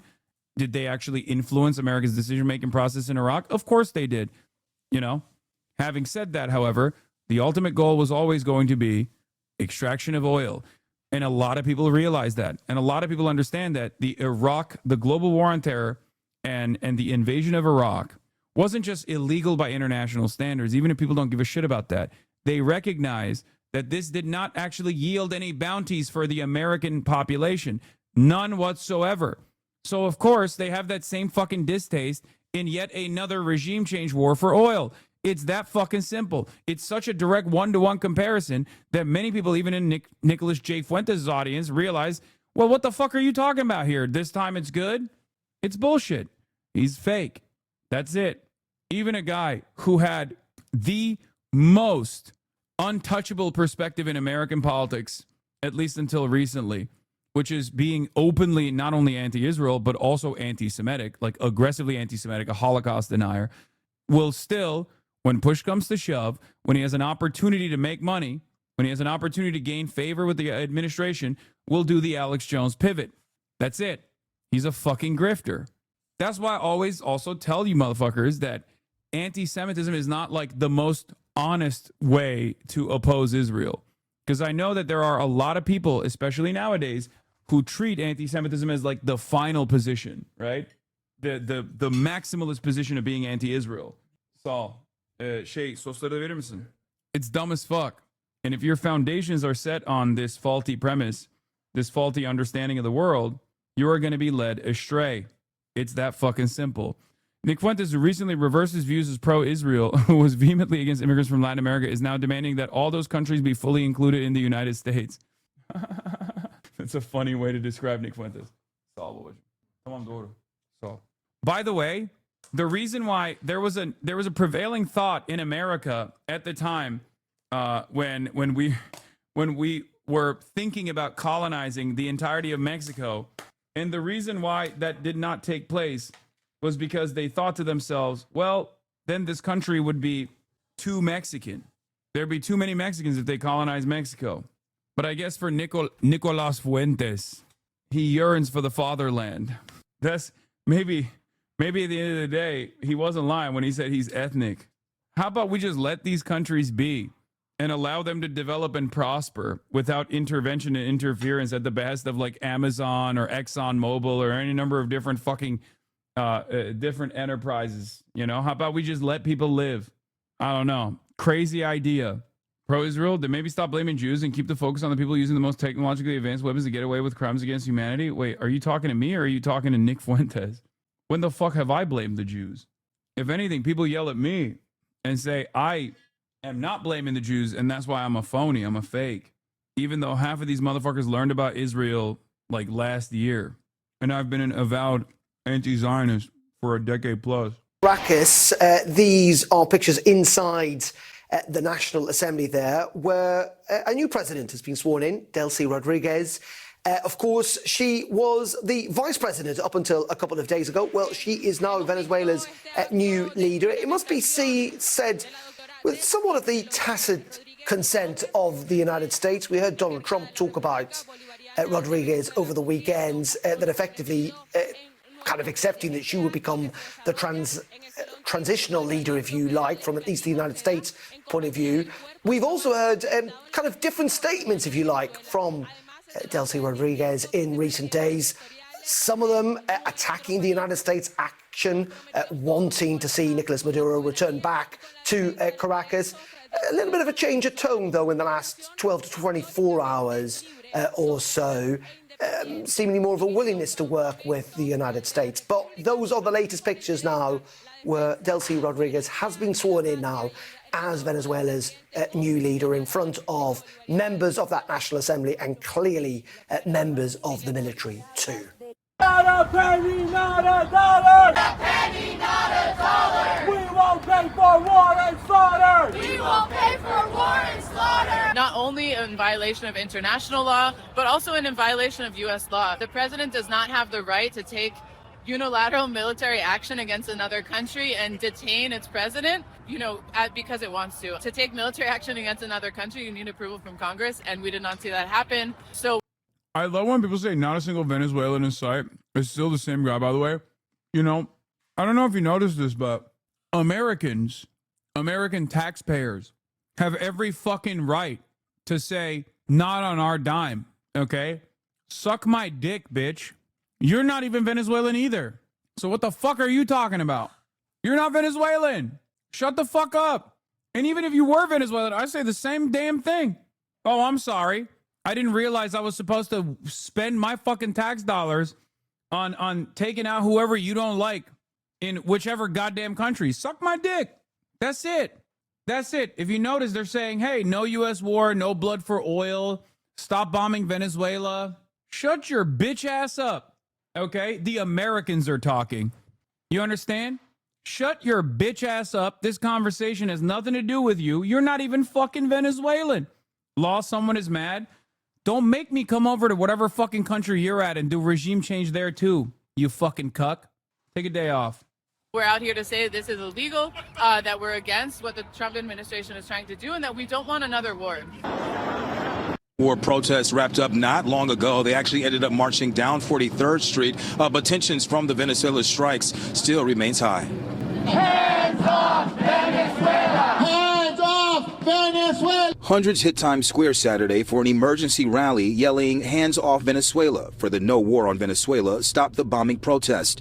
It's a protest over the U.S. strikes that nabbed President Nicolas Maduro and his wife. And so I think it's really important for us to come out here and strongly show that we oppose this war, that we oppose the American imperialist drive toward war.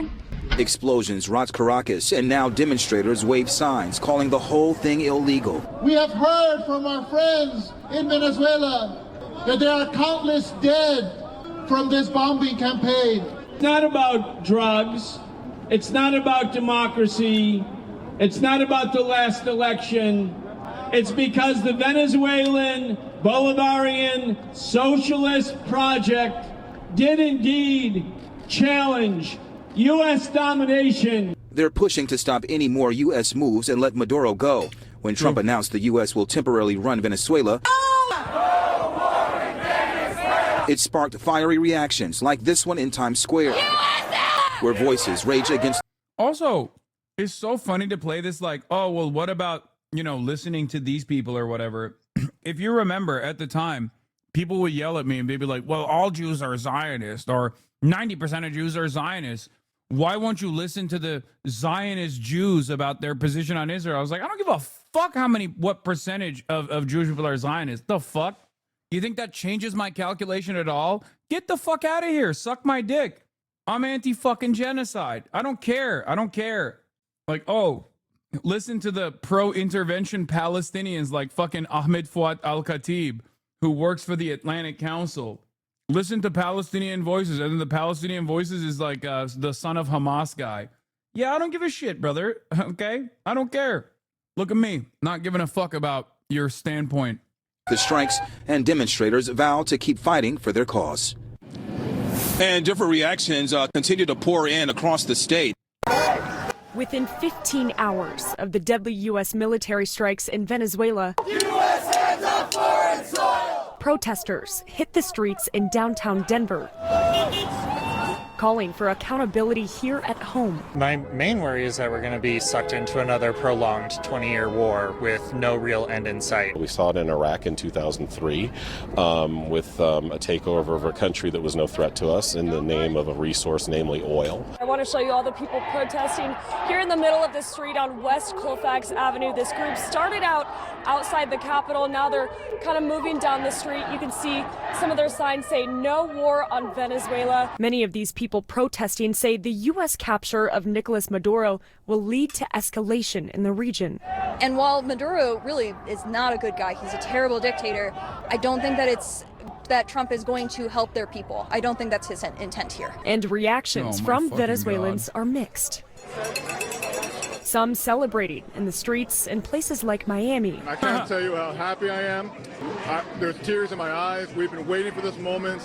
Oh, dude. Oh, shit. This guy's fucking got tears in his eyes. Oh, man. Well, I feel totally great about ExxonMobil's profits next quarter. I mean, it's not going to even take next quarter. It's going to take a much longer time than that. But, well, I guess I'm good then. There's nothing more to see here. Since 1998. While others, like Omelis Marchan, a Venezuelan living in Denver, say celebrating this moment is ignorant. She came to the U.S. with her family in 2023 to escape crime in Venezuela. ¿Qué vamos a celebrar? They're celebrating what exactly? The fall of people in Venezuela, the deaths that have happened. Her father, uncles, and her husband live in Caracas. She says her family is living in a state of fear, not sure what will happen tomorrow, and not sure what President Trump is planning for Venezuelans. There's a lot of people who are saying, yes, we need someone to intervene, but they don't know what an intervention is. They don't understand that what they're seeing in the poverty right now in Venezuela is only going to lead to more poverty after this and more need in the country. No more sanctions, no more bombs! In Denver, I'm Maggie Bryan, Denver 7. These are the armed gangsters that chatter was talking about earlier. The one that we banned. Do you remember when I said, Sherman, who's the kind of person who's anti-genocide but is shy to mention it, necessarily even the facts on the ground? Wait, what? That dude was literally saying these are gangsters. We don't want them to impose a Yankee government on us. We are free and sovereign. We are a people with guarantees in the Bolivarian Constitution. We are a free people, free and sovereign. Donald Trump is not going to take our oil. Rubio is not going to govern us. We have a president and a vice president who will assume for now, but our president is Nicolas Maduro. Here is the great motorized force of Caracas. We took to the streets of Caracas to tell the world to raise their voice about the kidnapping of our president. And we won him back, damn it. Long live the homeland, and long live Maduro. I'm Mr. President. You came from a different way this time. Yeah, a little bit different. We have some good people. We have Senator Lindsey Graham. Hello, everybody. We have Howard Lutnick, Commerce. We have Steve Miller. We have a lot of people. We have Aaron. We have a lot of people. Go ahead. Hi, Mr. President. Have you spoken with any of the U.S. service members who were injured during that operation in Venezuela? Yes, we have calls into them. I want to speak. They're all in good shape. Can you detail what watching that was like when all of this played out in Venezuela and what Maduro was doing that moment? Well, I knew the possible danger. I mean, it was a very dangerous operation. It was amazing that we had a few injured, but all are in good shape right now. But I knew there was great danger. You got off a helicopter, the helicopters were being shot out. They got on the ground with amazing talent and tremendous patriotism, bravery. The bravery was incredible. Lindsay, they got off the helicopter and the bullets were flying all over the place. As you know, one of the helicopters got hit pretty badly, but we got everything back. Got everything back and nobody killed. The next question is who's in charge of Venezuela right now? Have you spoken to the newly sworn-in president there, Rodriguez? And what are your thoughts on the entire situation when you said the U.S. would run Venezuela? We're dealing with the people. We're dealing with the people that just got sworn in. And, by the way, that tweet you reposted seems to be having the visibility repressed. You're the highest viewed, and like, despite the sheer number of accounts that regularly hit 10K in 2 hours, I could see that. I think sometimes they hit like certain lines. Oh yeah, I didn't even show you guys this. Here is a person who was organizing a fucking No War in Venezuela protest. Jessica Plica, organizer at Grand Rapids Opponents of War. Let's take a look at what happens here. Not just in a foreign issue, it's our tax dollars that are also being used to commit these war crimes. It is also the duty of us, the people, to stand against the Trump regime, the Trump administration that are committing crimes both here in the U.S. and against people in Venezuela. Now, in the background of this interview, you could see that police car. And now right here, we're showing you video we have. Immediately after the interview finished, Plica was arrested by 2 Grand Rapids police officers. You can see it in the video. And an officer tells Plica that she is being arrested for obstructing a roadway and failure to obey a lawful command from a police officer. You can see as she's taken away in that car, she was issuing a number of messages about wanting the U.S. to free Maduro. But again, she was taken away by police officers there. And you can see in this video, officers were closely following this procession in downtown. Where else have I seen that? I can't think of. Reminds me of videos I've seen from other countries. Now, of course, we've been doing this here in America as well. This is a very American thing. But it is pretty funny to be like, we're doing a pro-democracy move here in Venezuela. And then the people who don't want military intervention in Venezuela are getting fucking packed up and arrested on the street. I mean, come on. Yeah. Remember when I talked to a cop for a minute and a half and international press literally made it seem like I was arrested and thrown into a Chinese prison at Tiananmen Square? Remember that? On Grand Rapids. We have reached out to GRPD for more information about the arrest, but we have not heard back so far. I was told this kind of stuff only happened in countries that are foreign adversaries who don't have free speech. Of course, the Israel protests, the response, and the media coverage legitimizing the apprehensions played a role in normalizing this clear violation of the First Amendment. Yeah, Trump just condemned Iran's government cracking down on protesters. I mean, yeah, it's just, this is what I was reminded of. This is a classic one. Вы за активистов? За активистов, конечно. Я просто хотела спросить, как вы думаете, если здесь просто сказать два слова, меня за это сейчас арестуют или нет? Вас уже задерживают. С ума сойти. Now, hold on, because it doesn't end there. It's not just Russia. I think we all know what happens when you hold up a placard in London that says Palestine action, okay? Or in Germany. So remember, this is unacceptable no matter where it happens. But just make no mistake, this is happening all around the fucking Western world as well, okay? This is not whataboutism. It's across the board, completely and entirely unacceptable. But these sorts of images will become even more commonplace in America, which, unlike other countries, did not, let's just say, didn't go to silly lengths. Because, like, America always, when it was impactful, would destroy you for exercising your First Amendment rights, right? Edward Snowden, Chelsea Manning, Julian Assange. There are numerous examples of this, right? But America, at least back in the day, wouldn't, I mean, they did this with the, the Red Scare. But at least back in the day, they wouldn't do it for like silly shit, like holding up a placard or whatever, or organizing an anti-war protest or whatever. The more America's power around the globe goes away, the more you will see how little they give a fuck about the First Amendment. That's it. Yeah, I mean, this was really funny. This is really funny. Von der Leyen tells the protester he'd be arrested in Russia while he's being arrested. Thank you very much for receiving me. First of all, to those who scream and yell here so loud, they can be happy that they are in a free country like Finland, where the free speech is a right, where they have not any restrictions. If they would be in Moscow, they would be in jail in 2 minutes. Thank God we have a democracy. I love that one. That one's one of the best. Maybe she meant Finland is faster at processing discontent. Like, she meant, like, in Moscow, it would take you 2 minutes to go to jail. In Finland, it takes you 30 seconds to go to jail. Like, we speed run you faster. We speed run you through the process way faster. We're way more expedient with our unlawful detention. Liberalism is so dead, GG. Oh, for sure. I mean, it was dead. It was dead before World War II. It was dying before World War II. That was the whole point. Because it is capitalism.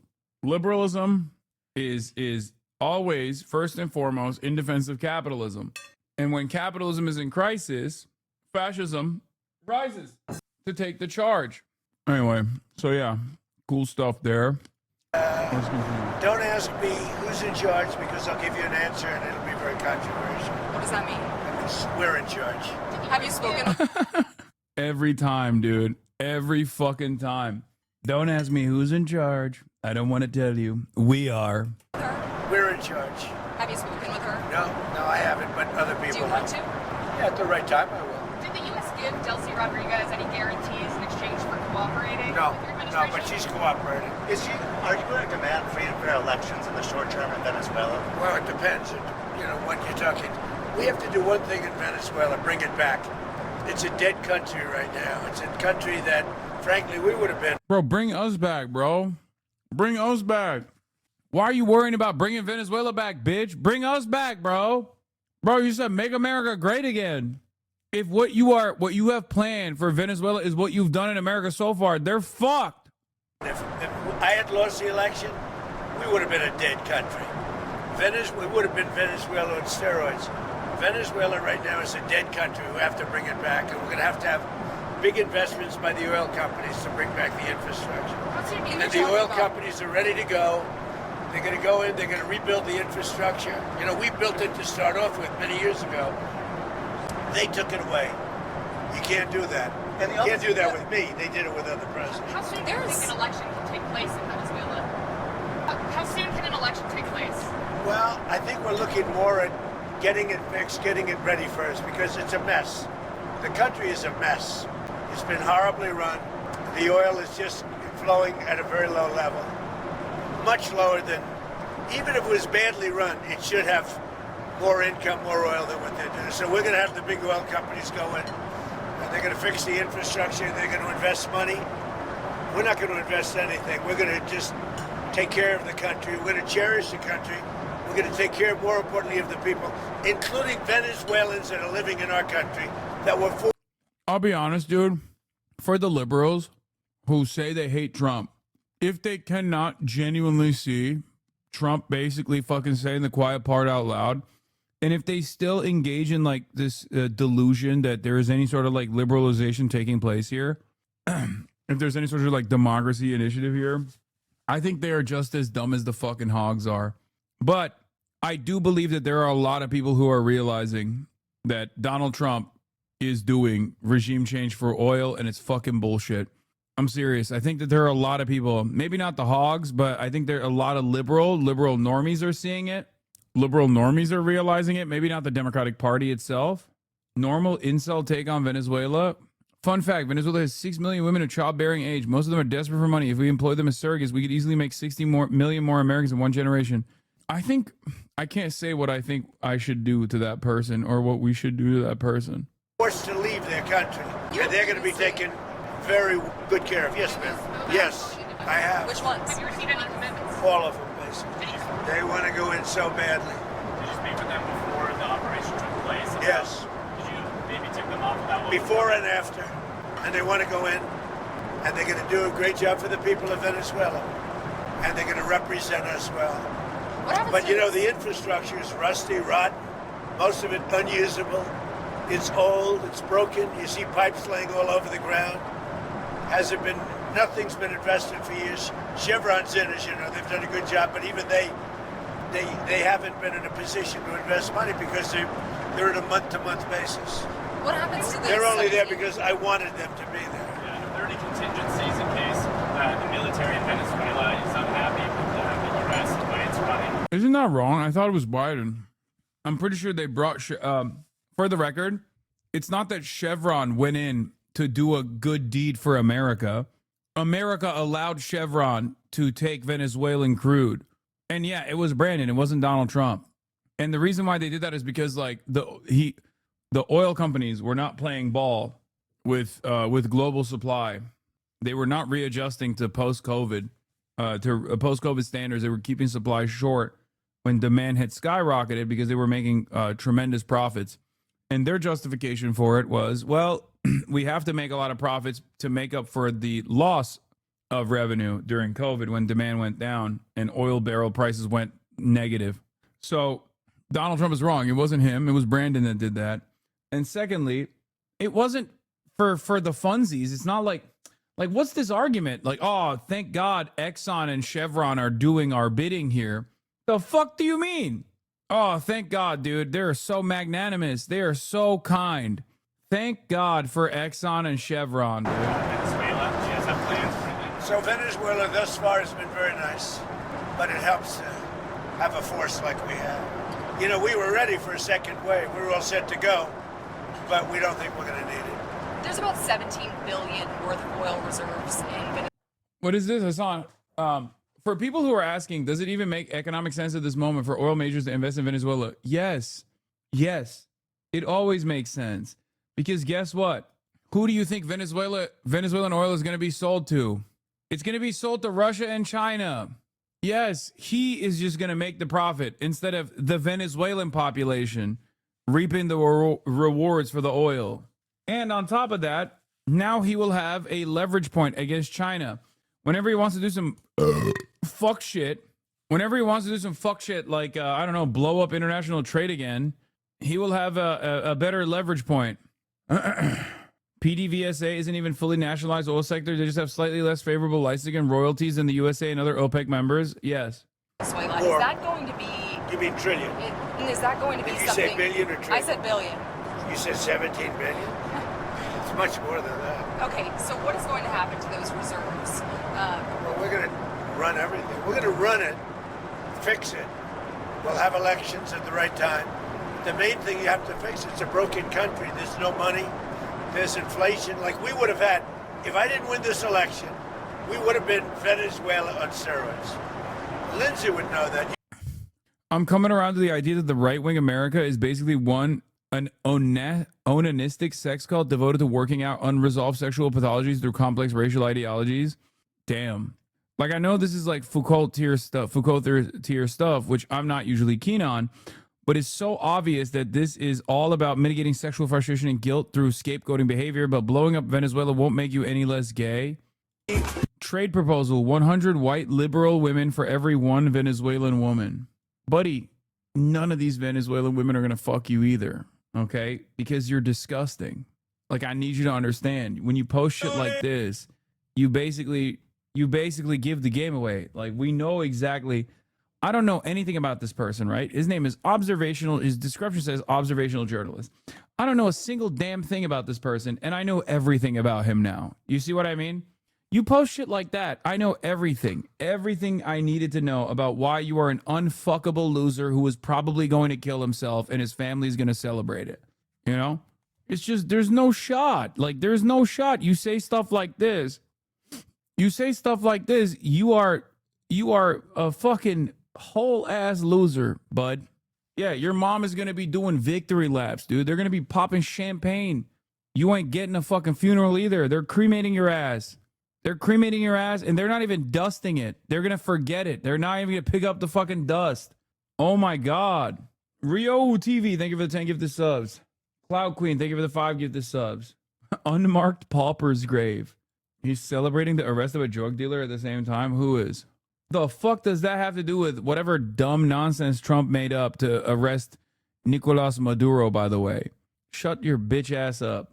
Venezuela was not using our dollar for trade. Now they are. Is that simple? No, that's also not the whole story. That's not the whole story at all. It's a part of it. But yeah, I mean, I've described this so many times over at this point. I might say something on that because we were talking before. We would have had a doubling up of very bad things that cost us a lot of money, like welfare, frankly. What's your criticism of Foucault? French. Easy. Fuck. We wouldn't have had jobs. And instead of having $18 trillion in, we would have had at least $5 to $10 trillion leaving the country. So our costs would have gone up, and all of the money that's, we're setting a record. It's long broken. And that's it. That's after 10 months. We haven't included the 11th month yet. So we think we're going to hit over $20 trillion. We would have, if it wasn't for Biden, we would have $10 quintillion. We will have Brazilian dollars. We're going to have so many. $1 trillion. I've made it up. New numbers like you've never heard before. That's right. Numbers like you've never heard before, folks. The question. Oh, God, I will fucking perish, dude. God, this dipshit. Oh, let's hear what this fucking asshole has to say. About who is now running Venezuela is one that even members of Congress who are big Trump supporters say they're not quite sure about. Senate Majority Leader John Thune told CNN's Manu Raju that he doesn't know. God, he's so repulsive and ugly and whines like a little fucking baby. There is nothing redeemable about this person. Know what President Trump meant by his assertion that the U.S. is running Venezuela, and he said he needs more information. Can you tell us what the president means when he says, is acting President Delcy Rodriguez in charge? Is she running Venezuela or not? Well, what the president said is true. The United States of America is running Venezuela. By definition, that's true. Jake, we live in a world. We live in a law. Just kidding. We have no laws. In which you can talk all you want about international niceties and everything else. But we live in a world, in the real world, Jake, that is governed by strength, that is governed by force, that is governed. It's just like him saying that is so, I don't know. I get the same read when I hear like Asmongold be like, yeah, we're dominating these people. It's like, bro, you can't even dominate a napkin. Like, what the fuck do you mean we're dominating these people? Like, what are you talking about? You can't even go outside. You get dominated by the sun, motherfucker. What do you mean we're dominating these people? Oh, it's ruled by strength. It's like, no, dude, you are not a part of this equation at all. You will never be impacted by this. Your sons are not going to be in the fucking front lines. And you're doing this for your buddies that are going to make a shit ton of money. It's this type of stuff that it's this type of like strong posture that I hear from the likes of Stephen Miller. And it's just like, you're a fucking loser. You're a loser. Governed by power. These are the iron laws of the world But that are you have existed saying since that the beginning of time. But in terms The of United day-to-day States- operations in Venezuela, that is acting President Rodriguez, right? It's not some sort of American emissary. No, what I'm saying is, we'll keep going here, Jake. So I want to say what I'm saying, and you'll follow up. But what I'm saying is just one level above that, which is that, by definition, we are in charge, because we have the United States military stationed outside the country. We set the terms and conditions. We have a complete embargo on all of their oil and their ability to do commerce. So for them to do commerce, they need our permission. For them to be able to run an economy, they need our permission. So the United States is in charge. The United States is run. Wow, that's so sick. I watched this from my rental apartment, my rented out apartment that is in a state of fucking disrepair. I called the landlord to put the fucking heat on because the heater broke, and he came over and he painted over it with white. Obviously, that didn't fix it. Also, my contract is about to be up and my rent is going to increase. But when I hear Stephen Miller say this stuff, I feel powerful all of a sudden, right? I feel like I do have power. Why? Because somewhere out there, there's a Venezuelan that's getting dominated, right, by the American military. And things are good for a brief moment. I close my eyes and I think, well, at least the American military is making sure that the petrodollar is strong. Like, do you understand how fucking stupid this is? They are not even trying to bring you into the equation. If you are watching this from afar, okay, and you're trying to find some way of looking at what Stephen Miller is saying and go, yeah, based. You don't have to do that. You don't have to entertain this stuff on partisan lines. You don't have to fucking sit there and feel like you are mighty and powerful because the American military went out there so that Exxon and Chevron can turn even higher profit margins in the upcoming couple of years, okay? This is not for you. And every moment that they spend trying to fucking make this something for you is a moment that you're being duped. Yeah, and then we're going to move on to Cuba, like another country that we have destroyed, okay? Like, how is this? And as to this commander-in-chief, he did something people talked about doing. You just wait for Cuba. Like, this guy is salivating, dude. Salivating. Cuba is a communist dictatorship that's killed priests and nuns. They've preyed on their own people. Their days are numbered. We're going to wake up one day, I hope in 26, in our backyard, we're going to have allies in these countries doing business with America, not narco-terrorist dictators killing Americans. This is a big frigging day. And everybody in the world is thinking differently than they were just a few days ago because of what you did. What is this? Crying the worst kind of chatter? The worst kind of chatter is the one that would literally say the most vile shit and then claim we're being so rude when we respond, like be so for real and fuck off. Oh, who was it? Who was doing that? I didn't catch it. That is my favorite kind of chatter. They're doing a sin eater thing with Trump now where they know he's cooked and checked out anyway, so they're just all going to ram through everything on the neocon wish list that's considered too politically disastrous for anyone else to touch. Social Security will be torched by August. The Greenland thing is all him, though. It's definitely making everything worse the more he talks about it. So there must be genuinely no way to stop him. Did you see Fetterman's vid from the night of the abduction? Curious for your thoughts? When I see that streamable link, I know, and I click on it anyway, okay? As soon as I see that streamable link, I know what's coming, and I click on it every time. You take down the source of the problem. President Trump didn't wake up one day and say, hey, let's take Venezuela. He did what other people talked about, but didn't have the balls or the guts to do it. This is a good thing. This is not interventionism. This is making America safer. We're going to be more... I don't even know why he's trying to argue against interventionism. Everybody knows him as Mr. Intervention. Like, every Republican knows him as Mr. Interventionism. So whenever he actually talks in promotion of Donald Trump, I feel like everybody, even Republicans, are like, ugh, gross. Prosperous because of the business deals. There are going to be Americans alive today because he shut down a narco-terrorist state called Venezuela. This is a good thing, not a bad thing.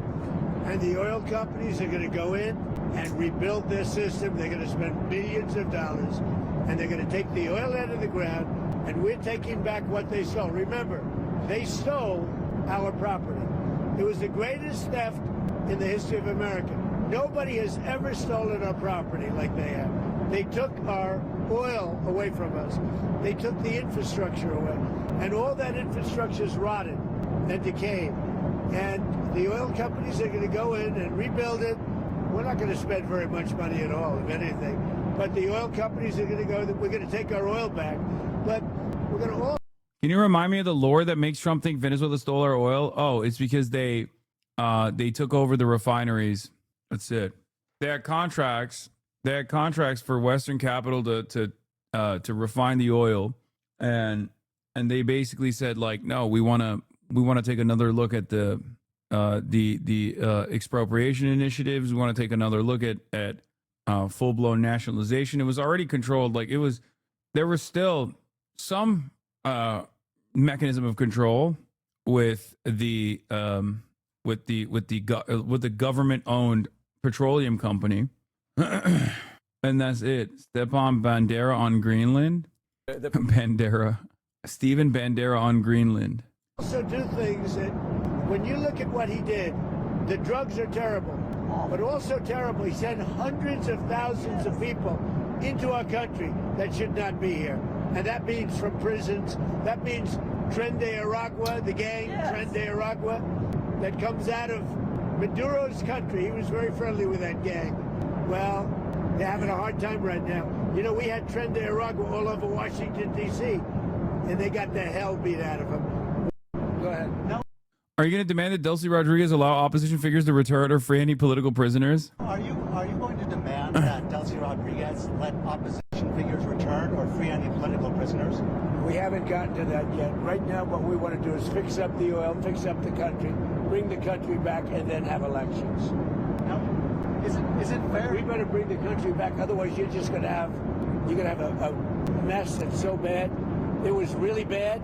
It's going to get a lot worse unless we go in and fix it. Is the U.S. going to? Go ahead. No, or not. So. Waters, they have to stop doing business with our enemies. They have to give us back our oil rights, which they stole. It's basically Spanish Saudi Arabia. It makes us the seller of oil to China. What does behaving look like?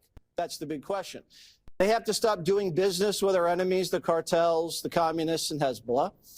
They have to stop pouring narcotics and migrants into our country. And they have to give us back our oil rights, which they stole. And judges have agreed these have been... Look, I'm not going to say what America deserves, but like, just try to put yourself in the shoes of someone not living in the United States of America for a minute. You know what I mean? Try to put yourself in the shoes of like someone living in Venezuela, for example, and not like the ones in Uruguay or Doral celebrating this stuff. Okay, just think like you're hearing this shit. They bombed your fucking capital. Maybe you weren't the biggest fan of your leader, but they kidnapped them. They killed a bunch of people in the process. And now this is the way they're talking about you. Because, like, this is a country with 30 million people, right? More than 30 million. Like, we are so cocky in the way that we talk about our desires. It's just, like, there's no shame whatsoever. It blows my fucking mind that this dipshit has the audacity to speak like this about a whole ass country. Stolen from us. So if you have it's basically like the Spanish Saudi Arabia. They have more oil under the ground than the Saudis do. So you get the Western companies back in there, you get it back online, and what does that do? It makes Venezuela more prosperous, America more prosperous, keeps energy prices low, which starves the Putin war machine, keeps inflation down, which is good for the economy, and it isolates the Iranians, and it makes us the seller of oil to China, if they behave or not. So what is behavior? South Party is I'm actually in a shitty apartment in Texas. I'm 100% agreeing with you on this. I fucking hate this. I feel fear for myself and my daughter. It's frightening. The shit is high stakes. I hate this type.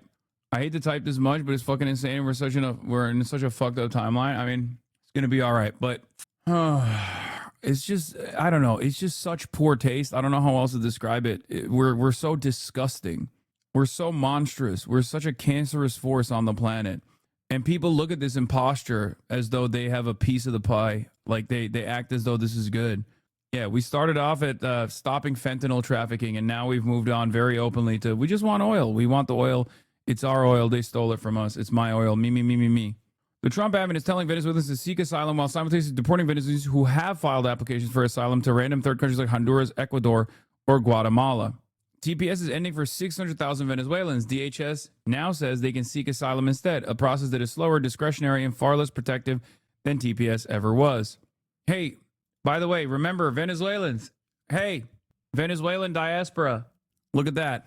Remember what I was talking about earlier? Like, that's the guy who cares about you. That's the guy who cares about your country.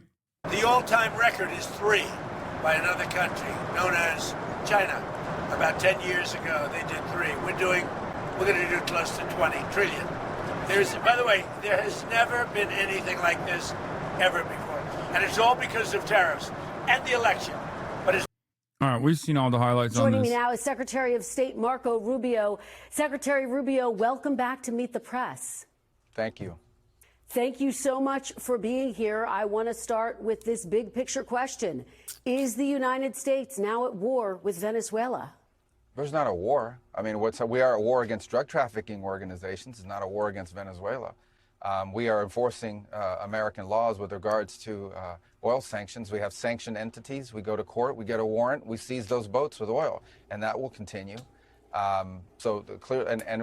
will continue to reserve the right to take strikes against drug boats that are bringing drugs towards the United States that are being operated by transnational criminal organizations, including the Cartel de los Sols. Of course, the leader of that cartel, is now in U.S. custody and facing U.S. justice in the Southern District of New York. Yeah, U.S. That's justice. Nicolas Maduro. So we made a big progress in that regard. Mr. Secretary, who is in charge? Are you running Venezuela right now? Yeah, I mean, I keep people, fixating on that. Here's the bottom line on it is we expect to see changes in Venezuela. Changes of all kinds, long-term, short-term. We'd love to see all kinds of changes. But the most immediate changes are the ones that are in the national interest of the United States. That's why we're involved here, because of how it applies and has a direct impact on the United States. Okay, we are not going to be able to allow in our hemisphere a country that becomes a crossroads for the activities of all of our adversaries around the world. We just can't allow it. We can't have a country where the people in charge of its military and in charge of its police department are openly cooperating with drug trafficking organizations. We're not going to allow that. These things are direct threats to the United States, and we intend to use every element of leverage that we have to ensure that that changes. The one I would point everyone to is that our military is helping the Coast Guard conduct a law enforcement function, which is not just the capture of Maduro, but the enforcement of our sanctions. We go to court, we get a warrant, we seize the boats. And we think this is tremendous leverage, incredible, crippling leverage, which we intend to continue to use until we see the changes that we need to see that are benefit to the American people. And by the way, we believe to the people of Venezuela as well. But Mr. Secretary, I think there's a lot of questions about who the point people are during this transition.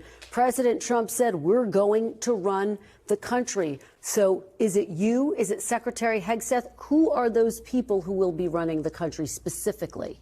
Well, it's not running, it's running policy. The policy with regards to this. We want Venezuela to move in a certain direction because not only do we think it's good for the people of Venezuela, it's in our national interest. It either touches on something that's a threat to our national security or touches on something that's either beneficial or harmful. And are you involved in that transition, so obviously Secretary? I'm very involved in this.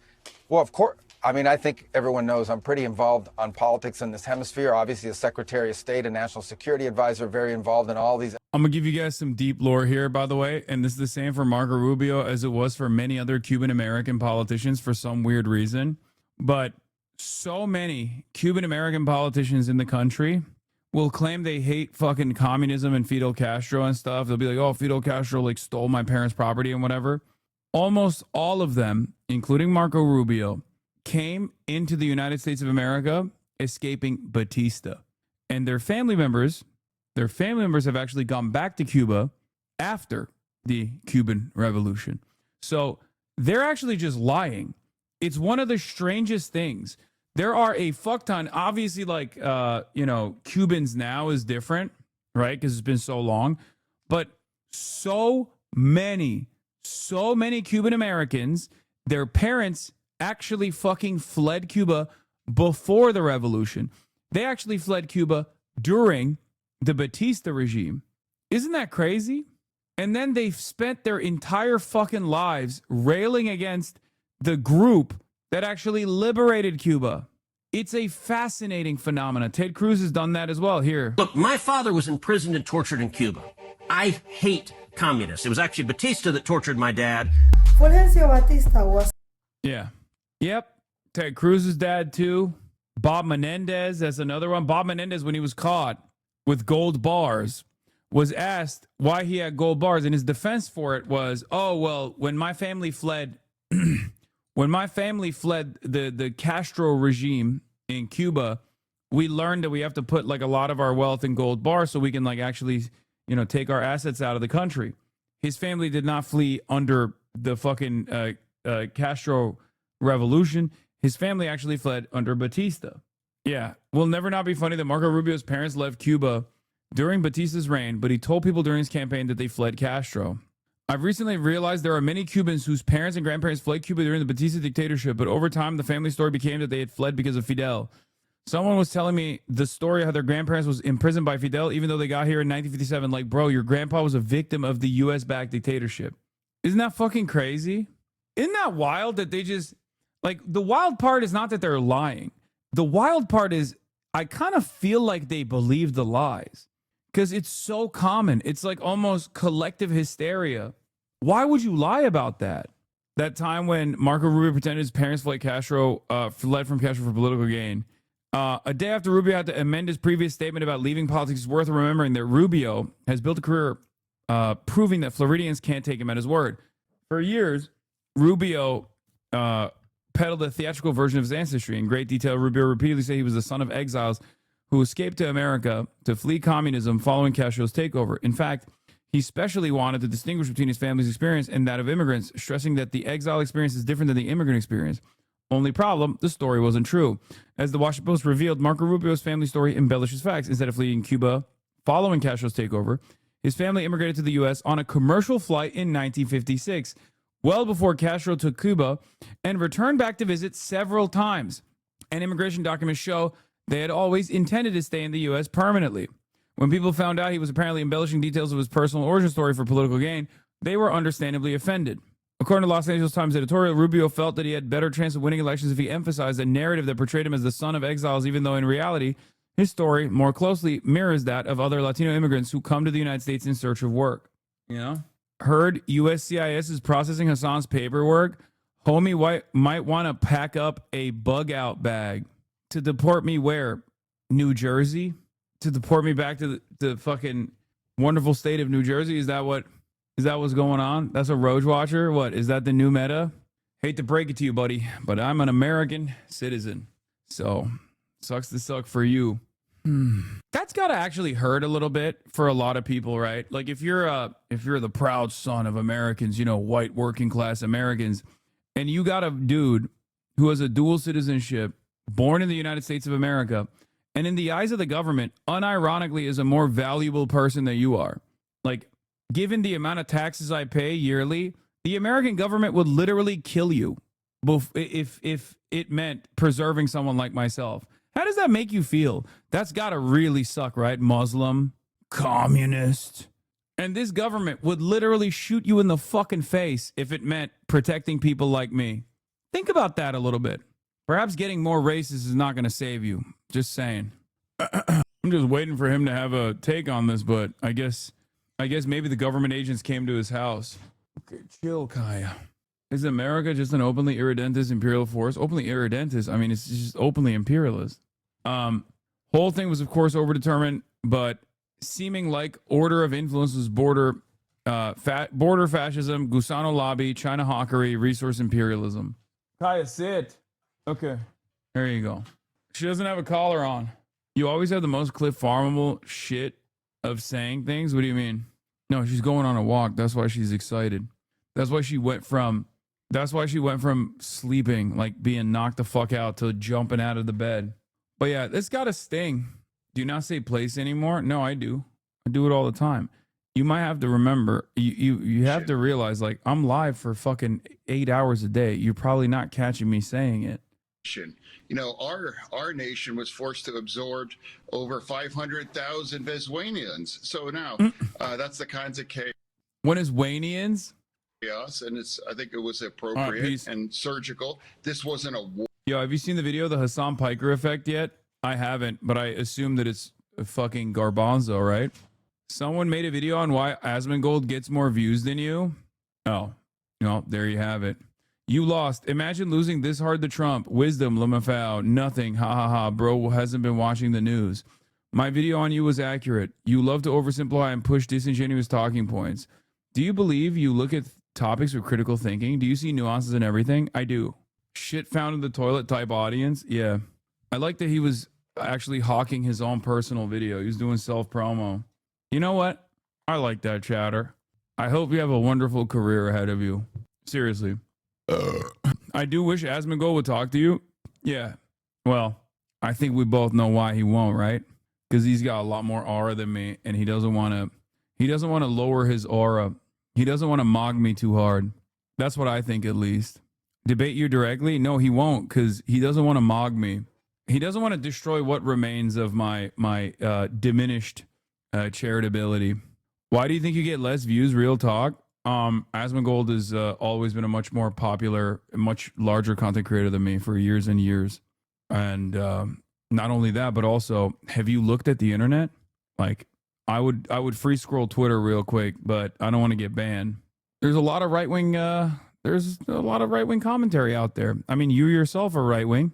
Do you think perhaps it's because you're biased that you think he's more right? Or do you think it's because he is just more right? And that's the reason. I'm centrist. Do you think it has anything to do with the fact that he pulls from all political corners? I'm centrist. Brother, you celebrated Donald Trump winning. I don't understand. I mean, why is it that everybody that claims to be a centrist always ends up being right wing? It's just so strange. Yeah, I guess like I have yet to, in my 34 years of being alive, I've yet to encounter a person who's like, I'm centrist. And then when we scratch the surface of their ideology, they reveal that the secret position that they're ashamed of revealing is that they actually want free healthcare for everyone. You know what I mean? Like, it's always like, I'm centrist. And then you ask them stuff. You ask them a couple questions about immigrants, and they're like, well, they should probably stop doing mass rapes on white women, you know? And it's like, well, that doesn't seem like a centrist position, you know? That loser got banned from Roach Chat half a year ago for being a weirdo, and they're still dick riding. Respect. Respect, brother. I do support Trump because of what he does, but hate how he does it. I like what Trump does. I hate Trump. I was saying you're mad. I like what Trump does. I don't like how he does it. Okay. Yeah, you seem like a centrist. I just, again, so many people who say they're centrist, when you scratch the surface on their thinking, very quickly reveal that they're not really centrist at all. I think what you're looking for is, the word you're looking for is confused, right? And I think we'd do better if we just acknowledge that. Like, a lot of people, if a lot of people are not being cynical when they say they're centrist, but seemingly like hiding their right-wing positions, perhaps they're just confused and don't really understand that they're right-wing, maybe. And that's fine. For the longest time, we had a lot of people like that in this chat. Not so much anymore because of all of the confused people deciding politics on the virtues of whether they like a particular content creator or not. So I don't think you're like, maybe you're not necessarily like cynically hiding that you're a right winger or whatever, but maybe you're just confused about it, you know? Because the line itself has moved far left, my friend. I wish the line had moved far left, brother. I fucking wish. The Overton window doesn't exist in his age anymore. The mainstream left is now Sneeko. The mainstream right is Andrew Tate and Fuentes. Mainstream left is now Sneeko. Okay, dude. What are some of the things that you think moved to the left? I guess like Eileen right. Ooh, okay. Look, we're making progress. Not purely centrist, but I'm more centrist than most right-wing people. You do know it's a spectrum, right? No, I do. I do know. Of course I know it's a spectrum. And of course I know there's nuance to this stuff. It's not black and white. Except you just said the line moved so far left. And I don't think that's the case. So why do you not have any nuanced thinking when it comes to left positions, for example? This guy saw this meme and it changed his life. Yeah, the left me. He's like, this is me. This is so me. I totally get it. I go for policy. I agree with you on healthcare 100%. Okay. It doesn't seem like you prioritize healthcare that much, though. Because if you did, you'd be on my side yelling at Donald Trump because he doesn't give a fuck about healthcare. And neither do the Democrats, really, which I yell at evenly on this issue. See, do you understand why when people say I'm a centrist and I say, you're probably a right-winger? This is the reason. Because a lot of people say, oh, I'm a centrist. I think healthcare is good and everyone should have it, right? Great. Clearly, healthcare is not as high a priority for you, though. And the things that you prioritize, if you like what Trump is doing, but not the way he's doing it, clearly you probably think that there is like a massive, massive wave of migration that's like ruining the country, for example. You know, like that is the highest priority for you. So obviously, if you have a hierarchy of different things that you care about and the highest ones align you with Donald Trump, it would be ridiculous for me to say that you're a centrist just because you want health care, but not for all, right? But I do think that if I were to have a conversation with you about what policies or what you believe, right? I don't think you're understanding what I'm saying. I'm policy-based. Just because I'm not 100% left doesn't mean I'm right-wing. Why do all leftists label without seeking nuance? Chatter, I don't think you're understanding what I'm saying. I'm saying that this person made a video about you 5 hours ago on their sad YouTube channel. They're trying to figure out their rent next month. I know, I'm entertaining it. I like an enterprising young man who is probably 45 years old, and I suspect British. You're talking to a Nazi, by the way? I doubt that they're a Nazi. You're in this TikTok, CC Clock Test Centrist chatter? Claiming that they're moderate when they're obviously right-wing. Okay, I've never encountered another human being that's been like, oh, I'm a centrist or I'm a moderate, and then lo and behold, it's a big secret, but they were actually liberal. I'm bringing it back to what I said in this video. Conservatives, alt-right, chuds, losers, all of those people know what they believe is deeply unpopular and deeply unsettling to most of the population. But they have to hide it. They have to keep it from other people. They need to obscure your understanding of their beliefs in order to still be accepted within popular society. Because they know once they have been outcast, there is only one place left to go, and that is basically pandering to one group of people. You can no longer have any type of creative pursuit or, in the more popular sphere of the world, any type of dating pursuit once people understand this guy's a One Piece anime critiquer. He's dope. You are a chud conservative who believes that women shouldn't be able to vote, or we should kick all immigrants out of the country, or we should have an ethno state. Once your views are found out, once they are understood, you can no longer run away. And Hasan is 1,000% right in that video. No liberal, no leftist hides their views. Yeah. Nobody says, I'm a centrist, or I'm a moderate, or I'm... As a matter of fact, I go so far as to say some leftists can't shut the fuck up about their views.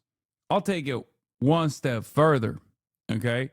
Like Maoist third worldists or anarchists or Marxist Leninists, Trotskyists, like they cannot consistently needle in their marginal ideological delineations with regular frequency. It's obnoxious. I wish that leftists would maybe shut the fuck up sometimes, okay? But they never do. They are endlessly open about their worldview, down to the wire, and they will make it your problem if you don't fully subscribe to it. That's how it is. I am a centrist of the socialist variety, okay? That's the kind of centrist I am.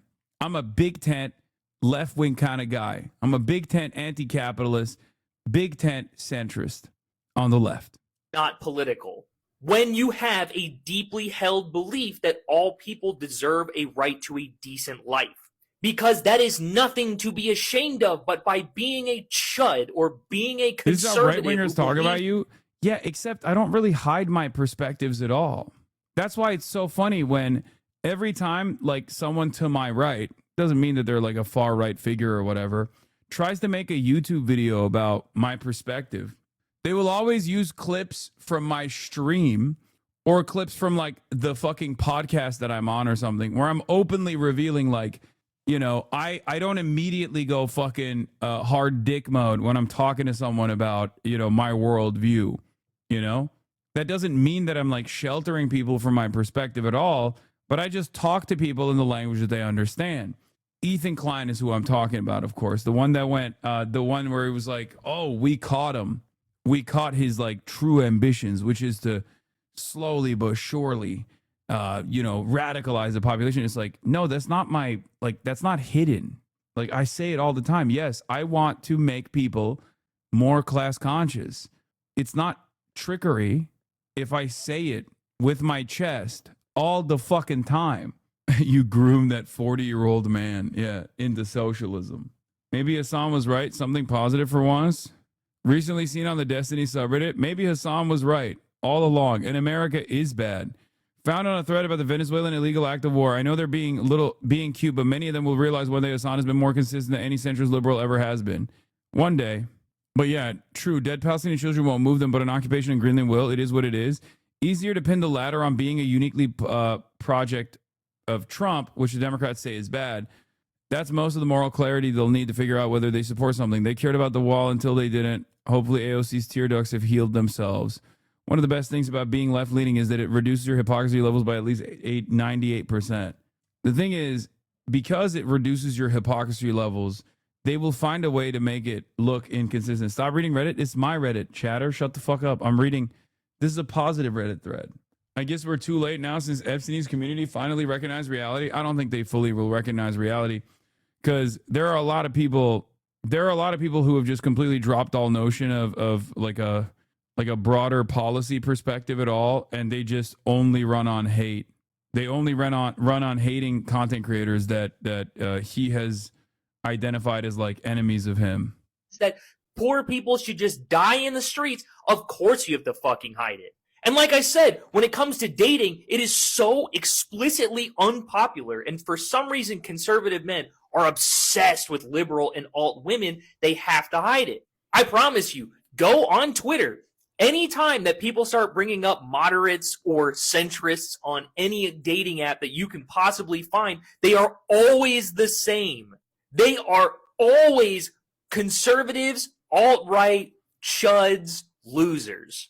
And it's so patently obvious to see. Like, there's no hiding it. There's no obfuscating it. The second that any actual conversation comes up about your values, it comes bleeding out of people. And what's even funnier is the people who hold these kinds of beliefs will come into my comments and say things. I don't expect the leftists to know this, but Ben Shapiro, Riley Gaines, and Stephen Crowder are moderates.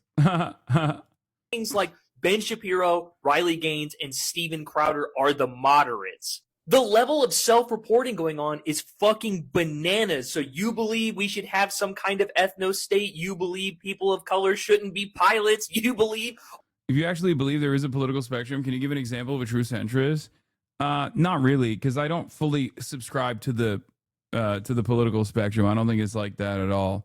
Especially not like that in America as well, where there is no ideological investment, and there's no consistency in people's worldview. Centrism isn't really a position. It's just, it constantly moves.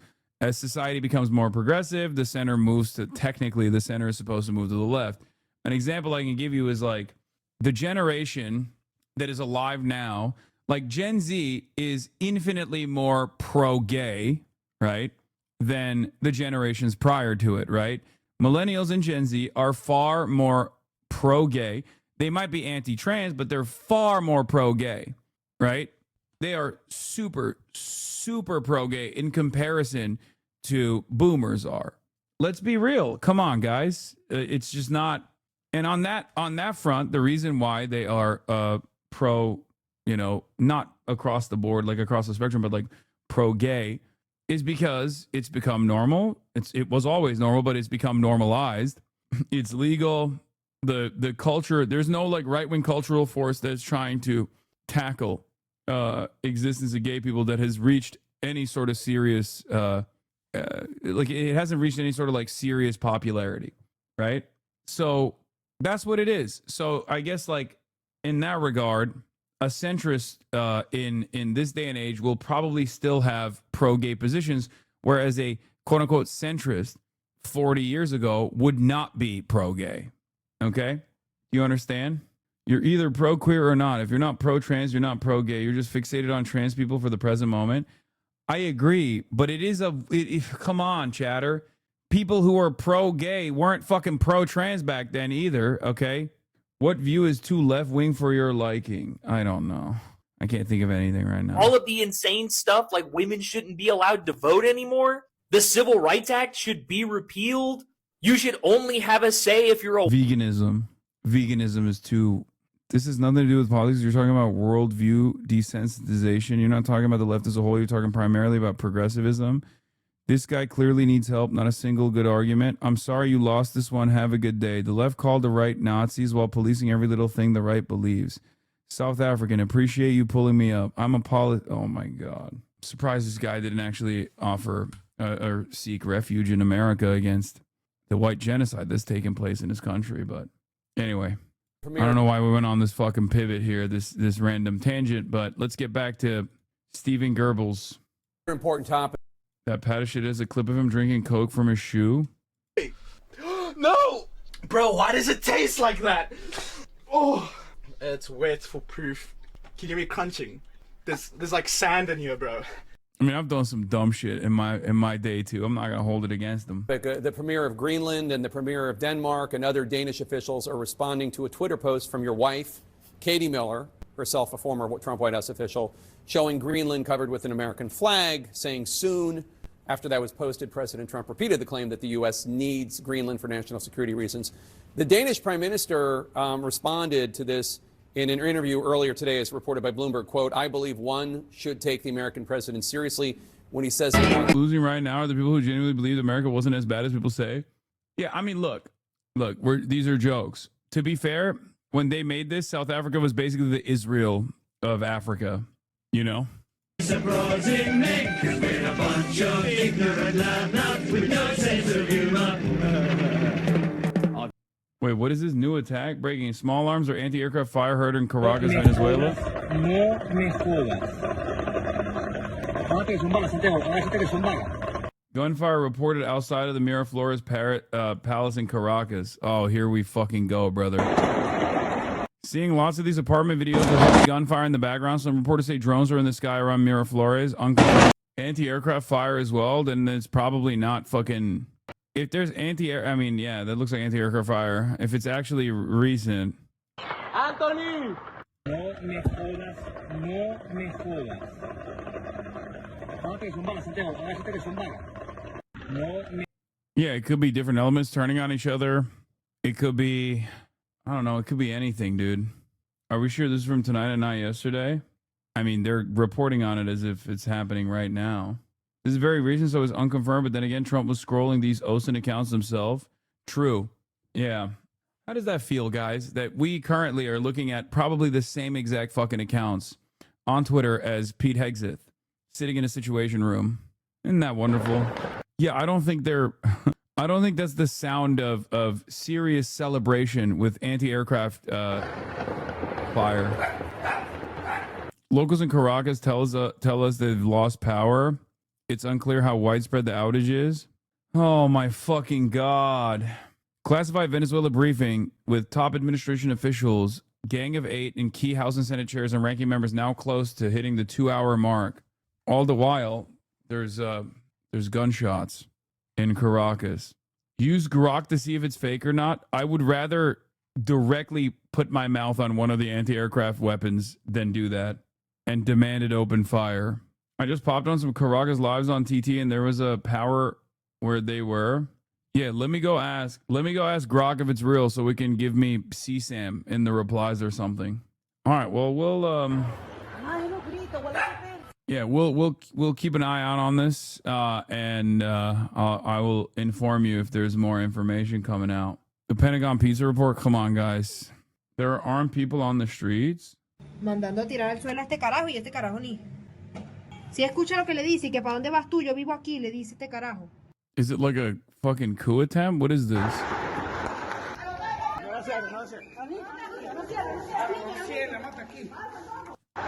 I mean, I doubt that that's how a coup would take place. Let's be real. I mean, sure, they are.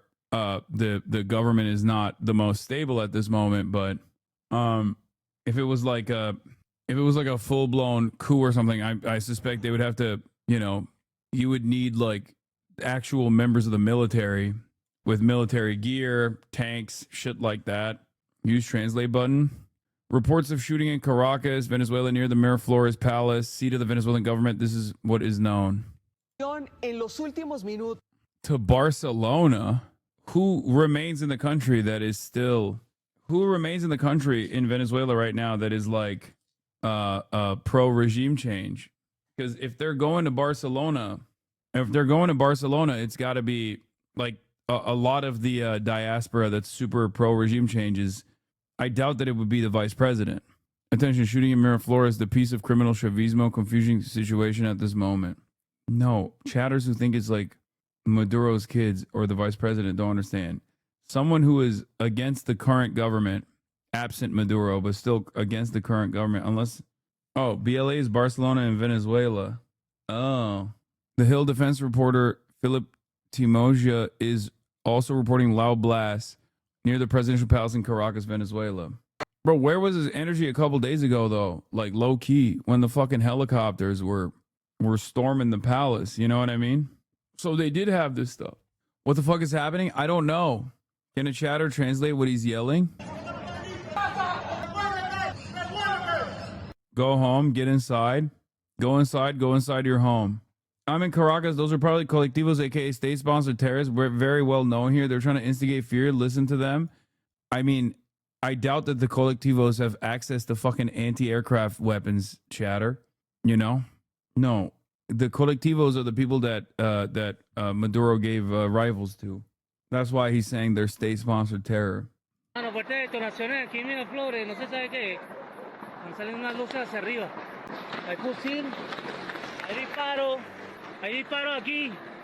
Probably a coup. Dude, this will fail, I think.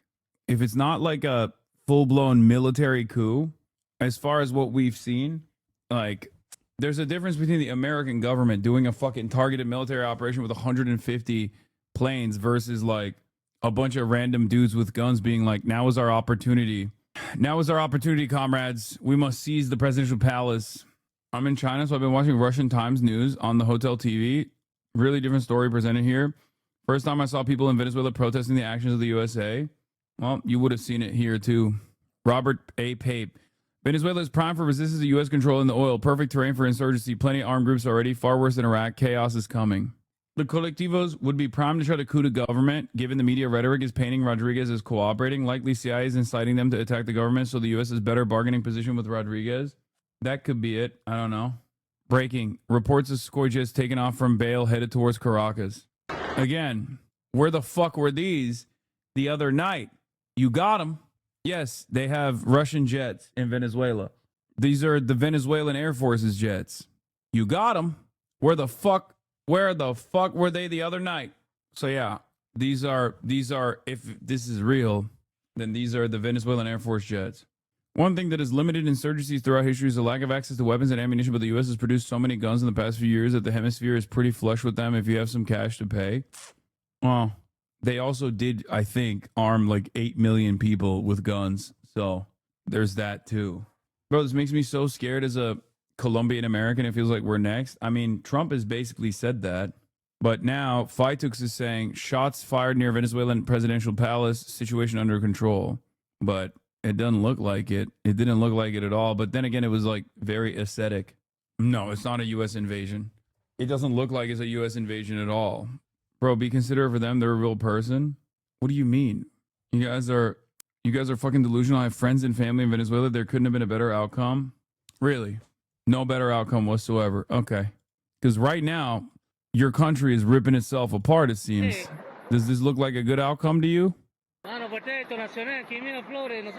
this is just like a couple days in. You know, we're not even talking about what it'll look like in the next 6 months.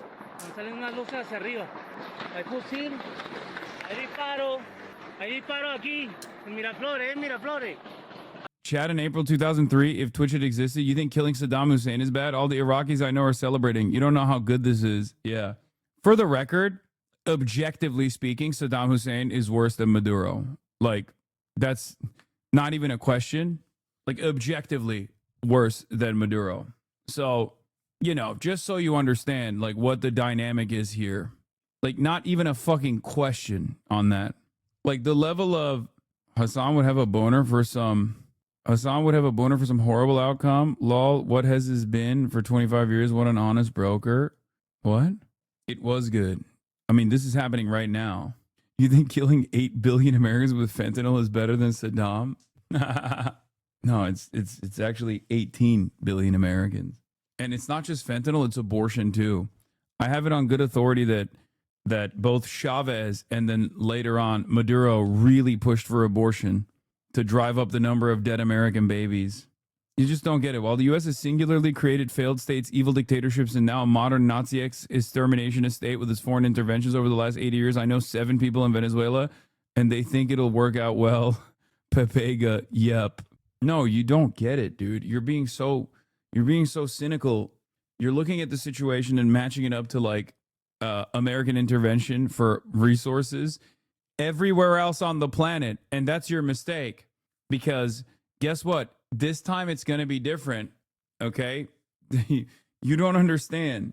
Oh, you have commentary about how every time America has done this, it has led to a complete destabilized fail state. Well, guess what? How about it's different this time? Oh, that's what people told you last time, and the time before that, and the time before that. Well, I have a perfect argument for you. One that you have heard many, many times over, but this time it's different. Because this time it's different, trust me, bro. It's like the gambling addict one, you know what I mean? Like the gambling addict that's picking for diamonds. 90% of gambling addicts quit right before they strike gold. But this time it's regime change for extraction of natural resources. 90% of victims of American imperialism quit right before America is about to do the good regime change, okay? Straight up. Yeah, this war will destabilize the entire Latin American region and set off a global shockwave of anti-Americanism versus no, it won't. From our friends over at Fox News. You have to take action on that. Let's just cut to the chase. Here's what Democrats really are about. They actually like dictators. Think about Obama and his embrace of the Castros. Think about Joe Biden, his embrace of the mullahs. Remember the pallets of cash that they were sending off? In fact, even crazy Bernie Sanders. I think there's something really funny about this statement because, like, American foreign policy is bipartisan. And yeah, we do love dictators, except it's not what he's referencing. Like, that's so funny to say that. Like, you're Donald Trump's guy who on this planet has unironically kissed the asses of more like non-aligned nation state leadership other than like, you know, the appropriate ones like the Saudis and whatnot, right? It's pretty funny because like it's some of the more redeemable qualities of Donald Trump that he just like genuinely sucks off Xi Jinping, Kim Jong-un. Like he thinks they're cool. Okay. I just like saying that about anybody. Ew, who is this meatball with glasses? Hasan Piker? That's crazy. Hasan on me. That's fucked up. He wanted his honeymoon to the USSR before even the curtain fell. He went to the This is Jason Miller. He famously unsuccessfully sued friend of the show, Will Menaker, back in the day, by the way. USSR. Democrats love dictators. In fact, they love dictators so much, they copy their tactics. Think what Obama did to President Trump. Come on, dude. Please, do you fucking hear yourself? Brother, I'm not in the game of being like America is the fucking holiest nation on the planet and it's a bastion of liberal democracy versus all of our foreign adversaries are major dictators and all this shit. But like between contemporary presidencies, who's closest to the way that we have presented all of our foreign adversaries of being like bloodless authoritarian tyrants? Who? Donald Trump or fucking Joe Brandon and Barack Obama? Come on, dude. This doesn't even meet the standard of like things that people can fucking see with their own eyes, regardless of how little education they have. Come on, dude. Who is closer? Who is closer to, I wonder out of the last couple of presidencies, who has actually deployed the fucking military at the domestic level over and over again and significantly rolled back First Amendment protections, okay? And Biden did that for Israel too, but Donald Trump literally was trying to actively deport people, okay? Who has decided to ship off people, random neighbors, to a slave labor prison in El Salvador. Get the fuck out of here. Even down to silly shit like Jimmy Kimmel. Jimmy Kimmel is the most vanilla guy out there. And Donald Trump was trying to utilize the licensing board to take him off the air. What the fuck? It's so crazy. It's like from the silliest shit all the way to the most fucked up stuff. Who is closer to like a Russian style authoritarian dictatorship out of the last three presidents? Please. With capping the phones, think what Joe Biden did with weaponizing his DOJ against President Trump. Yeah. The Democrats act like dictators themselves. That's why they're upset. No. Dude, come on. Donald Trump, dude, come on. Barack Obama weaponized the DOJ, or Barack Obama weaponized the FBI, and fucking Joe Biden weaponized the DOJ. Are you serious? Donald Trump literally replaced attorneys general because he was like, you're not doing it for me. You're not prosecuting these people hard enough. You're not prosecuting my enemies hard enough. And we don't even have to speculate on this because he literally fucking said it in what we all now know was supposed to be a private DM that he accidentally leaked to Attorney General Pam Bondi. He was like, enough, make haste, start prosecuting and arresting people. That's why it's so funny when like Alex Jones talks about, black helicopters, attack helicopters coming in and putting us inside of FEMA facilities. That's right, it's happening. They're black backing people from the streets. And also the satanic pedophilic cult is doing this at the behest of the great Satan. And then you literally have Trump doing it. And we joke about him all the time, joke about Alex Jones all the time, because Trump is actually doing the things that Alex Jones said for years all of these other presidents would do, from George W. Bush to Barack Obama to Joe Biden. And now Trump is actually doing it. And he can't even fucking call it out because he is a regime guy. Yeah, now Alex Jones is licking the boot hole. Look at this fucking asshole. Thank you, Alex Jones, for providing a clip from a TV show that the CIA helped produce to explain us why we need a war with Venezuela. What would you assume is the most major threat on the world stage? Anybody? He said, for the people who are geopolitically illiterate and don't understand why Trump did what he did, this may help. You are witnessing a return to the Monroe Doctrine.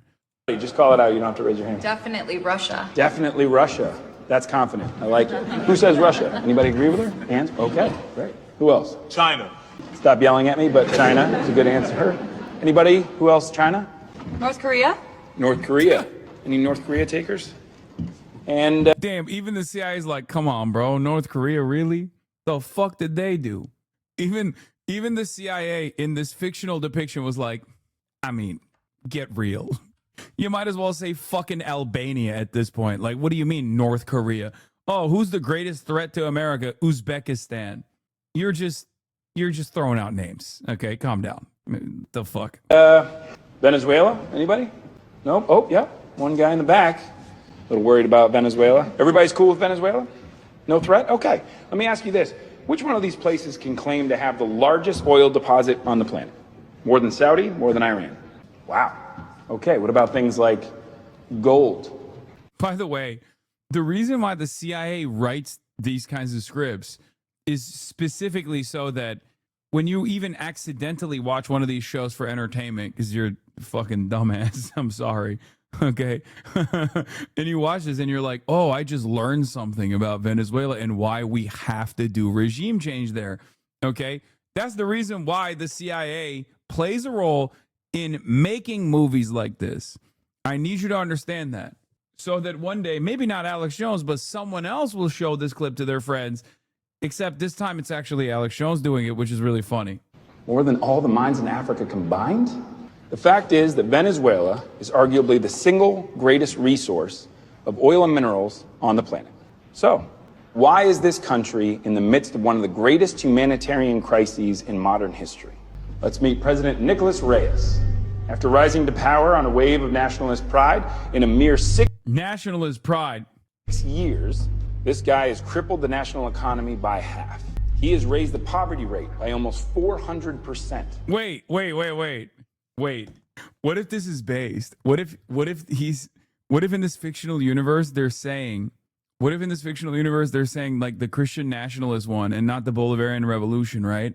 And it's like, and that's what happened. It's like, oh, you have like a right-wing shithead dictator that has crippled the economy and has reduced the literacy rate. Like he's saying it's the reverse Chavez, where this guy came into power and unironically, when this guy came into power, they were beating your ass for reading. They lowered the literacy rate somehow. If I'm not mistaken, it's something like that, but the opposition lady is a liberal. Oh, so they're not even hitting like the fucking anti-socialist lines here. They're just saying like, oh, a fascist came into power in Venezuela this time in this fictional universe. And of course, the true solution is to liberalize the economy. Because if they were to say this guy's a socialist and he came into power, then people will get mad. For the woke libtards that watch shows like this, they have to soft pedal it, where they have to make it seem as though like the guy who came into power, he like stole resources, he like nationalized key sectors, but he did it in a nationalist way, right? Luckily for the rest of us, he's up for re-election.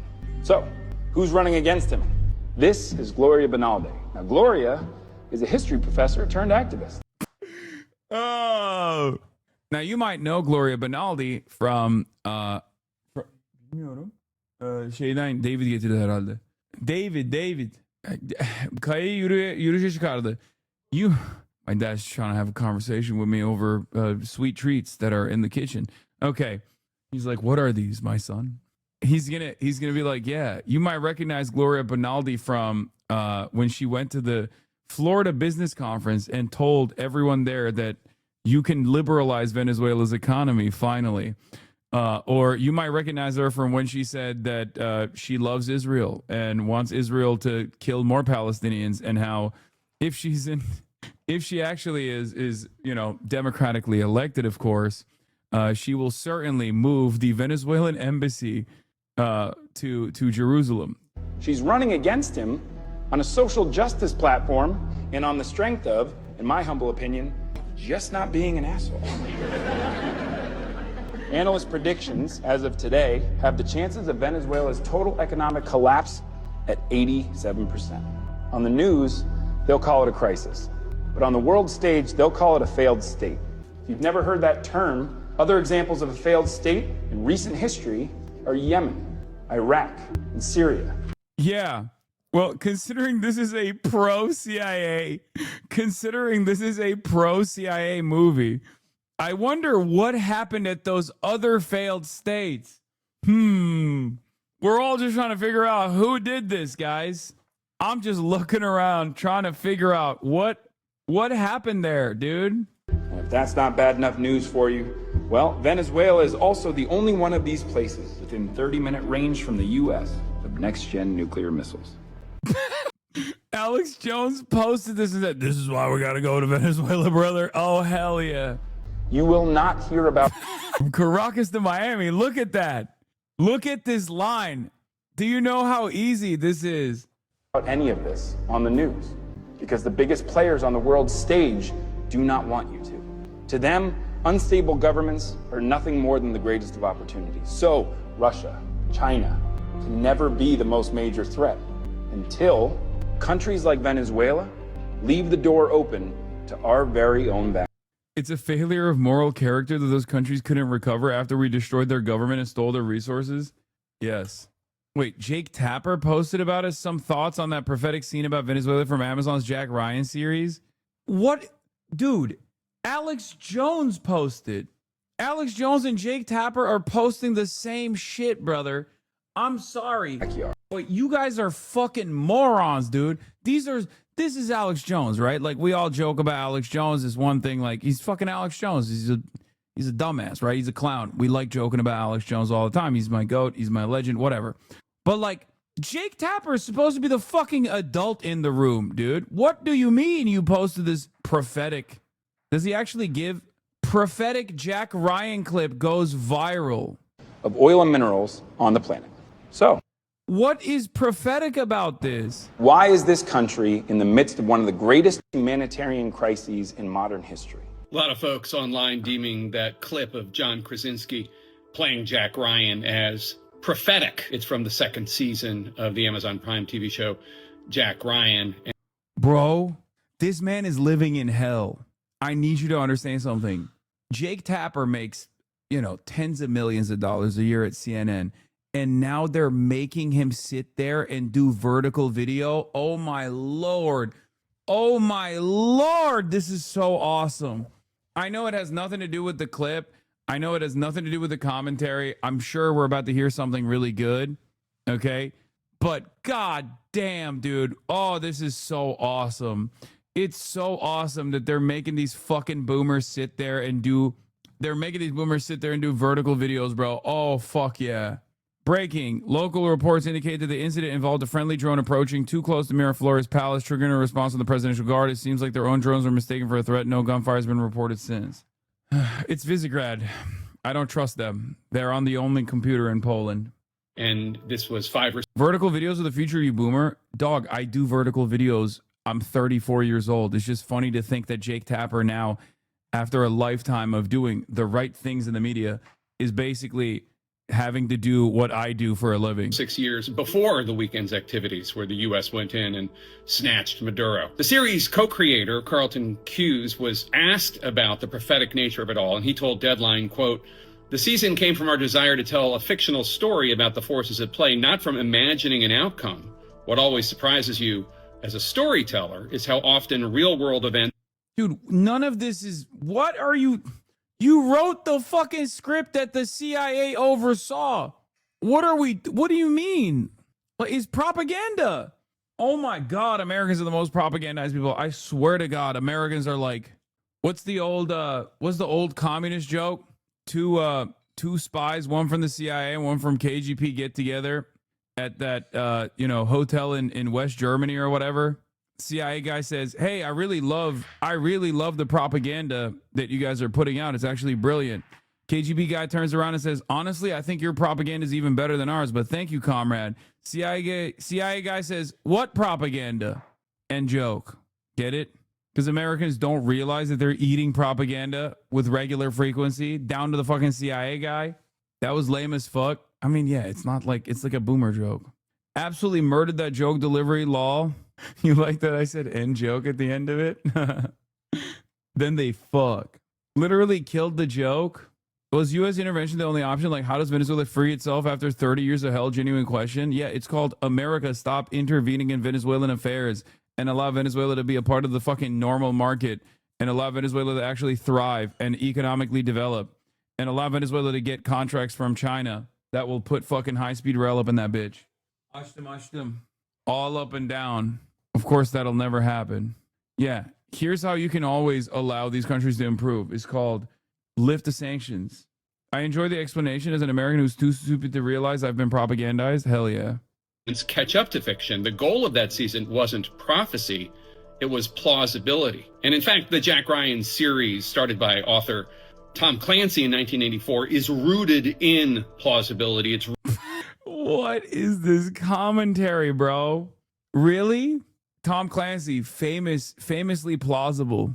Rooted in potentially real world threats that could actually happen. The Jack Ryan series is different from, say, the James Bond series or the Mission Impossible series that way. Just as Clancy wrote about a fictitious plot to crash a plane into Congress in a 1994 book called Debt of Honor, which the 9/11 hijackers attempted to actually do 7 years later. There's no connection other than this is the reality that we're all in, and both the Jack Ryan series and reality play off of that. So it's not... You should make a video just like this explaining things that The Simpsons was right about. No, I will not be doing that. Please, Hazan, I never beg, but this animated chart is so stupid that it's funny. The chart of the last 100 years of Venezuelan oil production is self-explanatory. It was once the world's largest oil exporter, well ahead of Saudi Arabia, but then socialism arrived in 1999 and a collapse followed. Damn, dude. That's so crazy. How'd that happen? It's also extra funny because, like, there's like a big dip here, right? Which comes after the additional sanctions. And then it picks back up. I wonder why. Oh, that's right. Because they needed, because America needed more oil. Here's the actual reality. You filthy. What the? I've never heard that before. I'm not even going to say it. That's like, that seems a little bit like a slur to me. Yeah, gunfire was heard in the Venezuelan capital Caracas on Monday night near the Miraflores presidential palace. Baby Billy with a new sermon. They say I haven't seen this yet. Hold on. Videos geolocated by CNN show would appear to be lights from drones and anti-aircraft fire across the night sky. It's unclear what the situation is related to. CNN has reached out to Venezuela's ministries of communication and foreign affairs for more information. You should come to England, twin. What am I going to do in England? you have seized Venezuela for the oil. Yes, this is true. That there is that which has been brought to the forefront of this. What the fuck? Bro, we are not a real country, dude. Come on. Oh, you have delivered the oil for us. The oil that was sent by God. Our oil. Amera oil. Someone said Valutain. He do be looking like Patrick Bet David. This earthly battle. But the enemy has sought and was seeking to bring war and to bring conflict through Venezuela and to control the oil of the earth. What? But the spiritual oil and the natural oil does not belong to the forces of darkness or to those who thought that they could bring a one world order. This is my reset. And the oil of the natural and the oil of the spirit is mine, says the Lord. They say you have seized Venezuela for the oil. Hell yeah, dude. This guy's awesome. Also, I fucking love the French cuff. Like the French, like the whatever is going on with these cuffs here is fantastic. Okay? Why is it so long? Why is it cuffed over the suit jacket? It's so fire. This guy's awesome. I would give him all my money. Yes. His collar is starched to hell and back. Excuse me. You mean to heck and back? Fire Hugo post about Vuvuzela. Bro, this is like a day late, $1 short. Okay? We've already made this joke a million times. Like, no disrespect to Hugo, but he's running on that Albanian internet. God, what a fucking awesome country we live in. MAGA cultist Hank Kuhneman purports to speak to God for declaring the U.S. capture of Venezuelan President Nicolas Maduro, the work of the oil of my spirit. I think he can sue you for saying he's Albanian. You're literally Chinese. According to Enver Hoxha, between you and Albania, there's 1.4 billion communists in the world. Is Hugo Chavez alive? Yes. That's how he stole the election for Joe Biden. He's alive in our hearts. The United States ambassador to the Holy See is appearing to undermine Pope Leo's stance on Venezuelan independence. This has never happened in the history of official U.S. Holy See diplomatic relations. Update. In a significant breach of U.S. Vatican diplomatic norms, the Trump administration's ambassador to the Holy See. Guys, I don't know what this is. What is the Holy See? Is this Catholic drama? The Vatican has two different. Why is it? The Holy See is the Vatican. Holy See is papacy. Wait, why is it called that? This is a thing that I objectively did not know. Wow, it's the government name? It's the political name for the Vatican? Wait, why? It's the name of the chair? Huh. They have a political entity called the Holy See to avoid paying taxes. The Holy See, Santa Sede, also called the See of Rome, the Patrine See, and Apostolic See, is the central governing body of the Catholic Church in Vatican City. It encompasses the office of the Pope and the Bishop as the Bishop of the Apostolic Episcopal See of Rome and serves as spiritual and administrative authority of the worldwide Catholic Church in Vatican City. Wow, I learned something new today. This is crazy. They put you next to Macron in the awards. What is this? The French President Emmanuel Macron sprints to his fans. Yeah, this guy fucking destroyed all that good aura that he had in China. HasanAbi goes full Chinese musically on a bus. 天上太阳红呀红彤彤哎，是红色太阳是毛泽东哎，他领导我们的西方哎，人们放心大将，说说主人，一呀一西哟哎，二呀西哟啊，人们放心大将，说说主人。And the winner is the other 3 nominees that I have not interviewed, and I look forward to it in the near future. Wait, what are the comments saying on this one? This was terrible. That was terrible. You are so on key. It's rigged. I can't believe I didn't win Best Chinese of the Year. So, the United States ambassador to the Holy See is appearing to undermine Pope Leo's stance on Venezuelan independence. This has never happened in the history of official U.S. Holy See diplomatic relations. Update. In a significant breach of the U.S. Vatican diplomatic norms, the Trump administration's ambassador to the Holy See issued a statement that misrepresented Pope Leo's remarks on Venezuela in order to defend the U.S. military invasion. Such a misinterpretation is unprecedented in the 40-year history of formal relations between the two governments. Is this a schism? Like, do we just unlock a new religion? How does this work? Does this mean like we got, I don't know, Christianity too, but like not really? I guess that's technically what you know is Christianity. No, it's a diplomatic incident. J.D. Vance is Catholic, but now they're making U.S. Catholicism. Bro, we already got that new religion 400 years ago. I know, this is like neo-Catholicism, which is basically Protestantism all over again. Surprise, it's Protestantism one more time. But this time it's Prot 2, okay? It's even worse than Protestantism 1, okay? Trust. Yeah, it's even more gross and American. This is how they started Anglicanism, but with King Henry and the English. Wasn't it because he wanted to fuck? Isn't that what it was? Am I crazy? I thought he just wanted to fuck a lot. And he was like, I don't want to keep chopping off the heads of my wives, dude. Like, let me just divorce them. Like, this is ridiculous. Like, it's getting to a point. You know what I mean? I keep having to literally chop their heads off. It's fucked up. I need a different version of events. Wanted a divorce so we could have a male heir. He was a little bit of a feminist king when you think about it. A schism? No, Hassan Lal. Countries undermine the Holy See all the time when it comes to internal matters. Venezuela did it all the time when the Pope Francis asked for the release of the protesters. See, this is what I mean. You are grossly misinformed about King Henry VIII. Okay, first of all, I presented it as a question. Okay? Like, why are you defending King Henry VIII's honor? Like, what the fuck? Bro, did you time travel? Are you from a different period? You have done sacrilege, Miley. You have disrespected the monarchy. My lord, take his head off. I'm not defending his honor. Well, I mean, I was one, joking, and two, it wasn't like, yeah, I presented it like a question. I will die for you, my liege.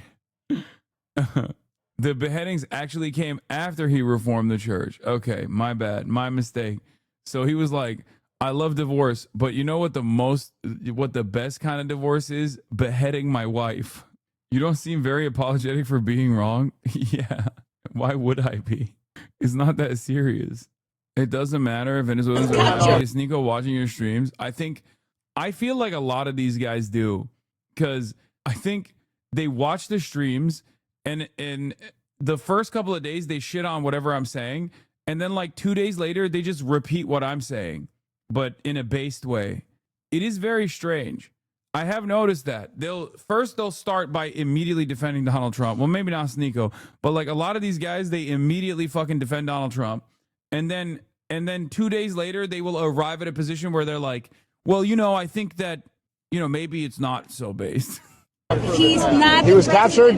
Yes. What's the difference? From your point of view, I can see it that you aren't there for him because he lost the election. But once you get in power with socialism, they never leave power. Oh my God. Oh my God. Oy, oy, oy, oy, oy, oy, oy. Every single time, brother. It's like every single time. I understand what you're saying, but as an American, like, I don't care about your elections. If you won the election or not, that doesn't matter. Trump brought troops to your country, kidnapped your president, You say it's captured, whatever. I don't know Those are what synonyms. percentage are you, but to all the Venezuelans that you ask, they are so happy. I know. Because the I know. freedom is just right there. But my point is, it doesn't matter Okay. to Americans whether or not Venezuelans are happy. Oh, not to, you are as an American. That's your point of view. But many other Americans, the quiet ones, they are happy. I grew up in the Venezuela, where Venezuela was the jewel of South America. Is this where you realize all of Latin America is ruled by conservatives? No, what do you mean? I know, dude, I know. And also, this didn't happen overnight. This literally was it was a concerted effort by the American government to ensure that virtually anyone that had even remotely woke opinions, like anyone that was saying sharing is caring in Spanish, was getting fucking thrown off of a goddamn helicopter. Okay? I know. It's just like, and the thing is, everyone's immediate opinion is like, oh, these guys are like landowners, right? They're slavers and landowners. Like, no, they're just regular hogs, you know? There's fucking Latin American boomers that are just like hog coded too. They don't have to literally be direct descendants of slavers, chatter. First of all, it doesn't even make mathematical sense if every single Cuban was a slave owner that's living in fucking, Miami right now. No, a lot of them are just hogs. People have hog mentality. They can have hog mentality. Look around. Look at the number of people who are utterly devoid of capital. Okay? No capital whatsoever. At most, they got a busted down, hand-me-down Honda Civic from 1997. That is the only thing that's like their lifeline. Okay? No bitches. No fucking, the weed's not loud at all. They're in the chat constantly defending capitalism. Okay? So if you can understand that Americans can have this like anti-communist, anti-socialist perspective, it shouldn't surprise you that there's like Latinos who are also hogs as well. What do you mean? Hog universality, baby. Also, you are literally talking to people in America, okay?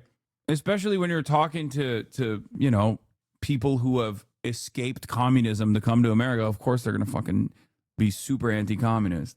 I briefly talked about this with Jason as well, about Vietnam. Vietnam is actually an interesting one, though, because unlike many of these other countries that were like consistently dominated, Vietnam won that battle, right?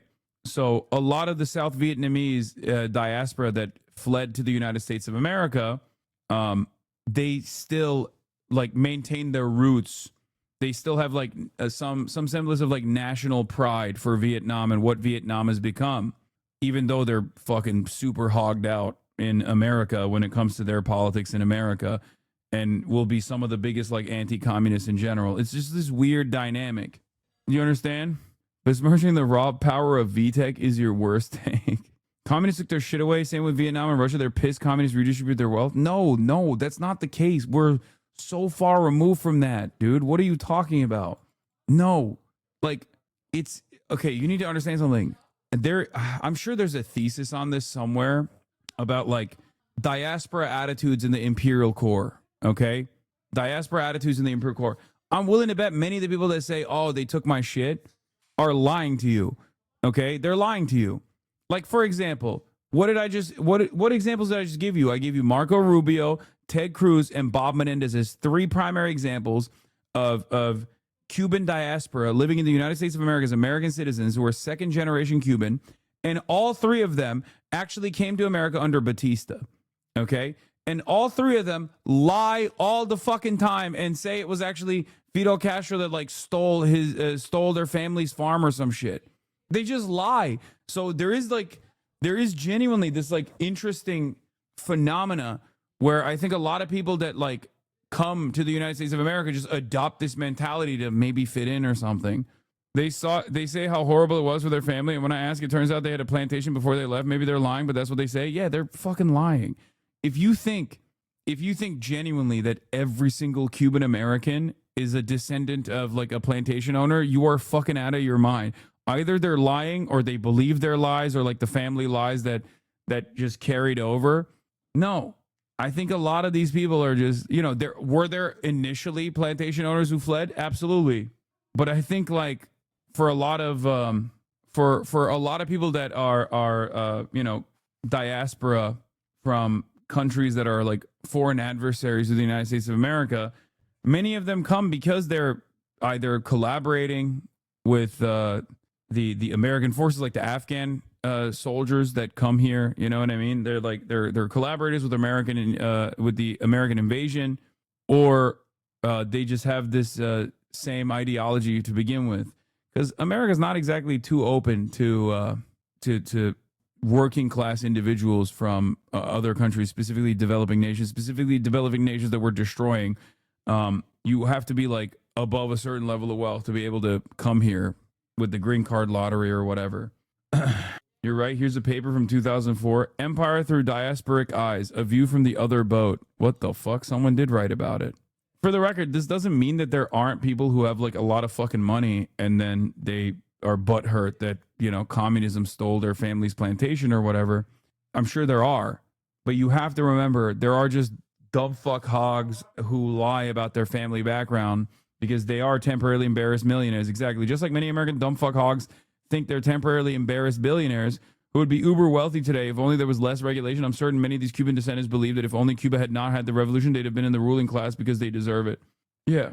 My family's South Vietnamese, by the way. We left for one thing and one thing only, money. We weren't able to make enough money over there, so we went to America. I'm totally leftist while my direct family is libs. Corruption was a thing over there in Vietnam until very recently. Yeah, I'm not talking about like, you know, recent first generation or second generation Vietnamese. I'm talking about Vietnamese people who left, who like fled before Vietnam was fully liberated. Many such cases.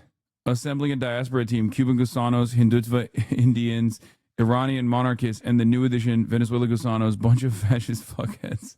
Yeah, this was a crazy fucking line from this lady. Some of you are going to die, but that's a sacrifice I'm willing to make is such a villainous line that it literally is in a child's cartoon that adults can also enjoy. Of course, I'm talking about Shrek. But like, that is crazy. That's Lord Farquaad, man. It was so bad that the broadcaster literally was like, okay, enough. Like, look at this. Mucha gente, o no. Maybe a lot of people are going to die, maybe, or maybe not. I hope not. Que no, pero es el precio que but it's the price you have to pay. hay que pagar. Y a veces, por favor, muchas gracias, Fede, vení con... She goes, muchas gracias. We are moving on. She's like, this is not going to go the way you think it is, lady. Okay, this is going to look very bad. This is embarrassing. Yeah, also, a lot of people forget that when you do immigrate to the United States of America, they literally ask you if you're they ask if you've ever been a part of like communist organizing, if you are a communist at all. So it is illegal technically to be a communist while coming to the United States of America. So like, obviously, you know, there's a little bit of a selection bias there. It's just, there's a little bit of like wanting to fit in. I have a question that I know is going to sound a bit dumb, but does Maduro have a chance of being acquitted? If not, can you explain how you think this will go down and what variables are still up in the air? The real variables are about what is going to happen with governance in Venezuela and how Americans are going to be able to extract all that sweet juice, sweet cum off the ground. As far as like whichever way this trial will go, I mean, it's a fucking sham. What do you mean? It's not a real trial at all. It's fucking bullshit. It's kangaroo court. They got like a 98-year-old judge overseeing it. I don't fucking know what will happen. And quite frankly, I don't even care. I think it's bullshit. You're right, take Cruz clip on Batista. Look, my father was imprisoned and tortured in Cuba. I hate communists. It was actually Batista that tortured my dad. It was actually Batista that tortured my Got hit with the Batista bomb.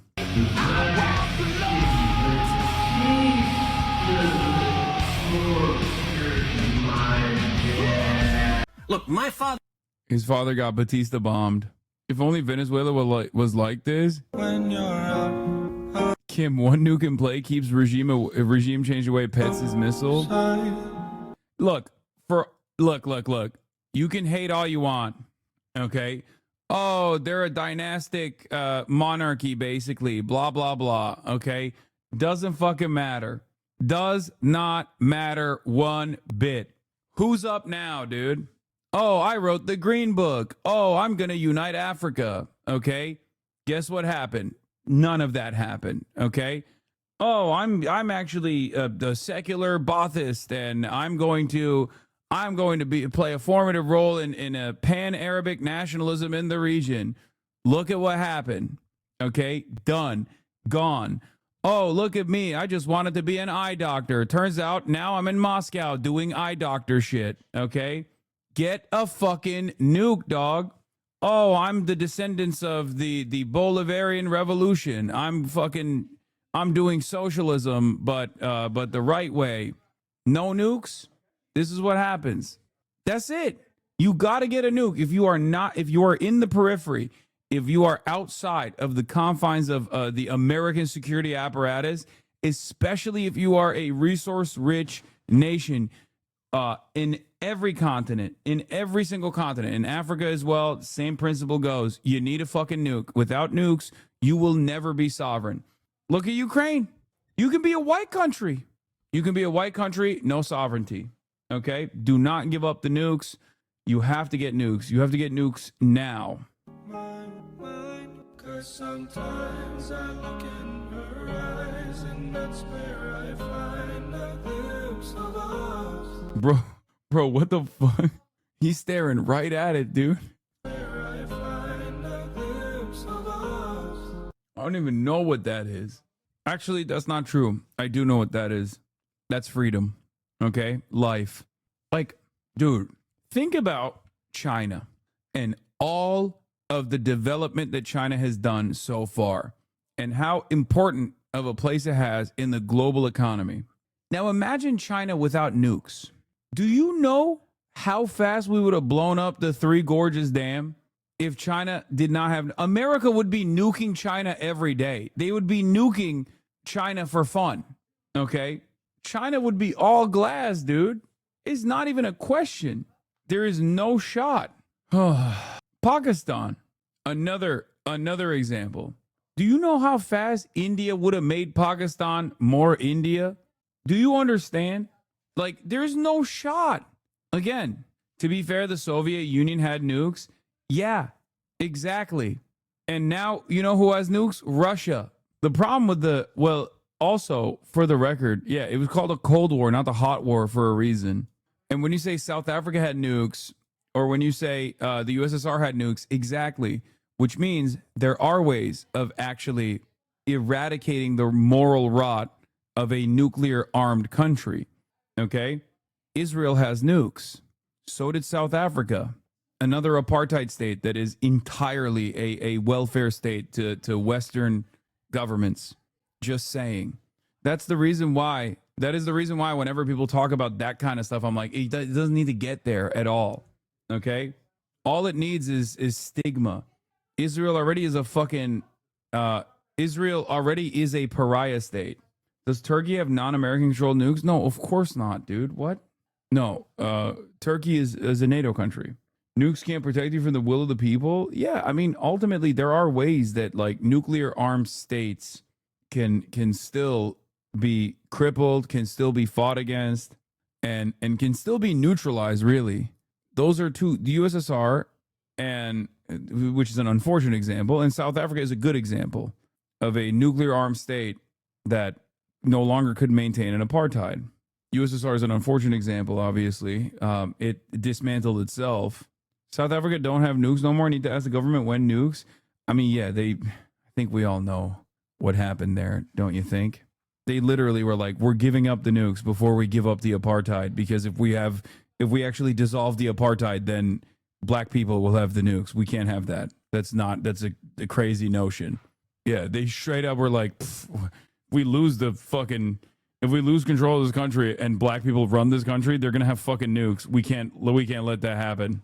Anyway, did the USSR ever support in an apartheid time regime? Yeah, it's called Israel. How do you think the Israeli nation state was developed? With direct arms transfers by way of Czechoslovakia to Israel from the USSR. One of Stalin's major L's, in my opinion. Of course, they weren't after the fact, but like in its initial, yeah, it was definitely, they dropped the support real quick, but let's be real. They did send a lot of weapons initially to the Zionist brigades. But to be fair, he don't have internet, right? Know what happened? You sound so angry. Yeah, of course I'm angry. I'm thinking about the dissolution of the USSR.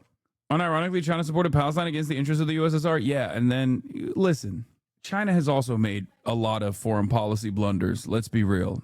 So in this day of all days, regarding this, thinking about the USSR it just makes me very sad, because although there were a lot of issues with the USSR. Wait, this guy is mad that the USSR dissolved. Hello, welcome to the fucking HasanAbi broadcast. Yes, this was a major deal that right wingers were upset about. That I said I'm mad that the USSR dissolved. I'm sad that the USSR dissolved. Even if you like shitlib Euroid style fucking social democracy, you should be thankful, because you would have never gotten any of those gains without the threat of a good example from the USSR. So suck my dick. That's another one of those annoying things that like Europeans piss me off about, where they're like, oh, look at us, we're European, yeah, we have so much good social democracy. Oh yeah, we have social democracy. Oh, you Americanish, you're so stupid. It's like you wouldn't have had a fraction of that without the fucking USSR breathing down your goddamn necks. Nikita Khrushchev, I'm sorry for calling you a revisionist. You were a lion. Also, if you don't like the current state of affairs around the world, understand that a big part of that is because dissolution of the USSR, Cold War is over, capitalism is won. There's not even a fucking alternative out there. And these guys literally destroyed themselves in a matter of 30 years? In a matter of 30 years, capitalism has gotten so fucking explosively out of control that it is basically imploding. It can no longer hold itself up on its own contradictions. I saw this morning, I don't know if you covered, really embarrassing for me if you already did and now you're reading this out loud. I regret to inform you that this is all very simple and dumb. Since 2017, Putin has been trying to goad Trump into seizing Venezuela and Greenland. Putin thinks this will cement the Monroe Doctrine as U.S. policy, which he thinks will drive U.S. disengagement from Ukraine. This effort failed in 2019 because it was blocked by John Bolton, Fiona Hill, Rex Tillerson, and other cabinet officials who considered these proposals but found them unwise. Putin's efforts to goad Trump resumed in 2025, first with renewed interest in Greenland, second with Venezuela. The Venezuela dangle worked, and there were no adults to stop it, and plenty of profiteers eager to help. Now he's after Cuba and Greenland, which Putin thinks, again, will catalyze U.S. disengagement in Ukraine, which he hopes will give him a freer hand there, as well as reorient U.S. power in the Western Hemisphere and away from Europe. That's it. That's what's going on. Oil, minerals, peace prize are all part of this dangle, but this is the whole ball game. I'm not going to lie. Normally, I would say this is like a Russiagate style thing, but I think it's different than that. I think it's because America is recognizing that its power in the global stage is waning, and this is their attempt at regaining control in a multipolar world. So yes, Connor eats pants. I did not actually read this thread. This is my first time looking at it, so it's not embarrassing. But I don't think it's like Putin goading Trump into this, but more so it's a peaceful, or not a peaceful for the people who are victims, but in comparison to the other different regional superpowers, this is a realignment taking place. So yes, it's not entirely wrong. It's not peaceful, but it's peaceful from the perspective of Russia versus United States and Russia versus United States versus China. Other chess pieces here, obviously, are the strategic attempts of controlling the entry point into the Red Sea, like the newly established, or I guess the newly established but former Marxist socialist South Yemen, which is now a Saudi-controlled piece of Yemen, and then also Somaliland, which Israel has recognized as a country. And obviously, I think like China has a base. It's the only base it has around the world. And is it Djibouti? I forget where, but China has a base over there somewhere because they want to make sure that they have some control over trade routes. And, America is still asserting its control and its dominance in the Middle Eastern region by way of Israel, which obviously corresponds to the Greater Israel Project. So Zionists are very happy about that. And what else? Yeah, I think the next step here is Iran. That's what I think. I think America is reasserting its dominance and doing power projection in the Western Hemisphere, maybe Greenland, and America by way of Israel is going to try and fucking go back after Iran. And a big part of how they're going to do that in Iran, they've already done it. They're like, they got the mass protests and stuff that's happening. They just like get the Kurds riled up in Iran. And I've said this before, they will use the Kurdish population in Iran in an effort to destabilize Iran and then I guess, I don't know, go back and do something. I don't know what they're going to do. Once again, you got to get nukes. You got to get fucking nukes. That's it. If you don't have nukes, you have no sovereignty. Ayatollah, please go back on the previous religious interpretations, please. Ayatollah, please. Inshallah, Ayatollah, you will get nukes. He's too busy posting like the fake demon. He's too busy posting like the fake demon he is, being like, oh, our enemies will fall by the wayside. It's like, come on, man. Why are you tweeting? Stop tweeting. Get nukes every moment. Stop trying to farm aura on Twitter, bro. Oh, we're flying the red flag again. It's like, okay, sick. Fake demon Ayatollah. Claudia Scheinbaum, please get nukes. Mexicans are very enterprising people.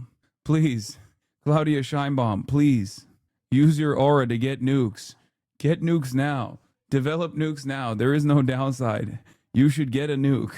The Corporation for Public Broadcasting voted to dissolve itself today. Yeah, they gave up. See, the Piker Broadcasting Service has nukes, not dissolving. The Corporation for Public Broadcasting did not have nukes, had to dissolve. Do you see what I'm saying? God is inside the atom. Go split that uranium, Khamenei. What's important is when one realizes an enemy wants to force something on one's government or nation with false claims, they must stand firmly against that enemy. We won't give in to them. With reliance on God and confidence in the people's support, we'll bring the enemy to its knees. Oh, he's just constantly. My man is just constantly posting. Never stopping. Yeah, Lula, get nukes. Did you know this quirk about Maduro? What is this? Venezuela, Hugo Chavez's little bird strikes again. Venezuelan President Nicolas Maduro continues to communicate with his late predecessor via the animal kingdom. Maduro said a little bird has appeared to him once again to assure him that Hugo Chavez is happy and full of love. He made the assertion on Monday during a ceremony to mark what would have been Chavez's 60th birthday in his hometown of Sabaneta. Chavez died March 5th, 2013. Another victim to the CIA cancer gun. I am going to confess once again that a little bird approached me and said that Comandante Chavez was happy and full of love and for the loyalty of his people. Look, man, all I'm saying is there's only two ways, okay? You either become a servile little dog to American interests and you sell off your people and you sell off your natural resources to foreign capital and they plunder and steal everything, okay? Or you develop nukes.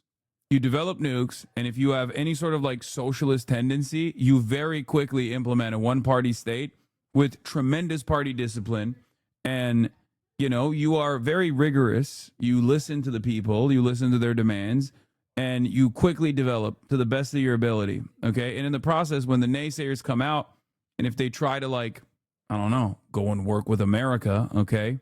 If you have a bunch of, you know, wealthy people, you bring a cadre with you of wealthy people that are part of the developmentary process, right? Some of them are going to betray you. The moment that they betray you, you kill them. Okay, maybe you don't kill them, but you arrest them, okay? You arrest them. Maybe you don't kill them, but you make sure you just like remove them from society, okay? You just remove them from society, and then you just focus on material improvements for your people, okay? Over and over and over again. That's it. Don't go heavy-handed on it, okay? Don't do the Stalin thing. Do not go as far as Stalin did, okay? Because he went a little crazy with it. No exile. No exile. Exile is a mistake because you know what it's like when you put, don't go full Stalin, okay? When you do exile, they get more powerful, okay? They get more powerful. You think, oh, they're away from the people. They don't have methods of communicating with the masses. No, it never works that way because then you have to literally arrest more people. Okay, you have to, if you do that, you have to arrest more people because then they're going to foment counter-revolutionary sentiment among the masses, especially if the exile then goes to one of these other countries that's constantly trying to fuck you up. Okay? Play Hearts of Iron, Kaiser Redux. Is that what DOJ has stopped calling Cartel de los Soles a group that exists? That's crazy. I can't believe it. The Trump admin falsely claimed for months that Venezuela's President Maduro leads a group called Cartel de los Soles, Cartel of the Suns, which does not exist. The U.S. Justice Department has now quietly dropped this lie, implicitly admitting it was a fabrication. Wow, I'm so surprised. Who could have thought? Who has been saying this for months at this point? I wonder. Wow, how shocking. How shocking. By the way, Marco Rubio was talking about Cartel de los Soles, the Cartel of the Suns, like yesterday, okay? When he did the fucking rounds. And yes, for the record, every part of this argument about like cocaine trafficking is a fucking lie, okay? It's all made up. Any kind of evidence that they put together, I promise you, is going to be bullshit. It's going to be fucking bullshit. It doesn't really matter, though, because it's not like Trump is even leaning into it. He's just like, I don't really give a fuck. I want the oil. Shut the fuck up, bitch.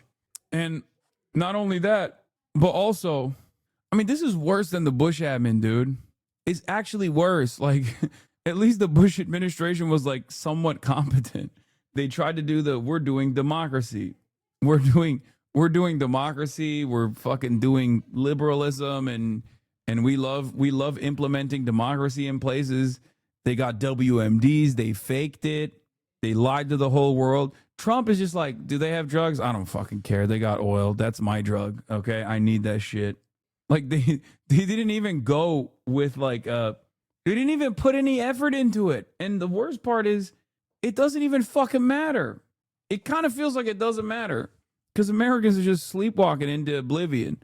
Oh, fucking Matt Taibbi. All right, I'm done. I'm done for the day. I'm tired. I'm tired.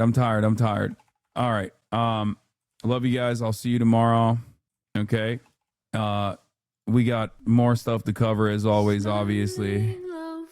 Hopefully there isn't more insane shit taking place in the world. Anyway, love you guys and see you tomorrow, okay? Peace in the world. No war. Just peace. Sunny Los Angeles, California, says Hasan. The starlight to the starlight to the topic just begun. There he is again. Hasan is streaming. Hasan is streaming. There he is again. Hasan is streaming. Hasan is streaming. Reviewing the P.O. box. Uncle Uger's face. Sat in Discord at your prop. Great names take on breaks. Tiny Bernie Sanders, LGBTQ Air Force. The whole left at your fingertips, Ane at your door. H3 crowded debate, the Young Turks online show. 3 full fucking years of this, plenty more to go. 90-day fiance, talks of champagne bourgeoisie. A Trump rally live reaction, a mass riot at DC. There he is again. Hasan is streaming. Hasan is streaming. Yeah.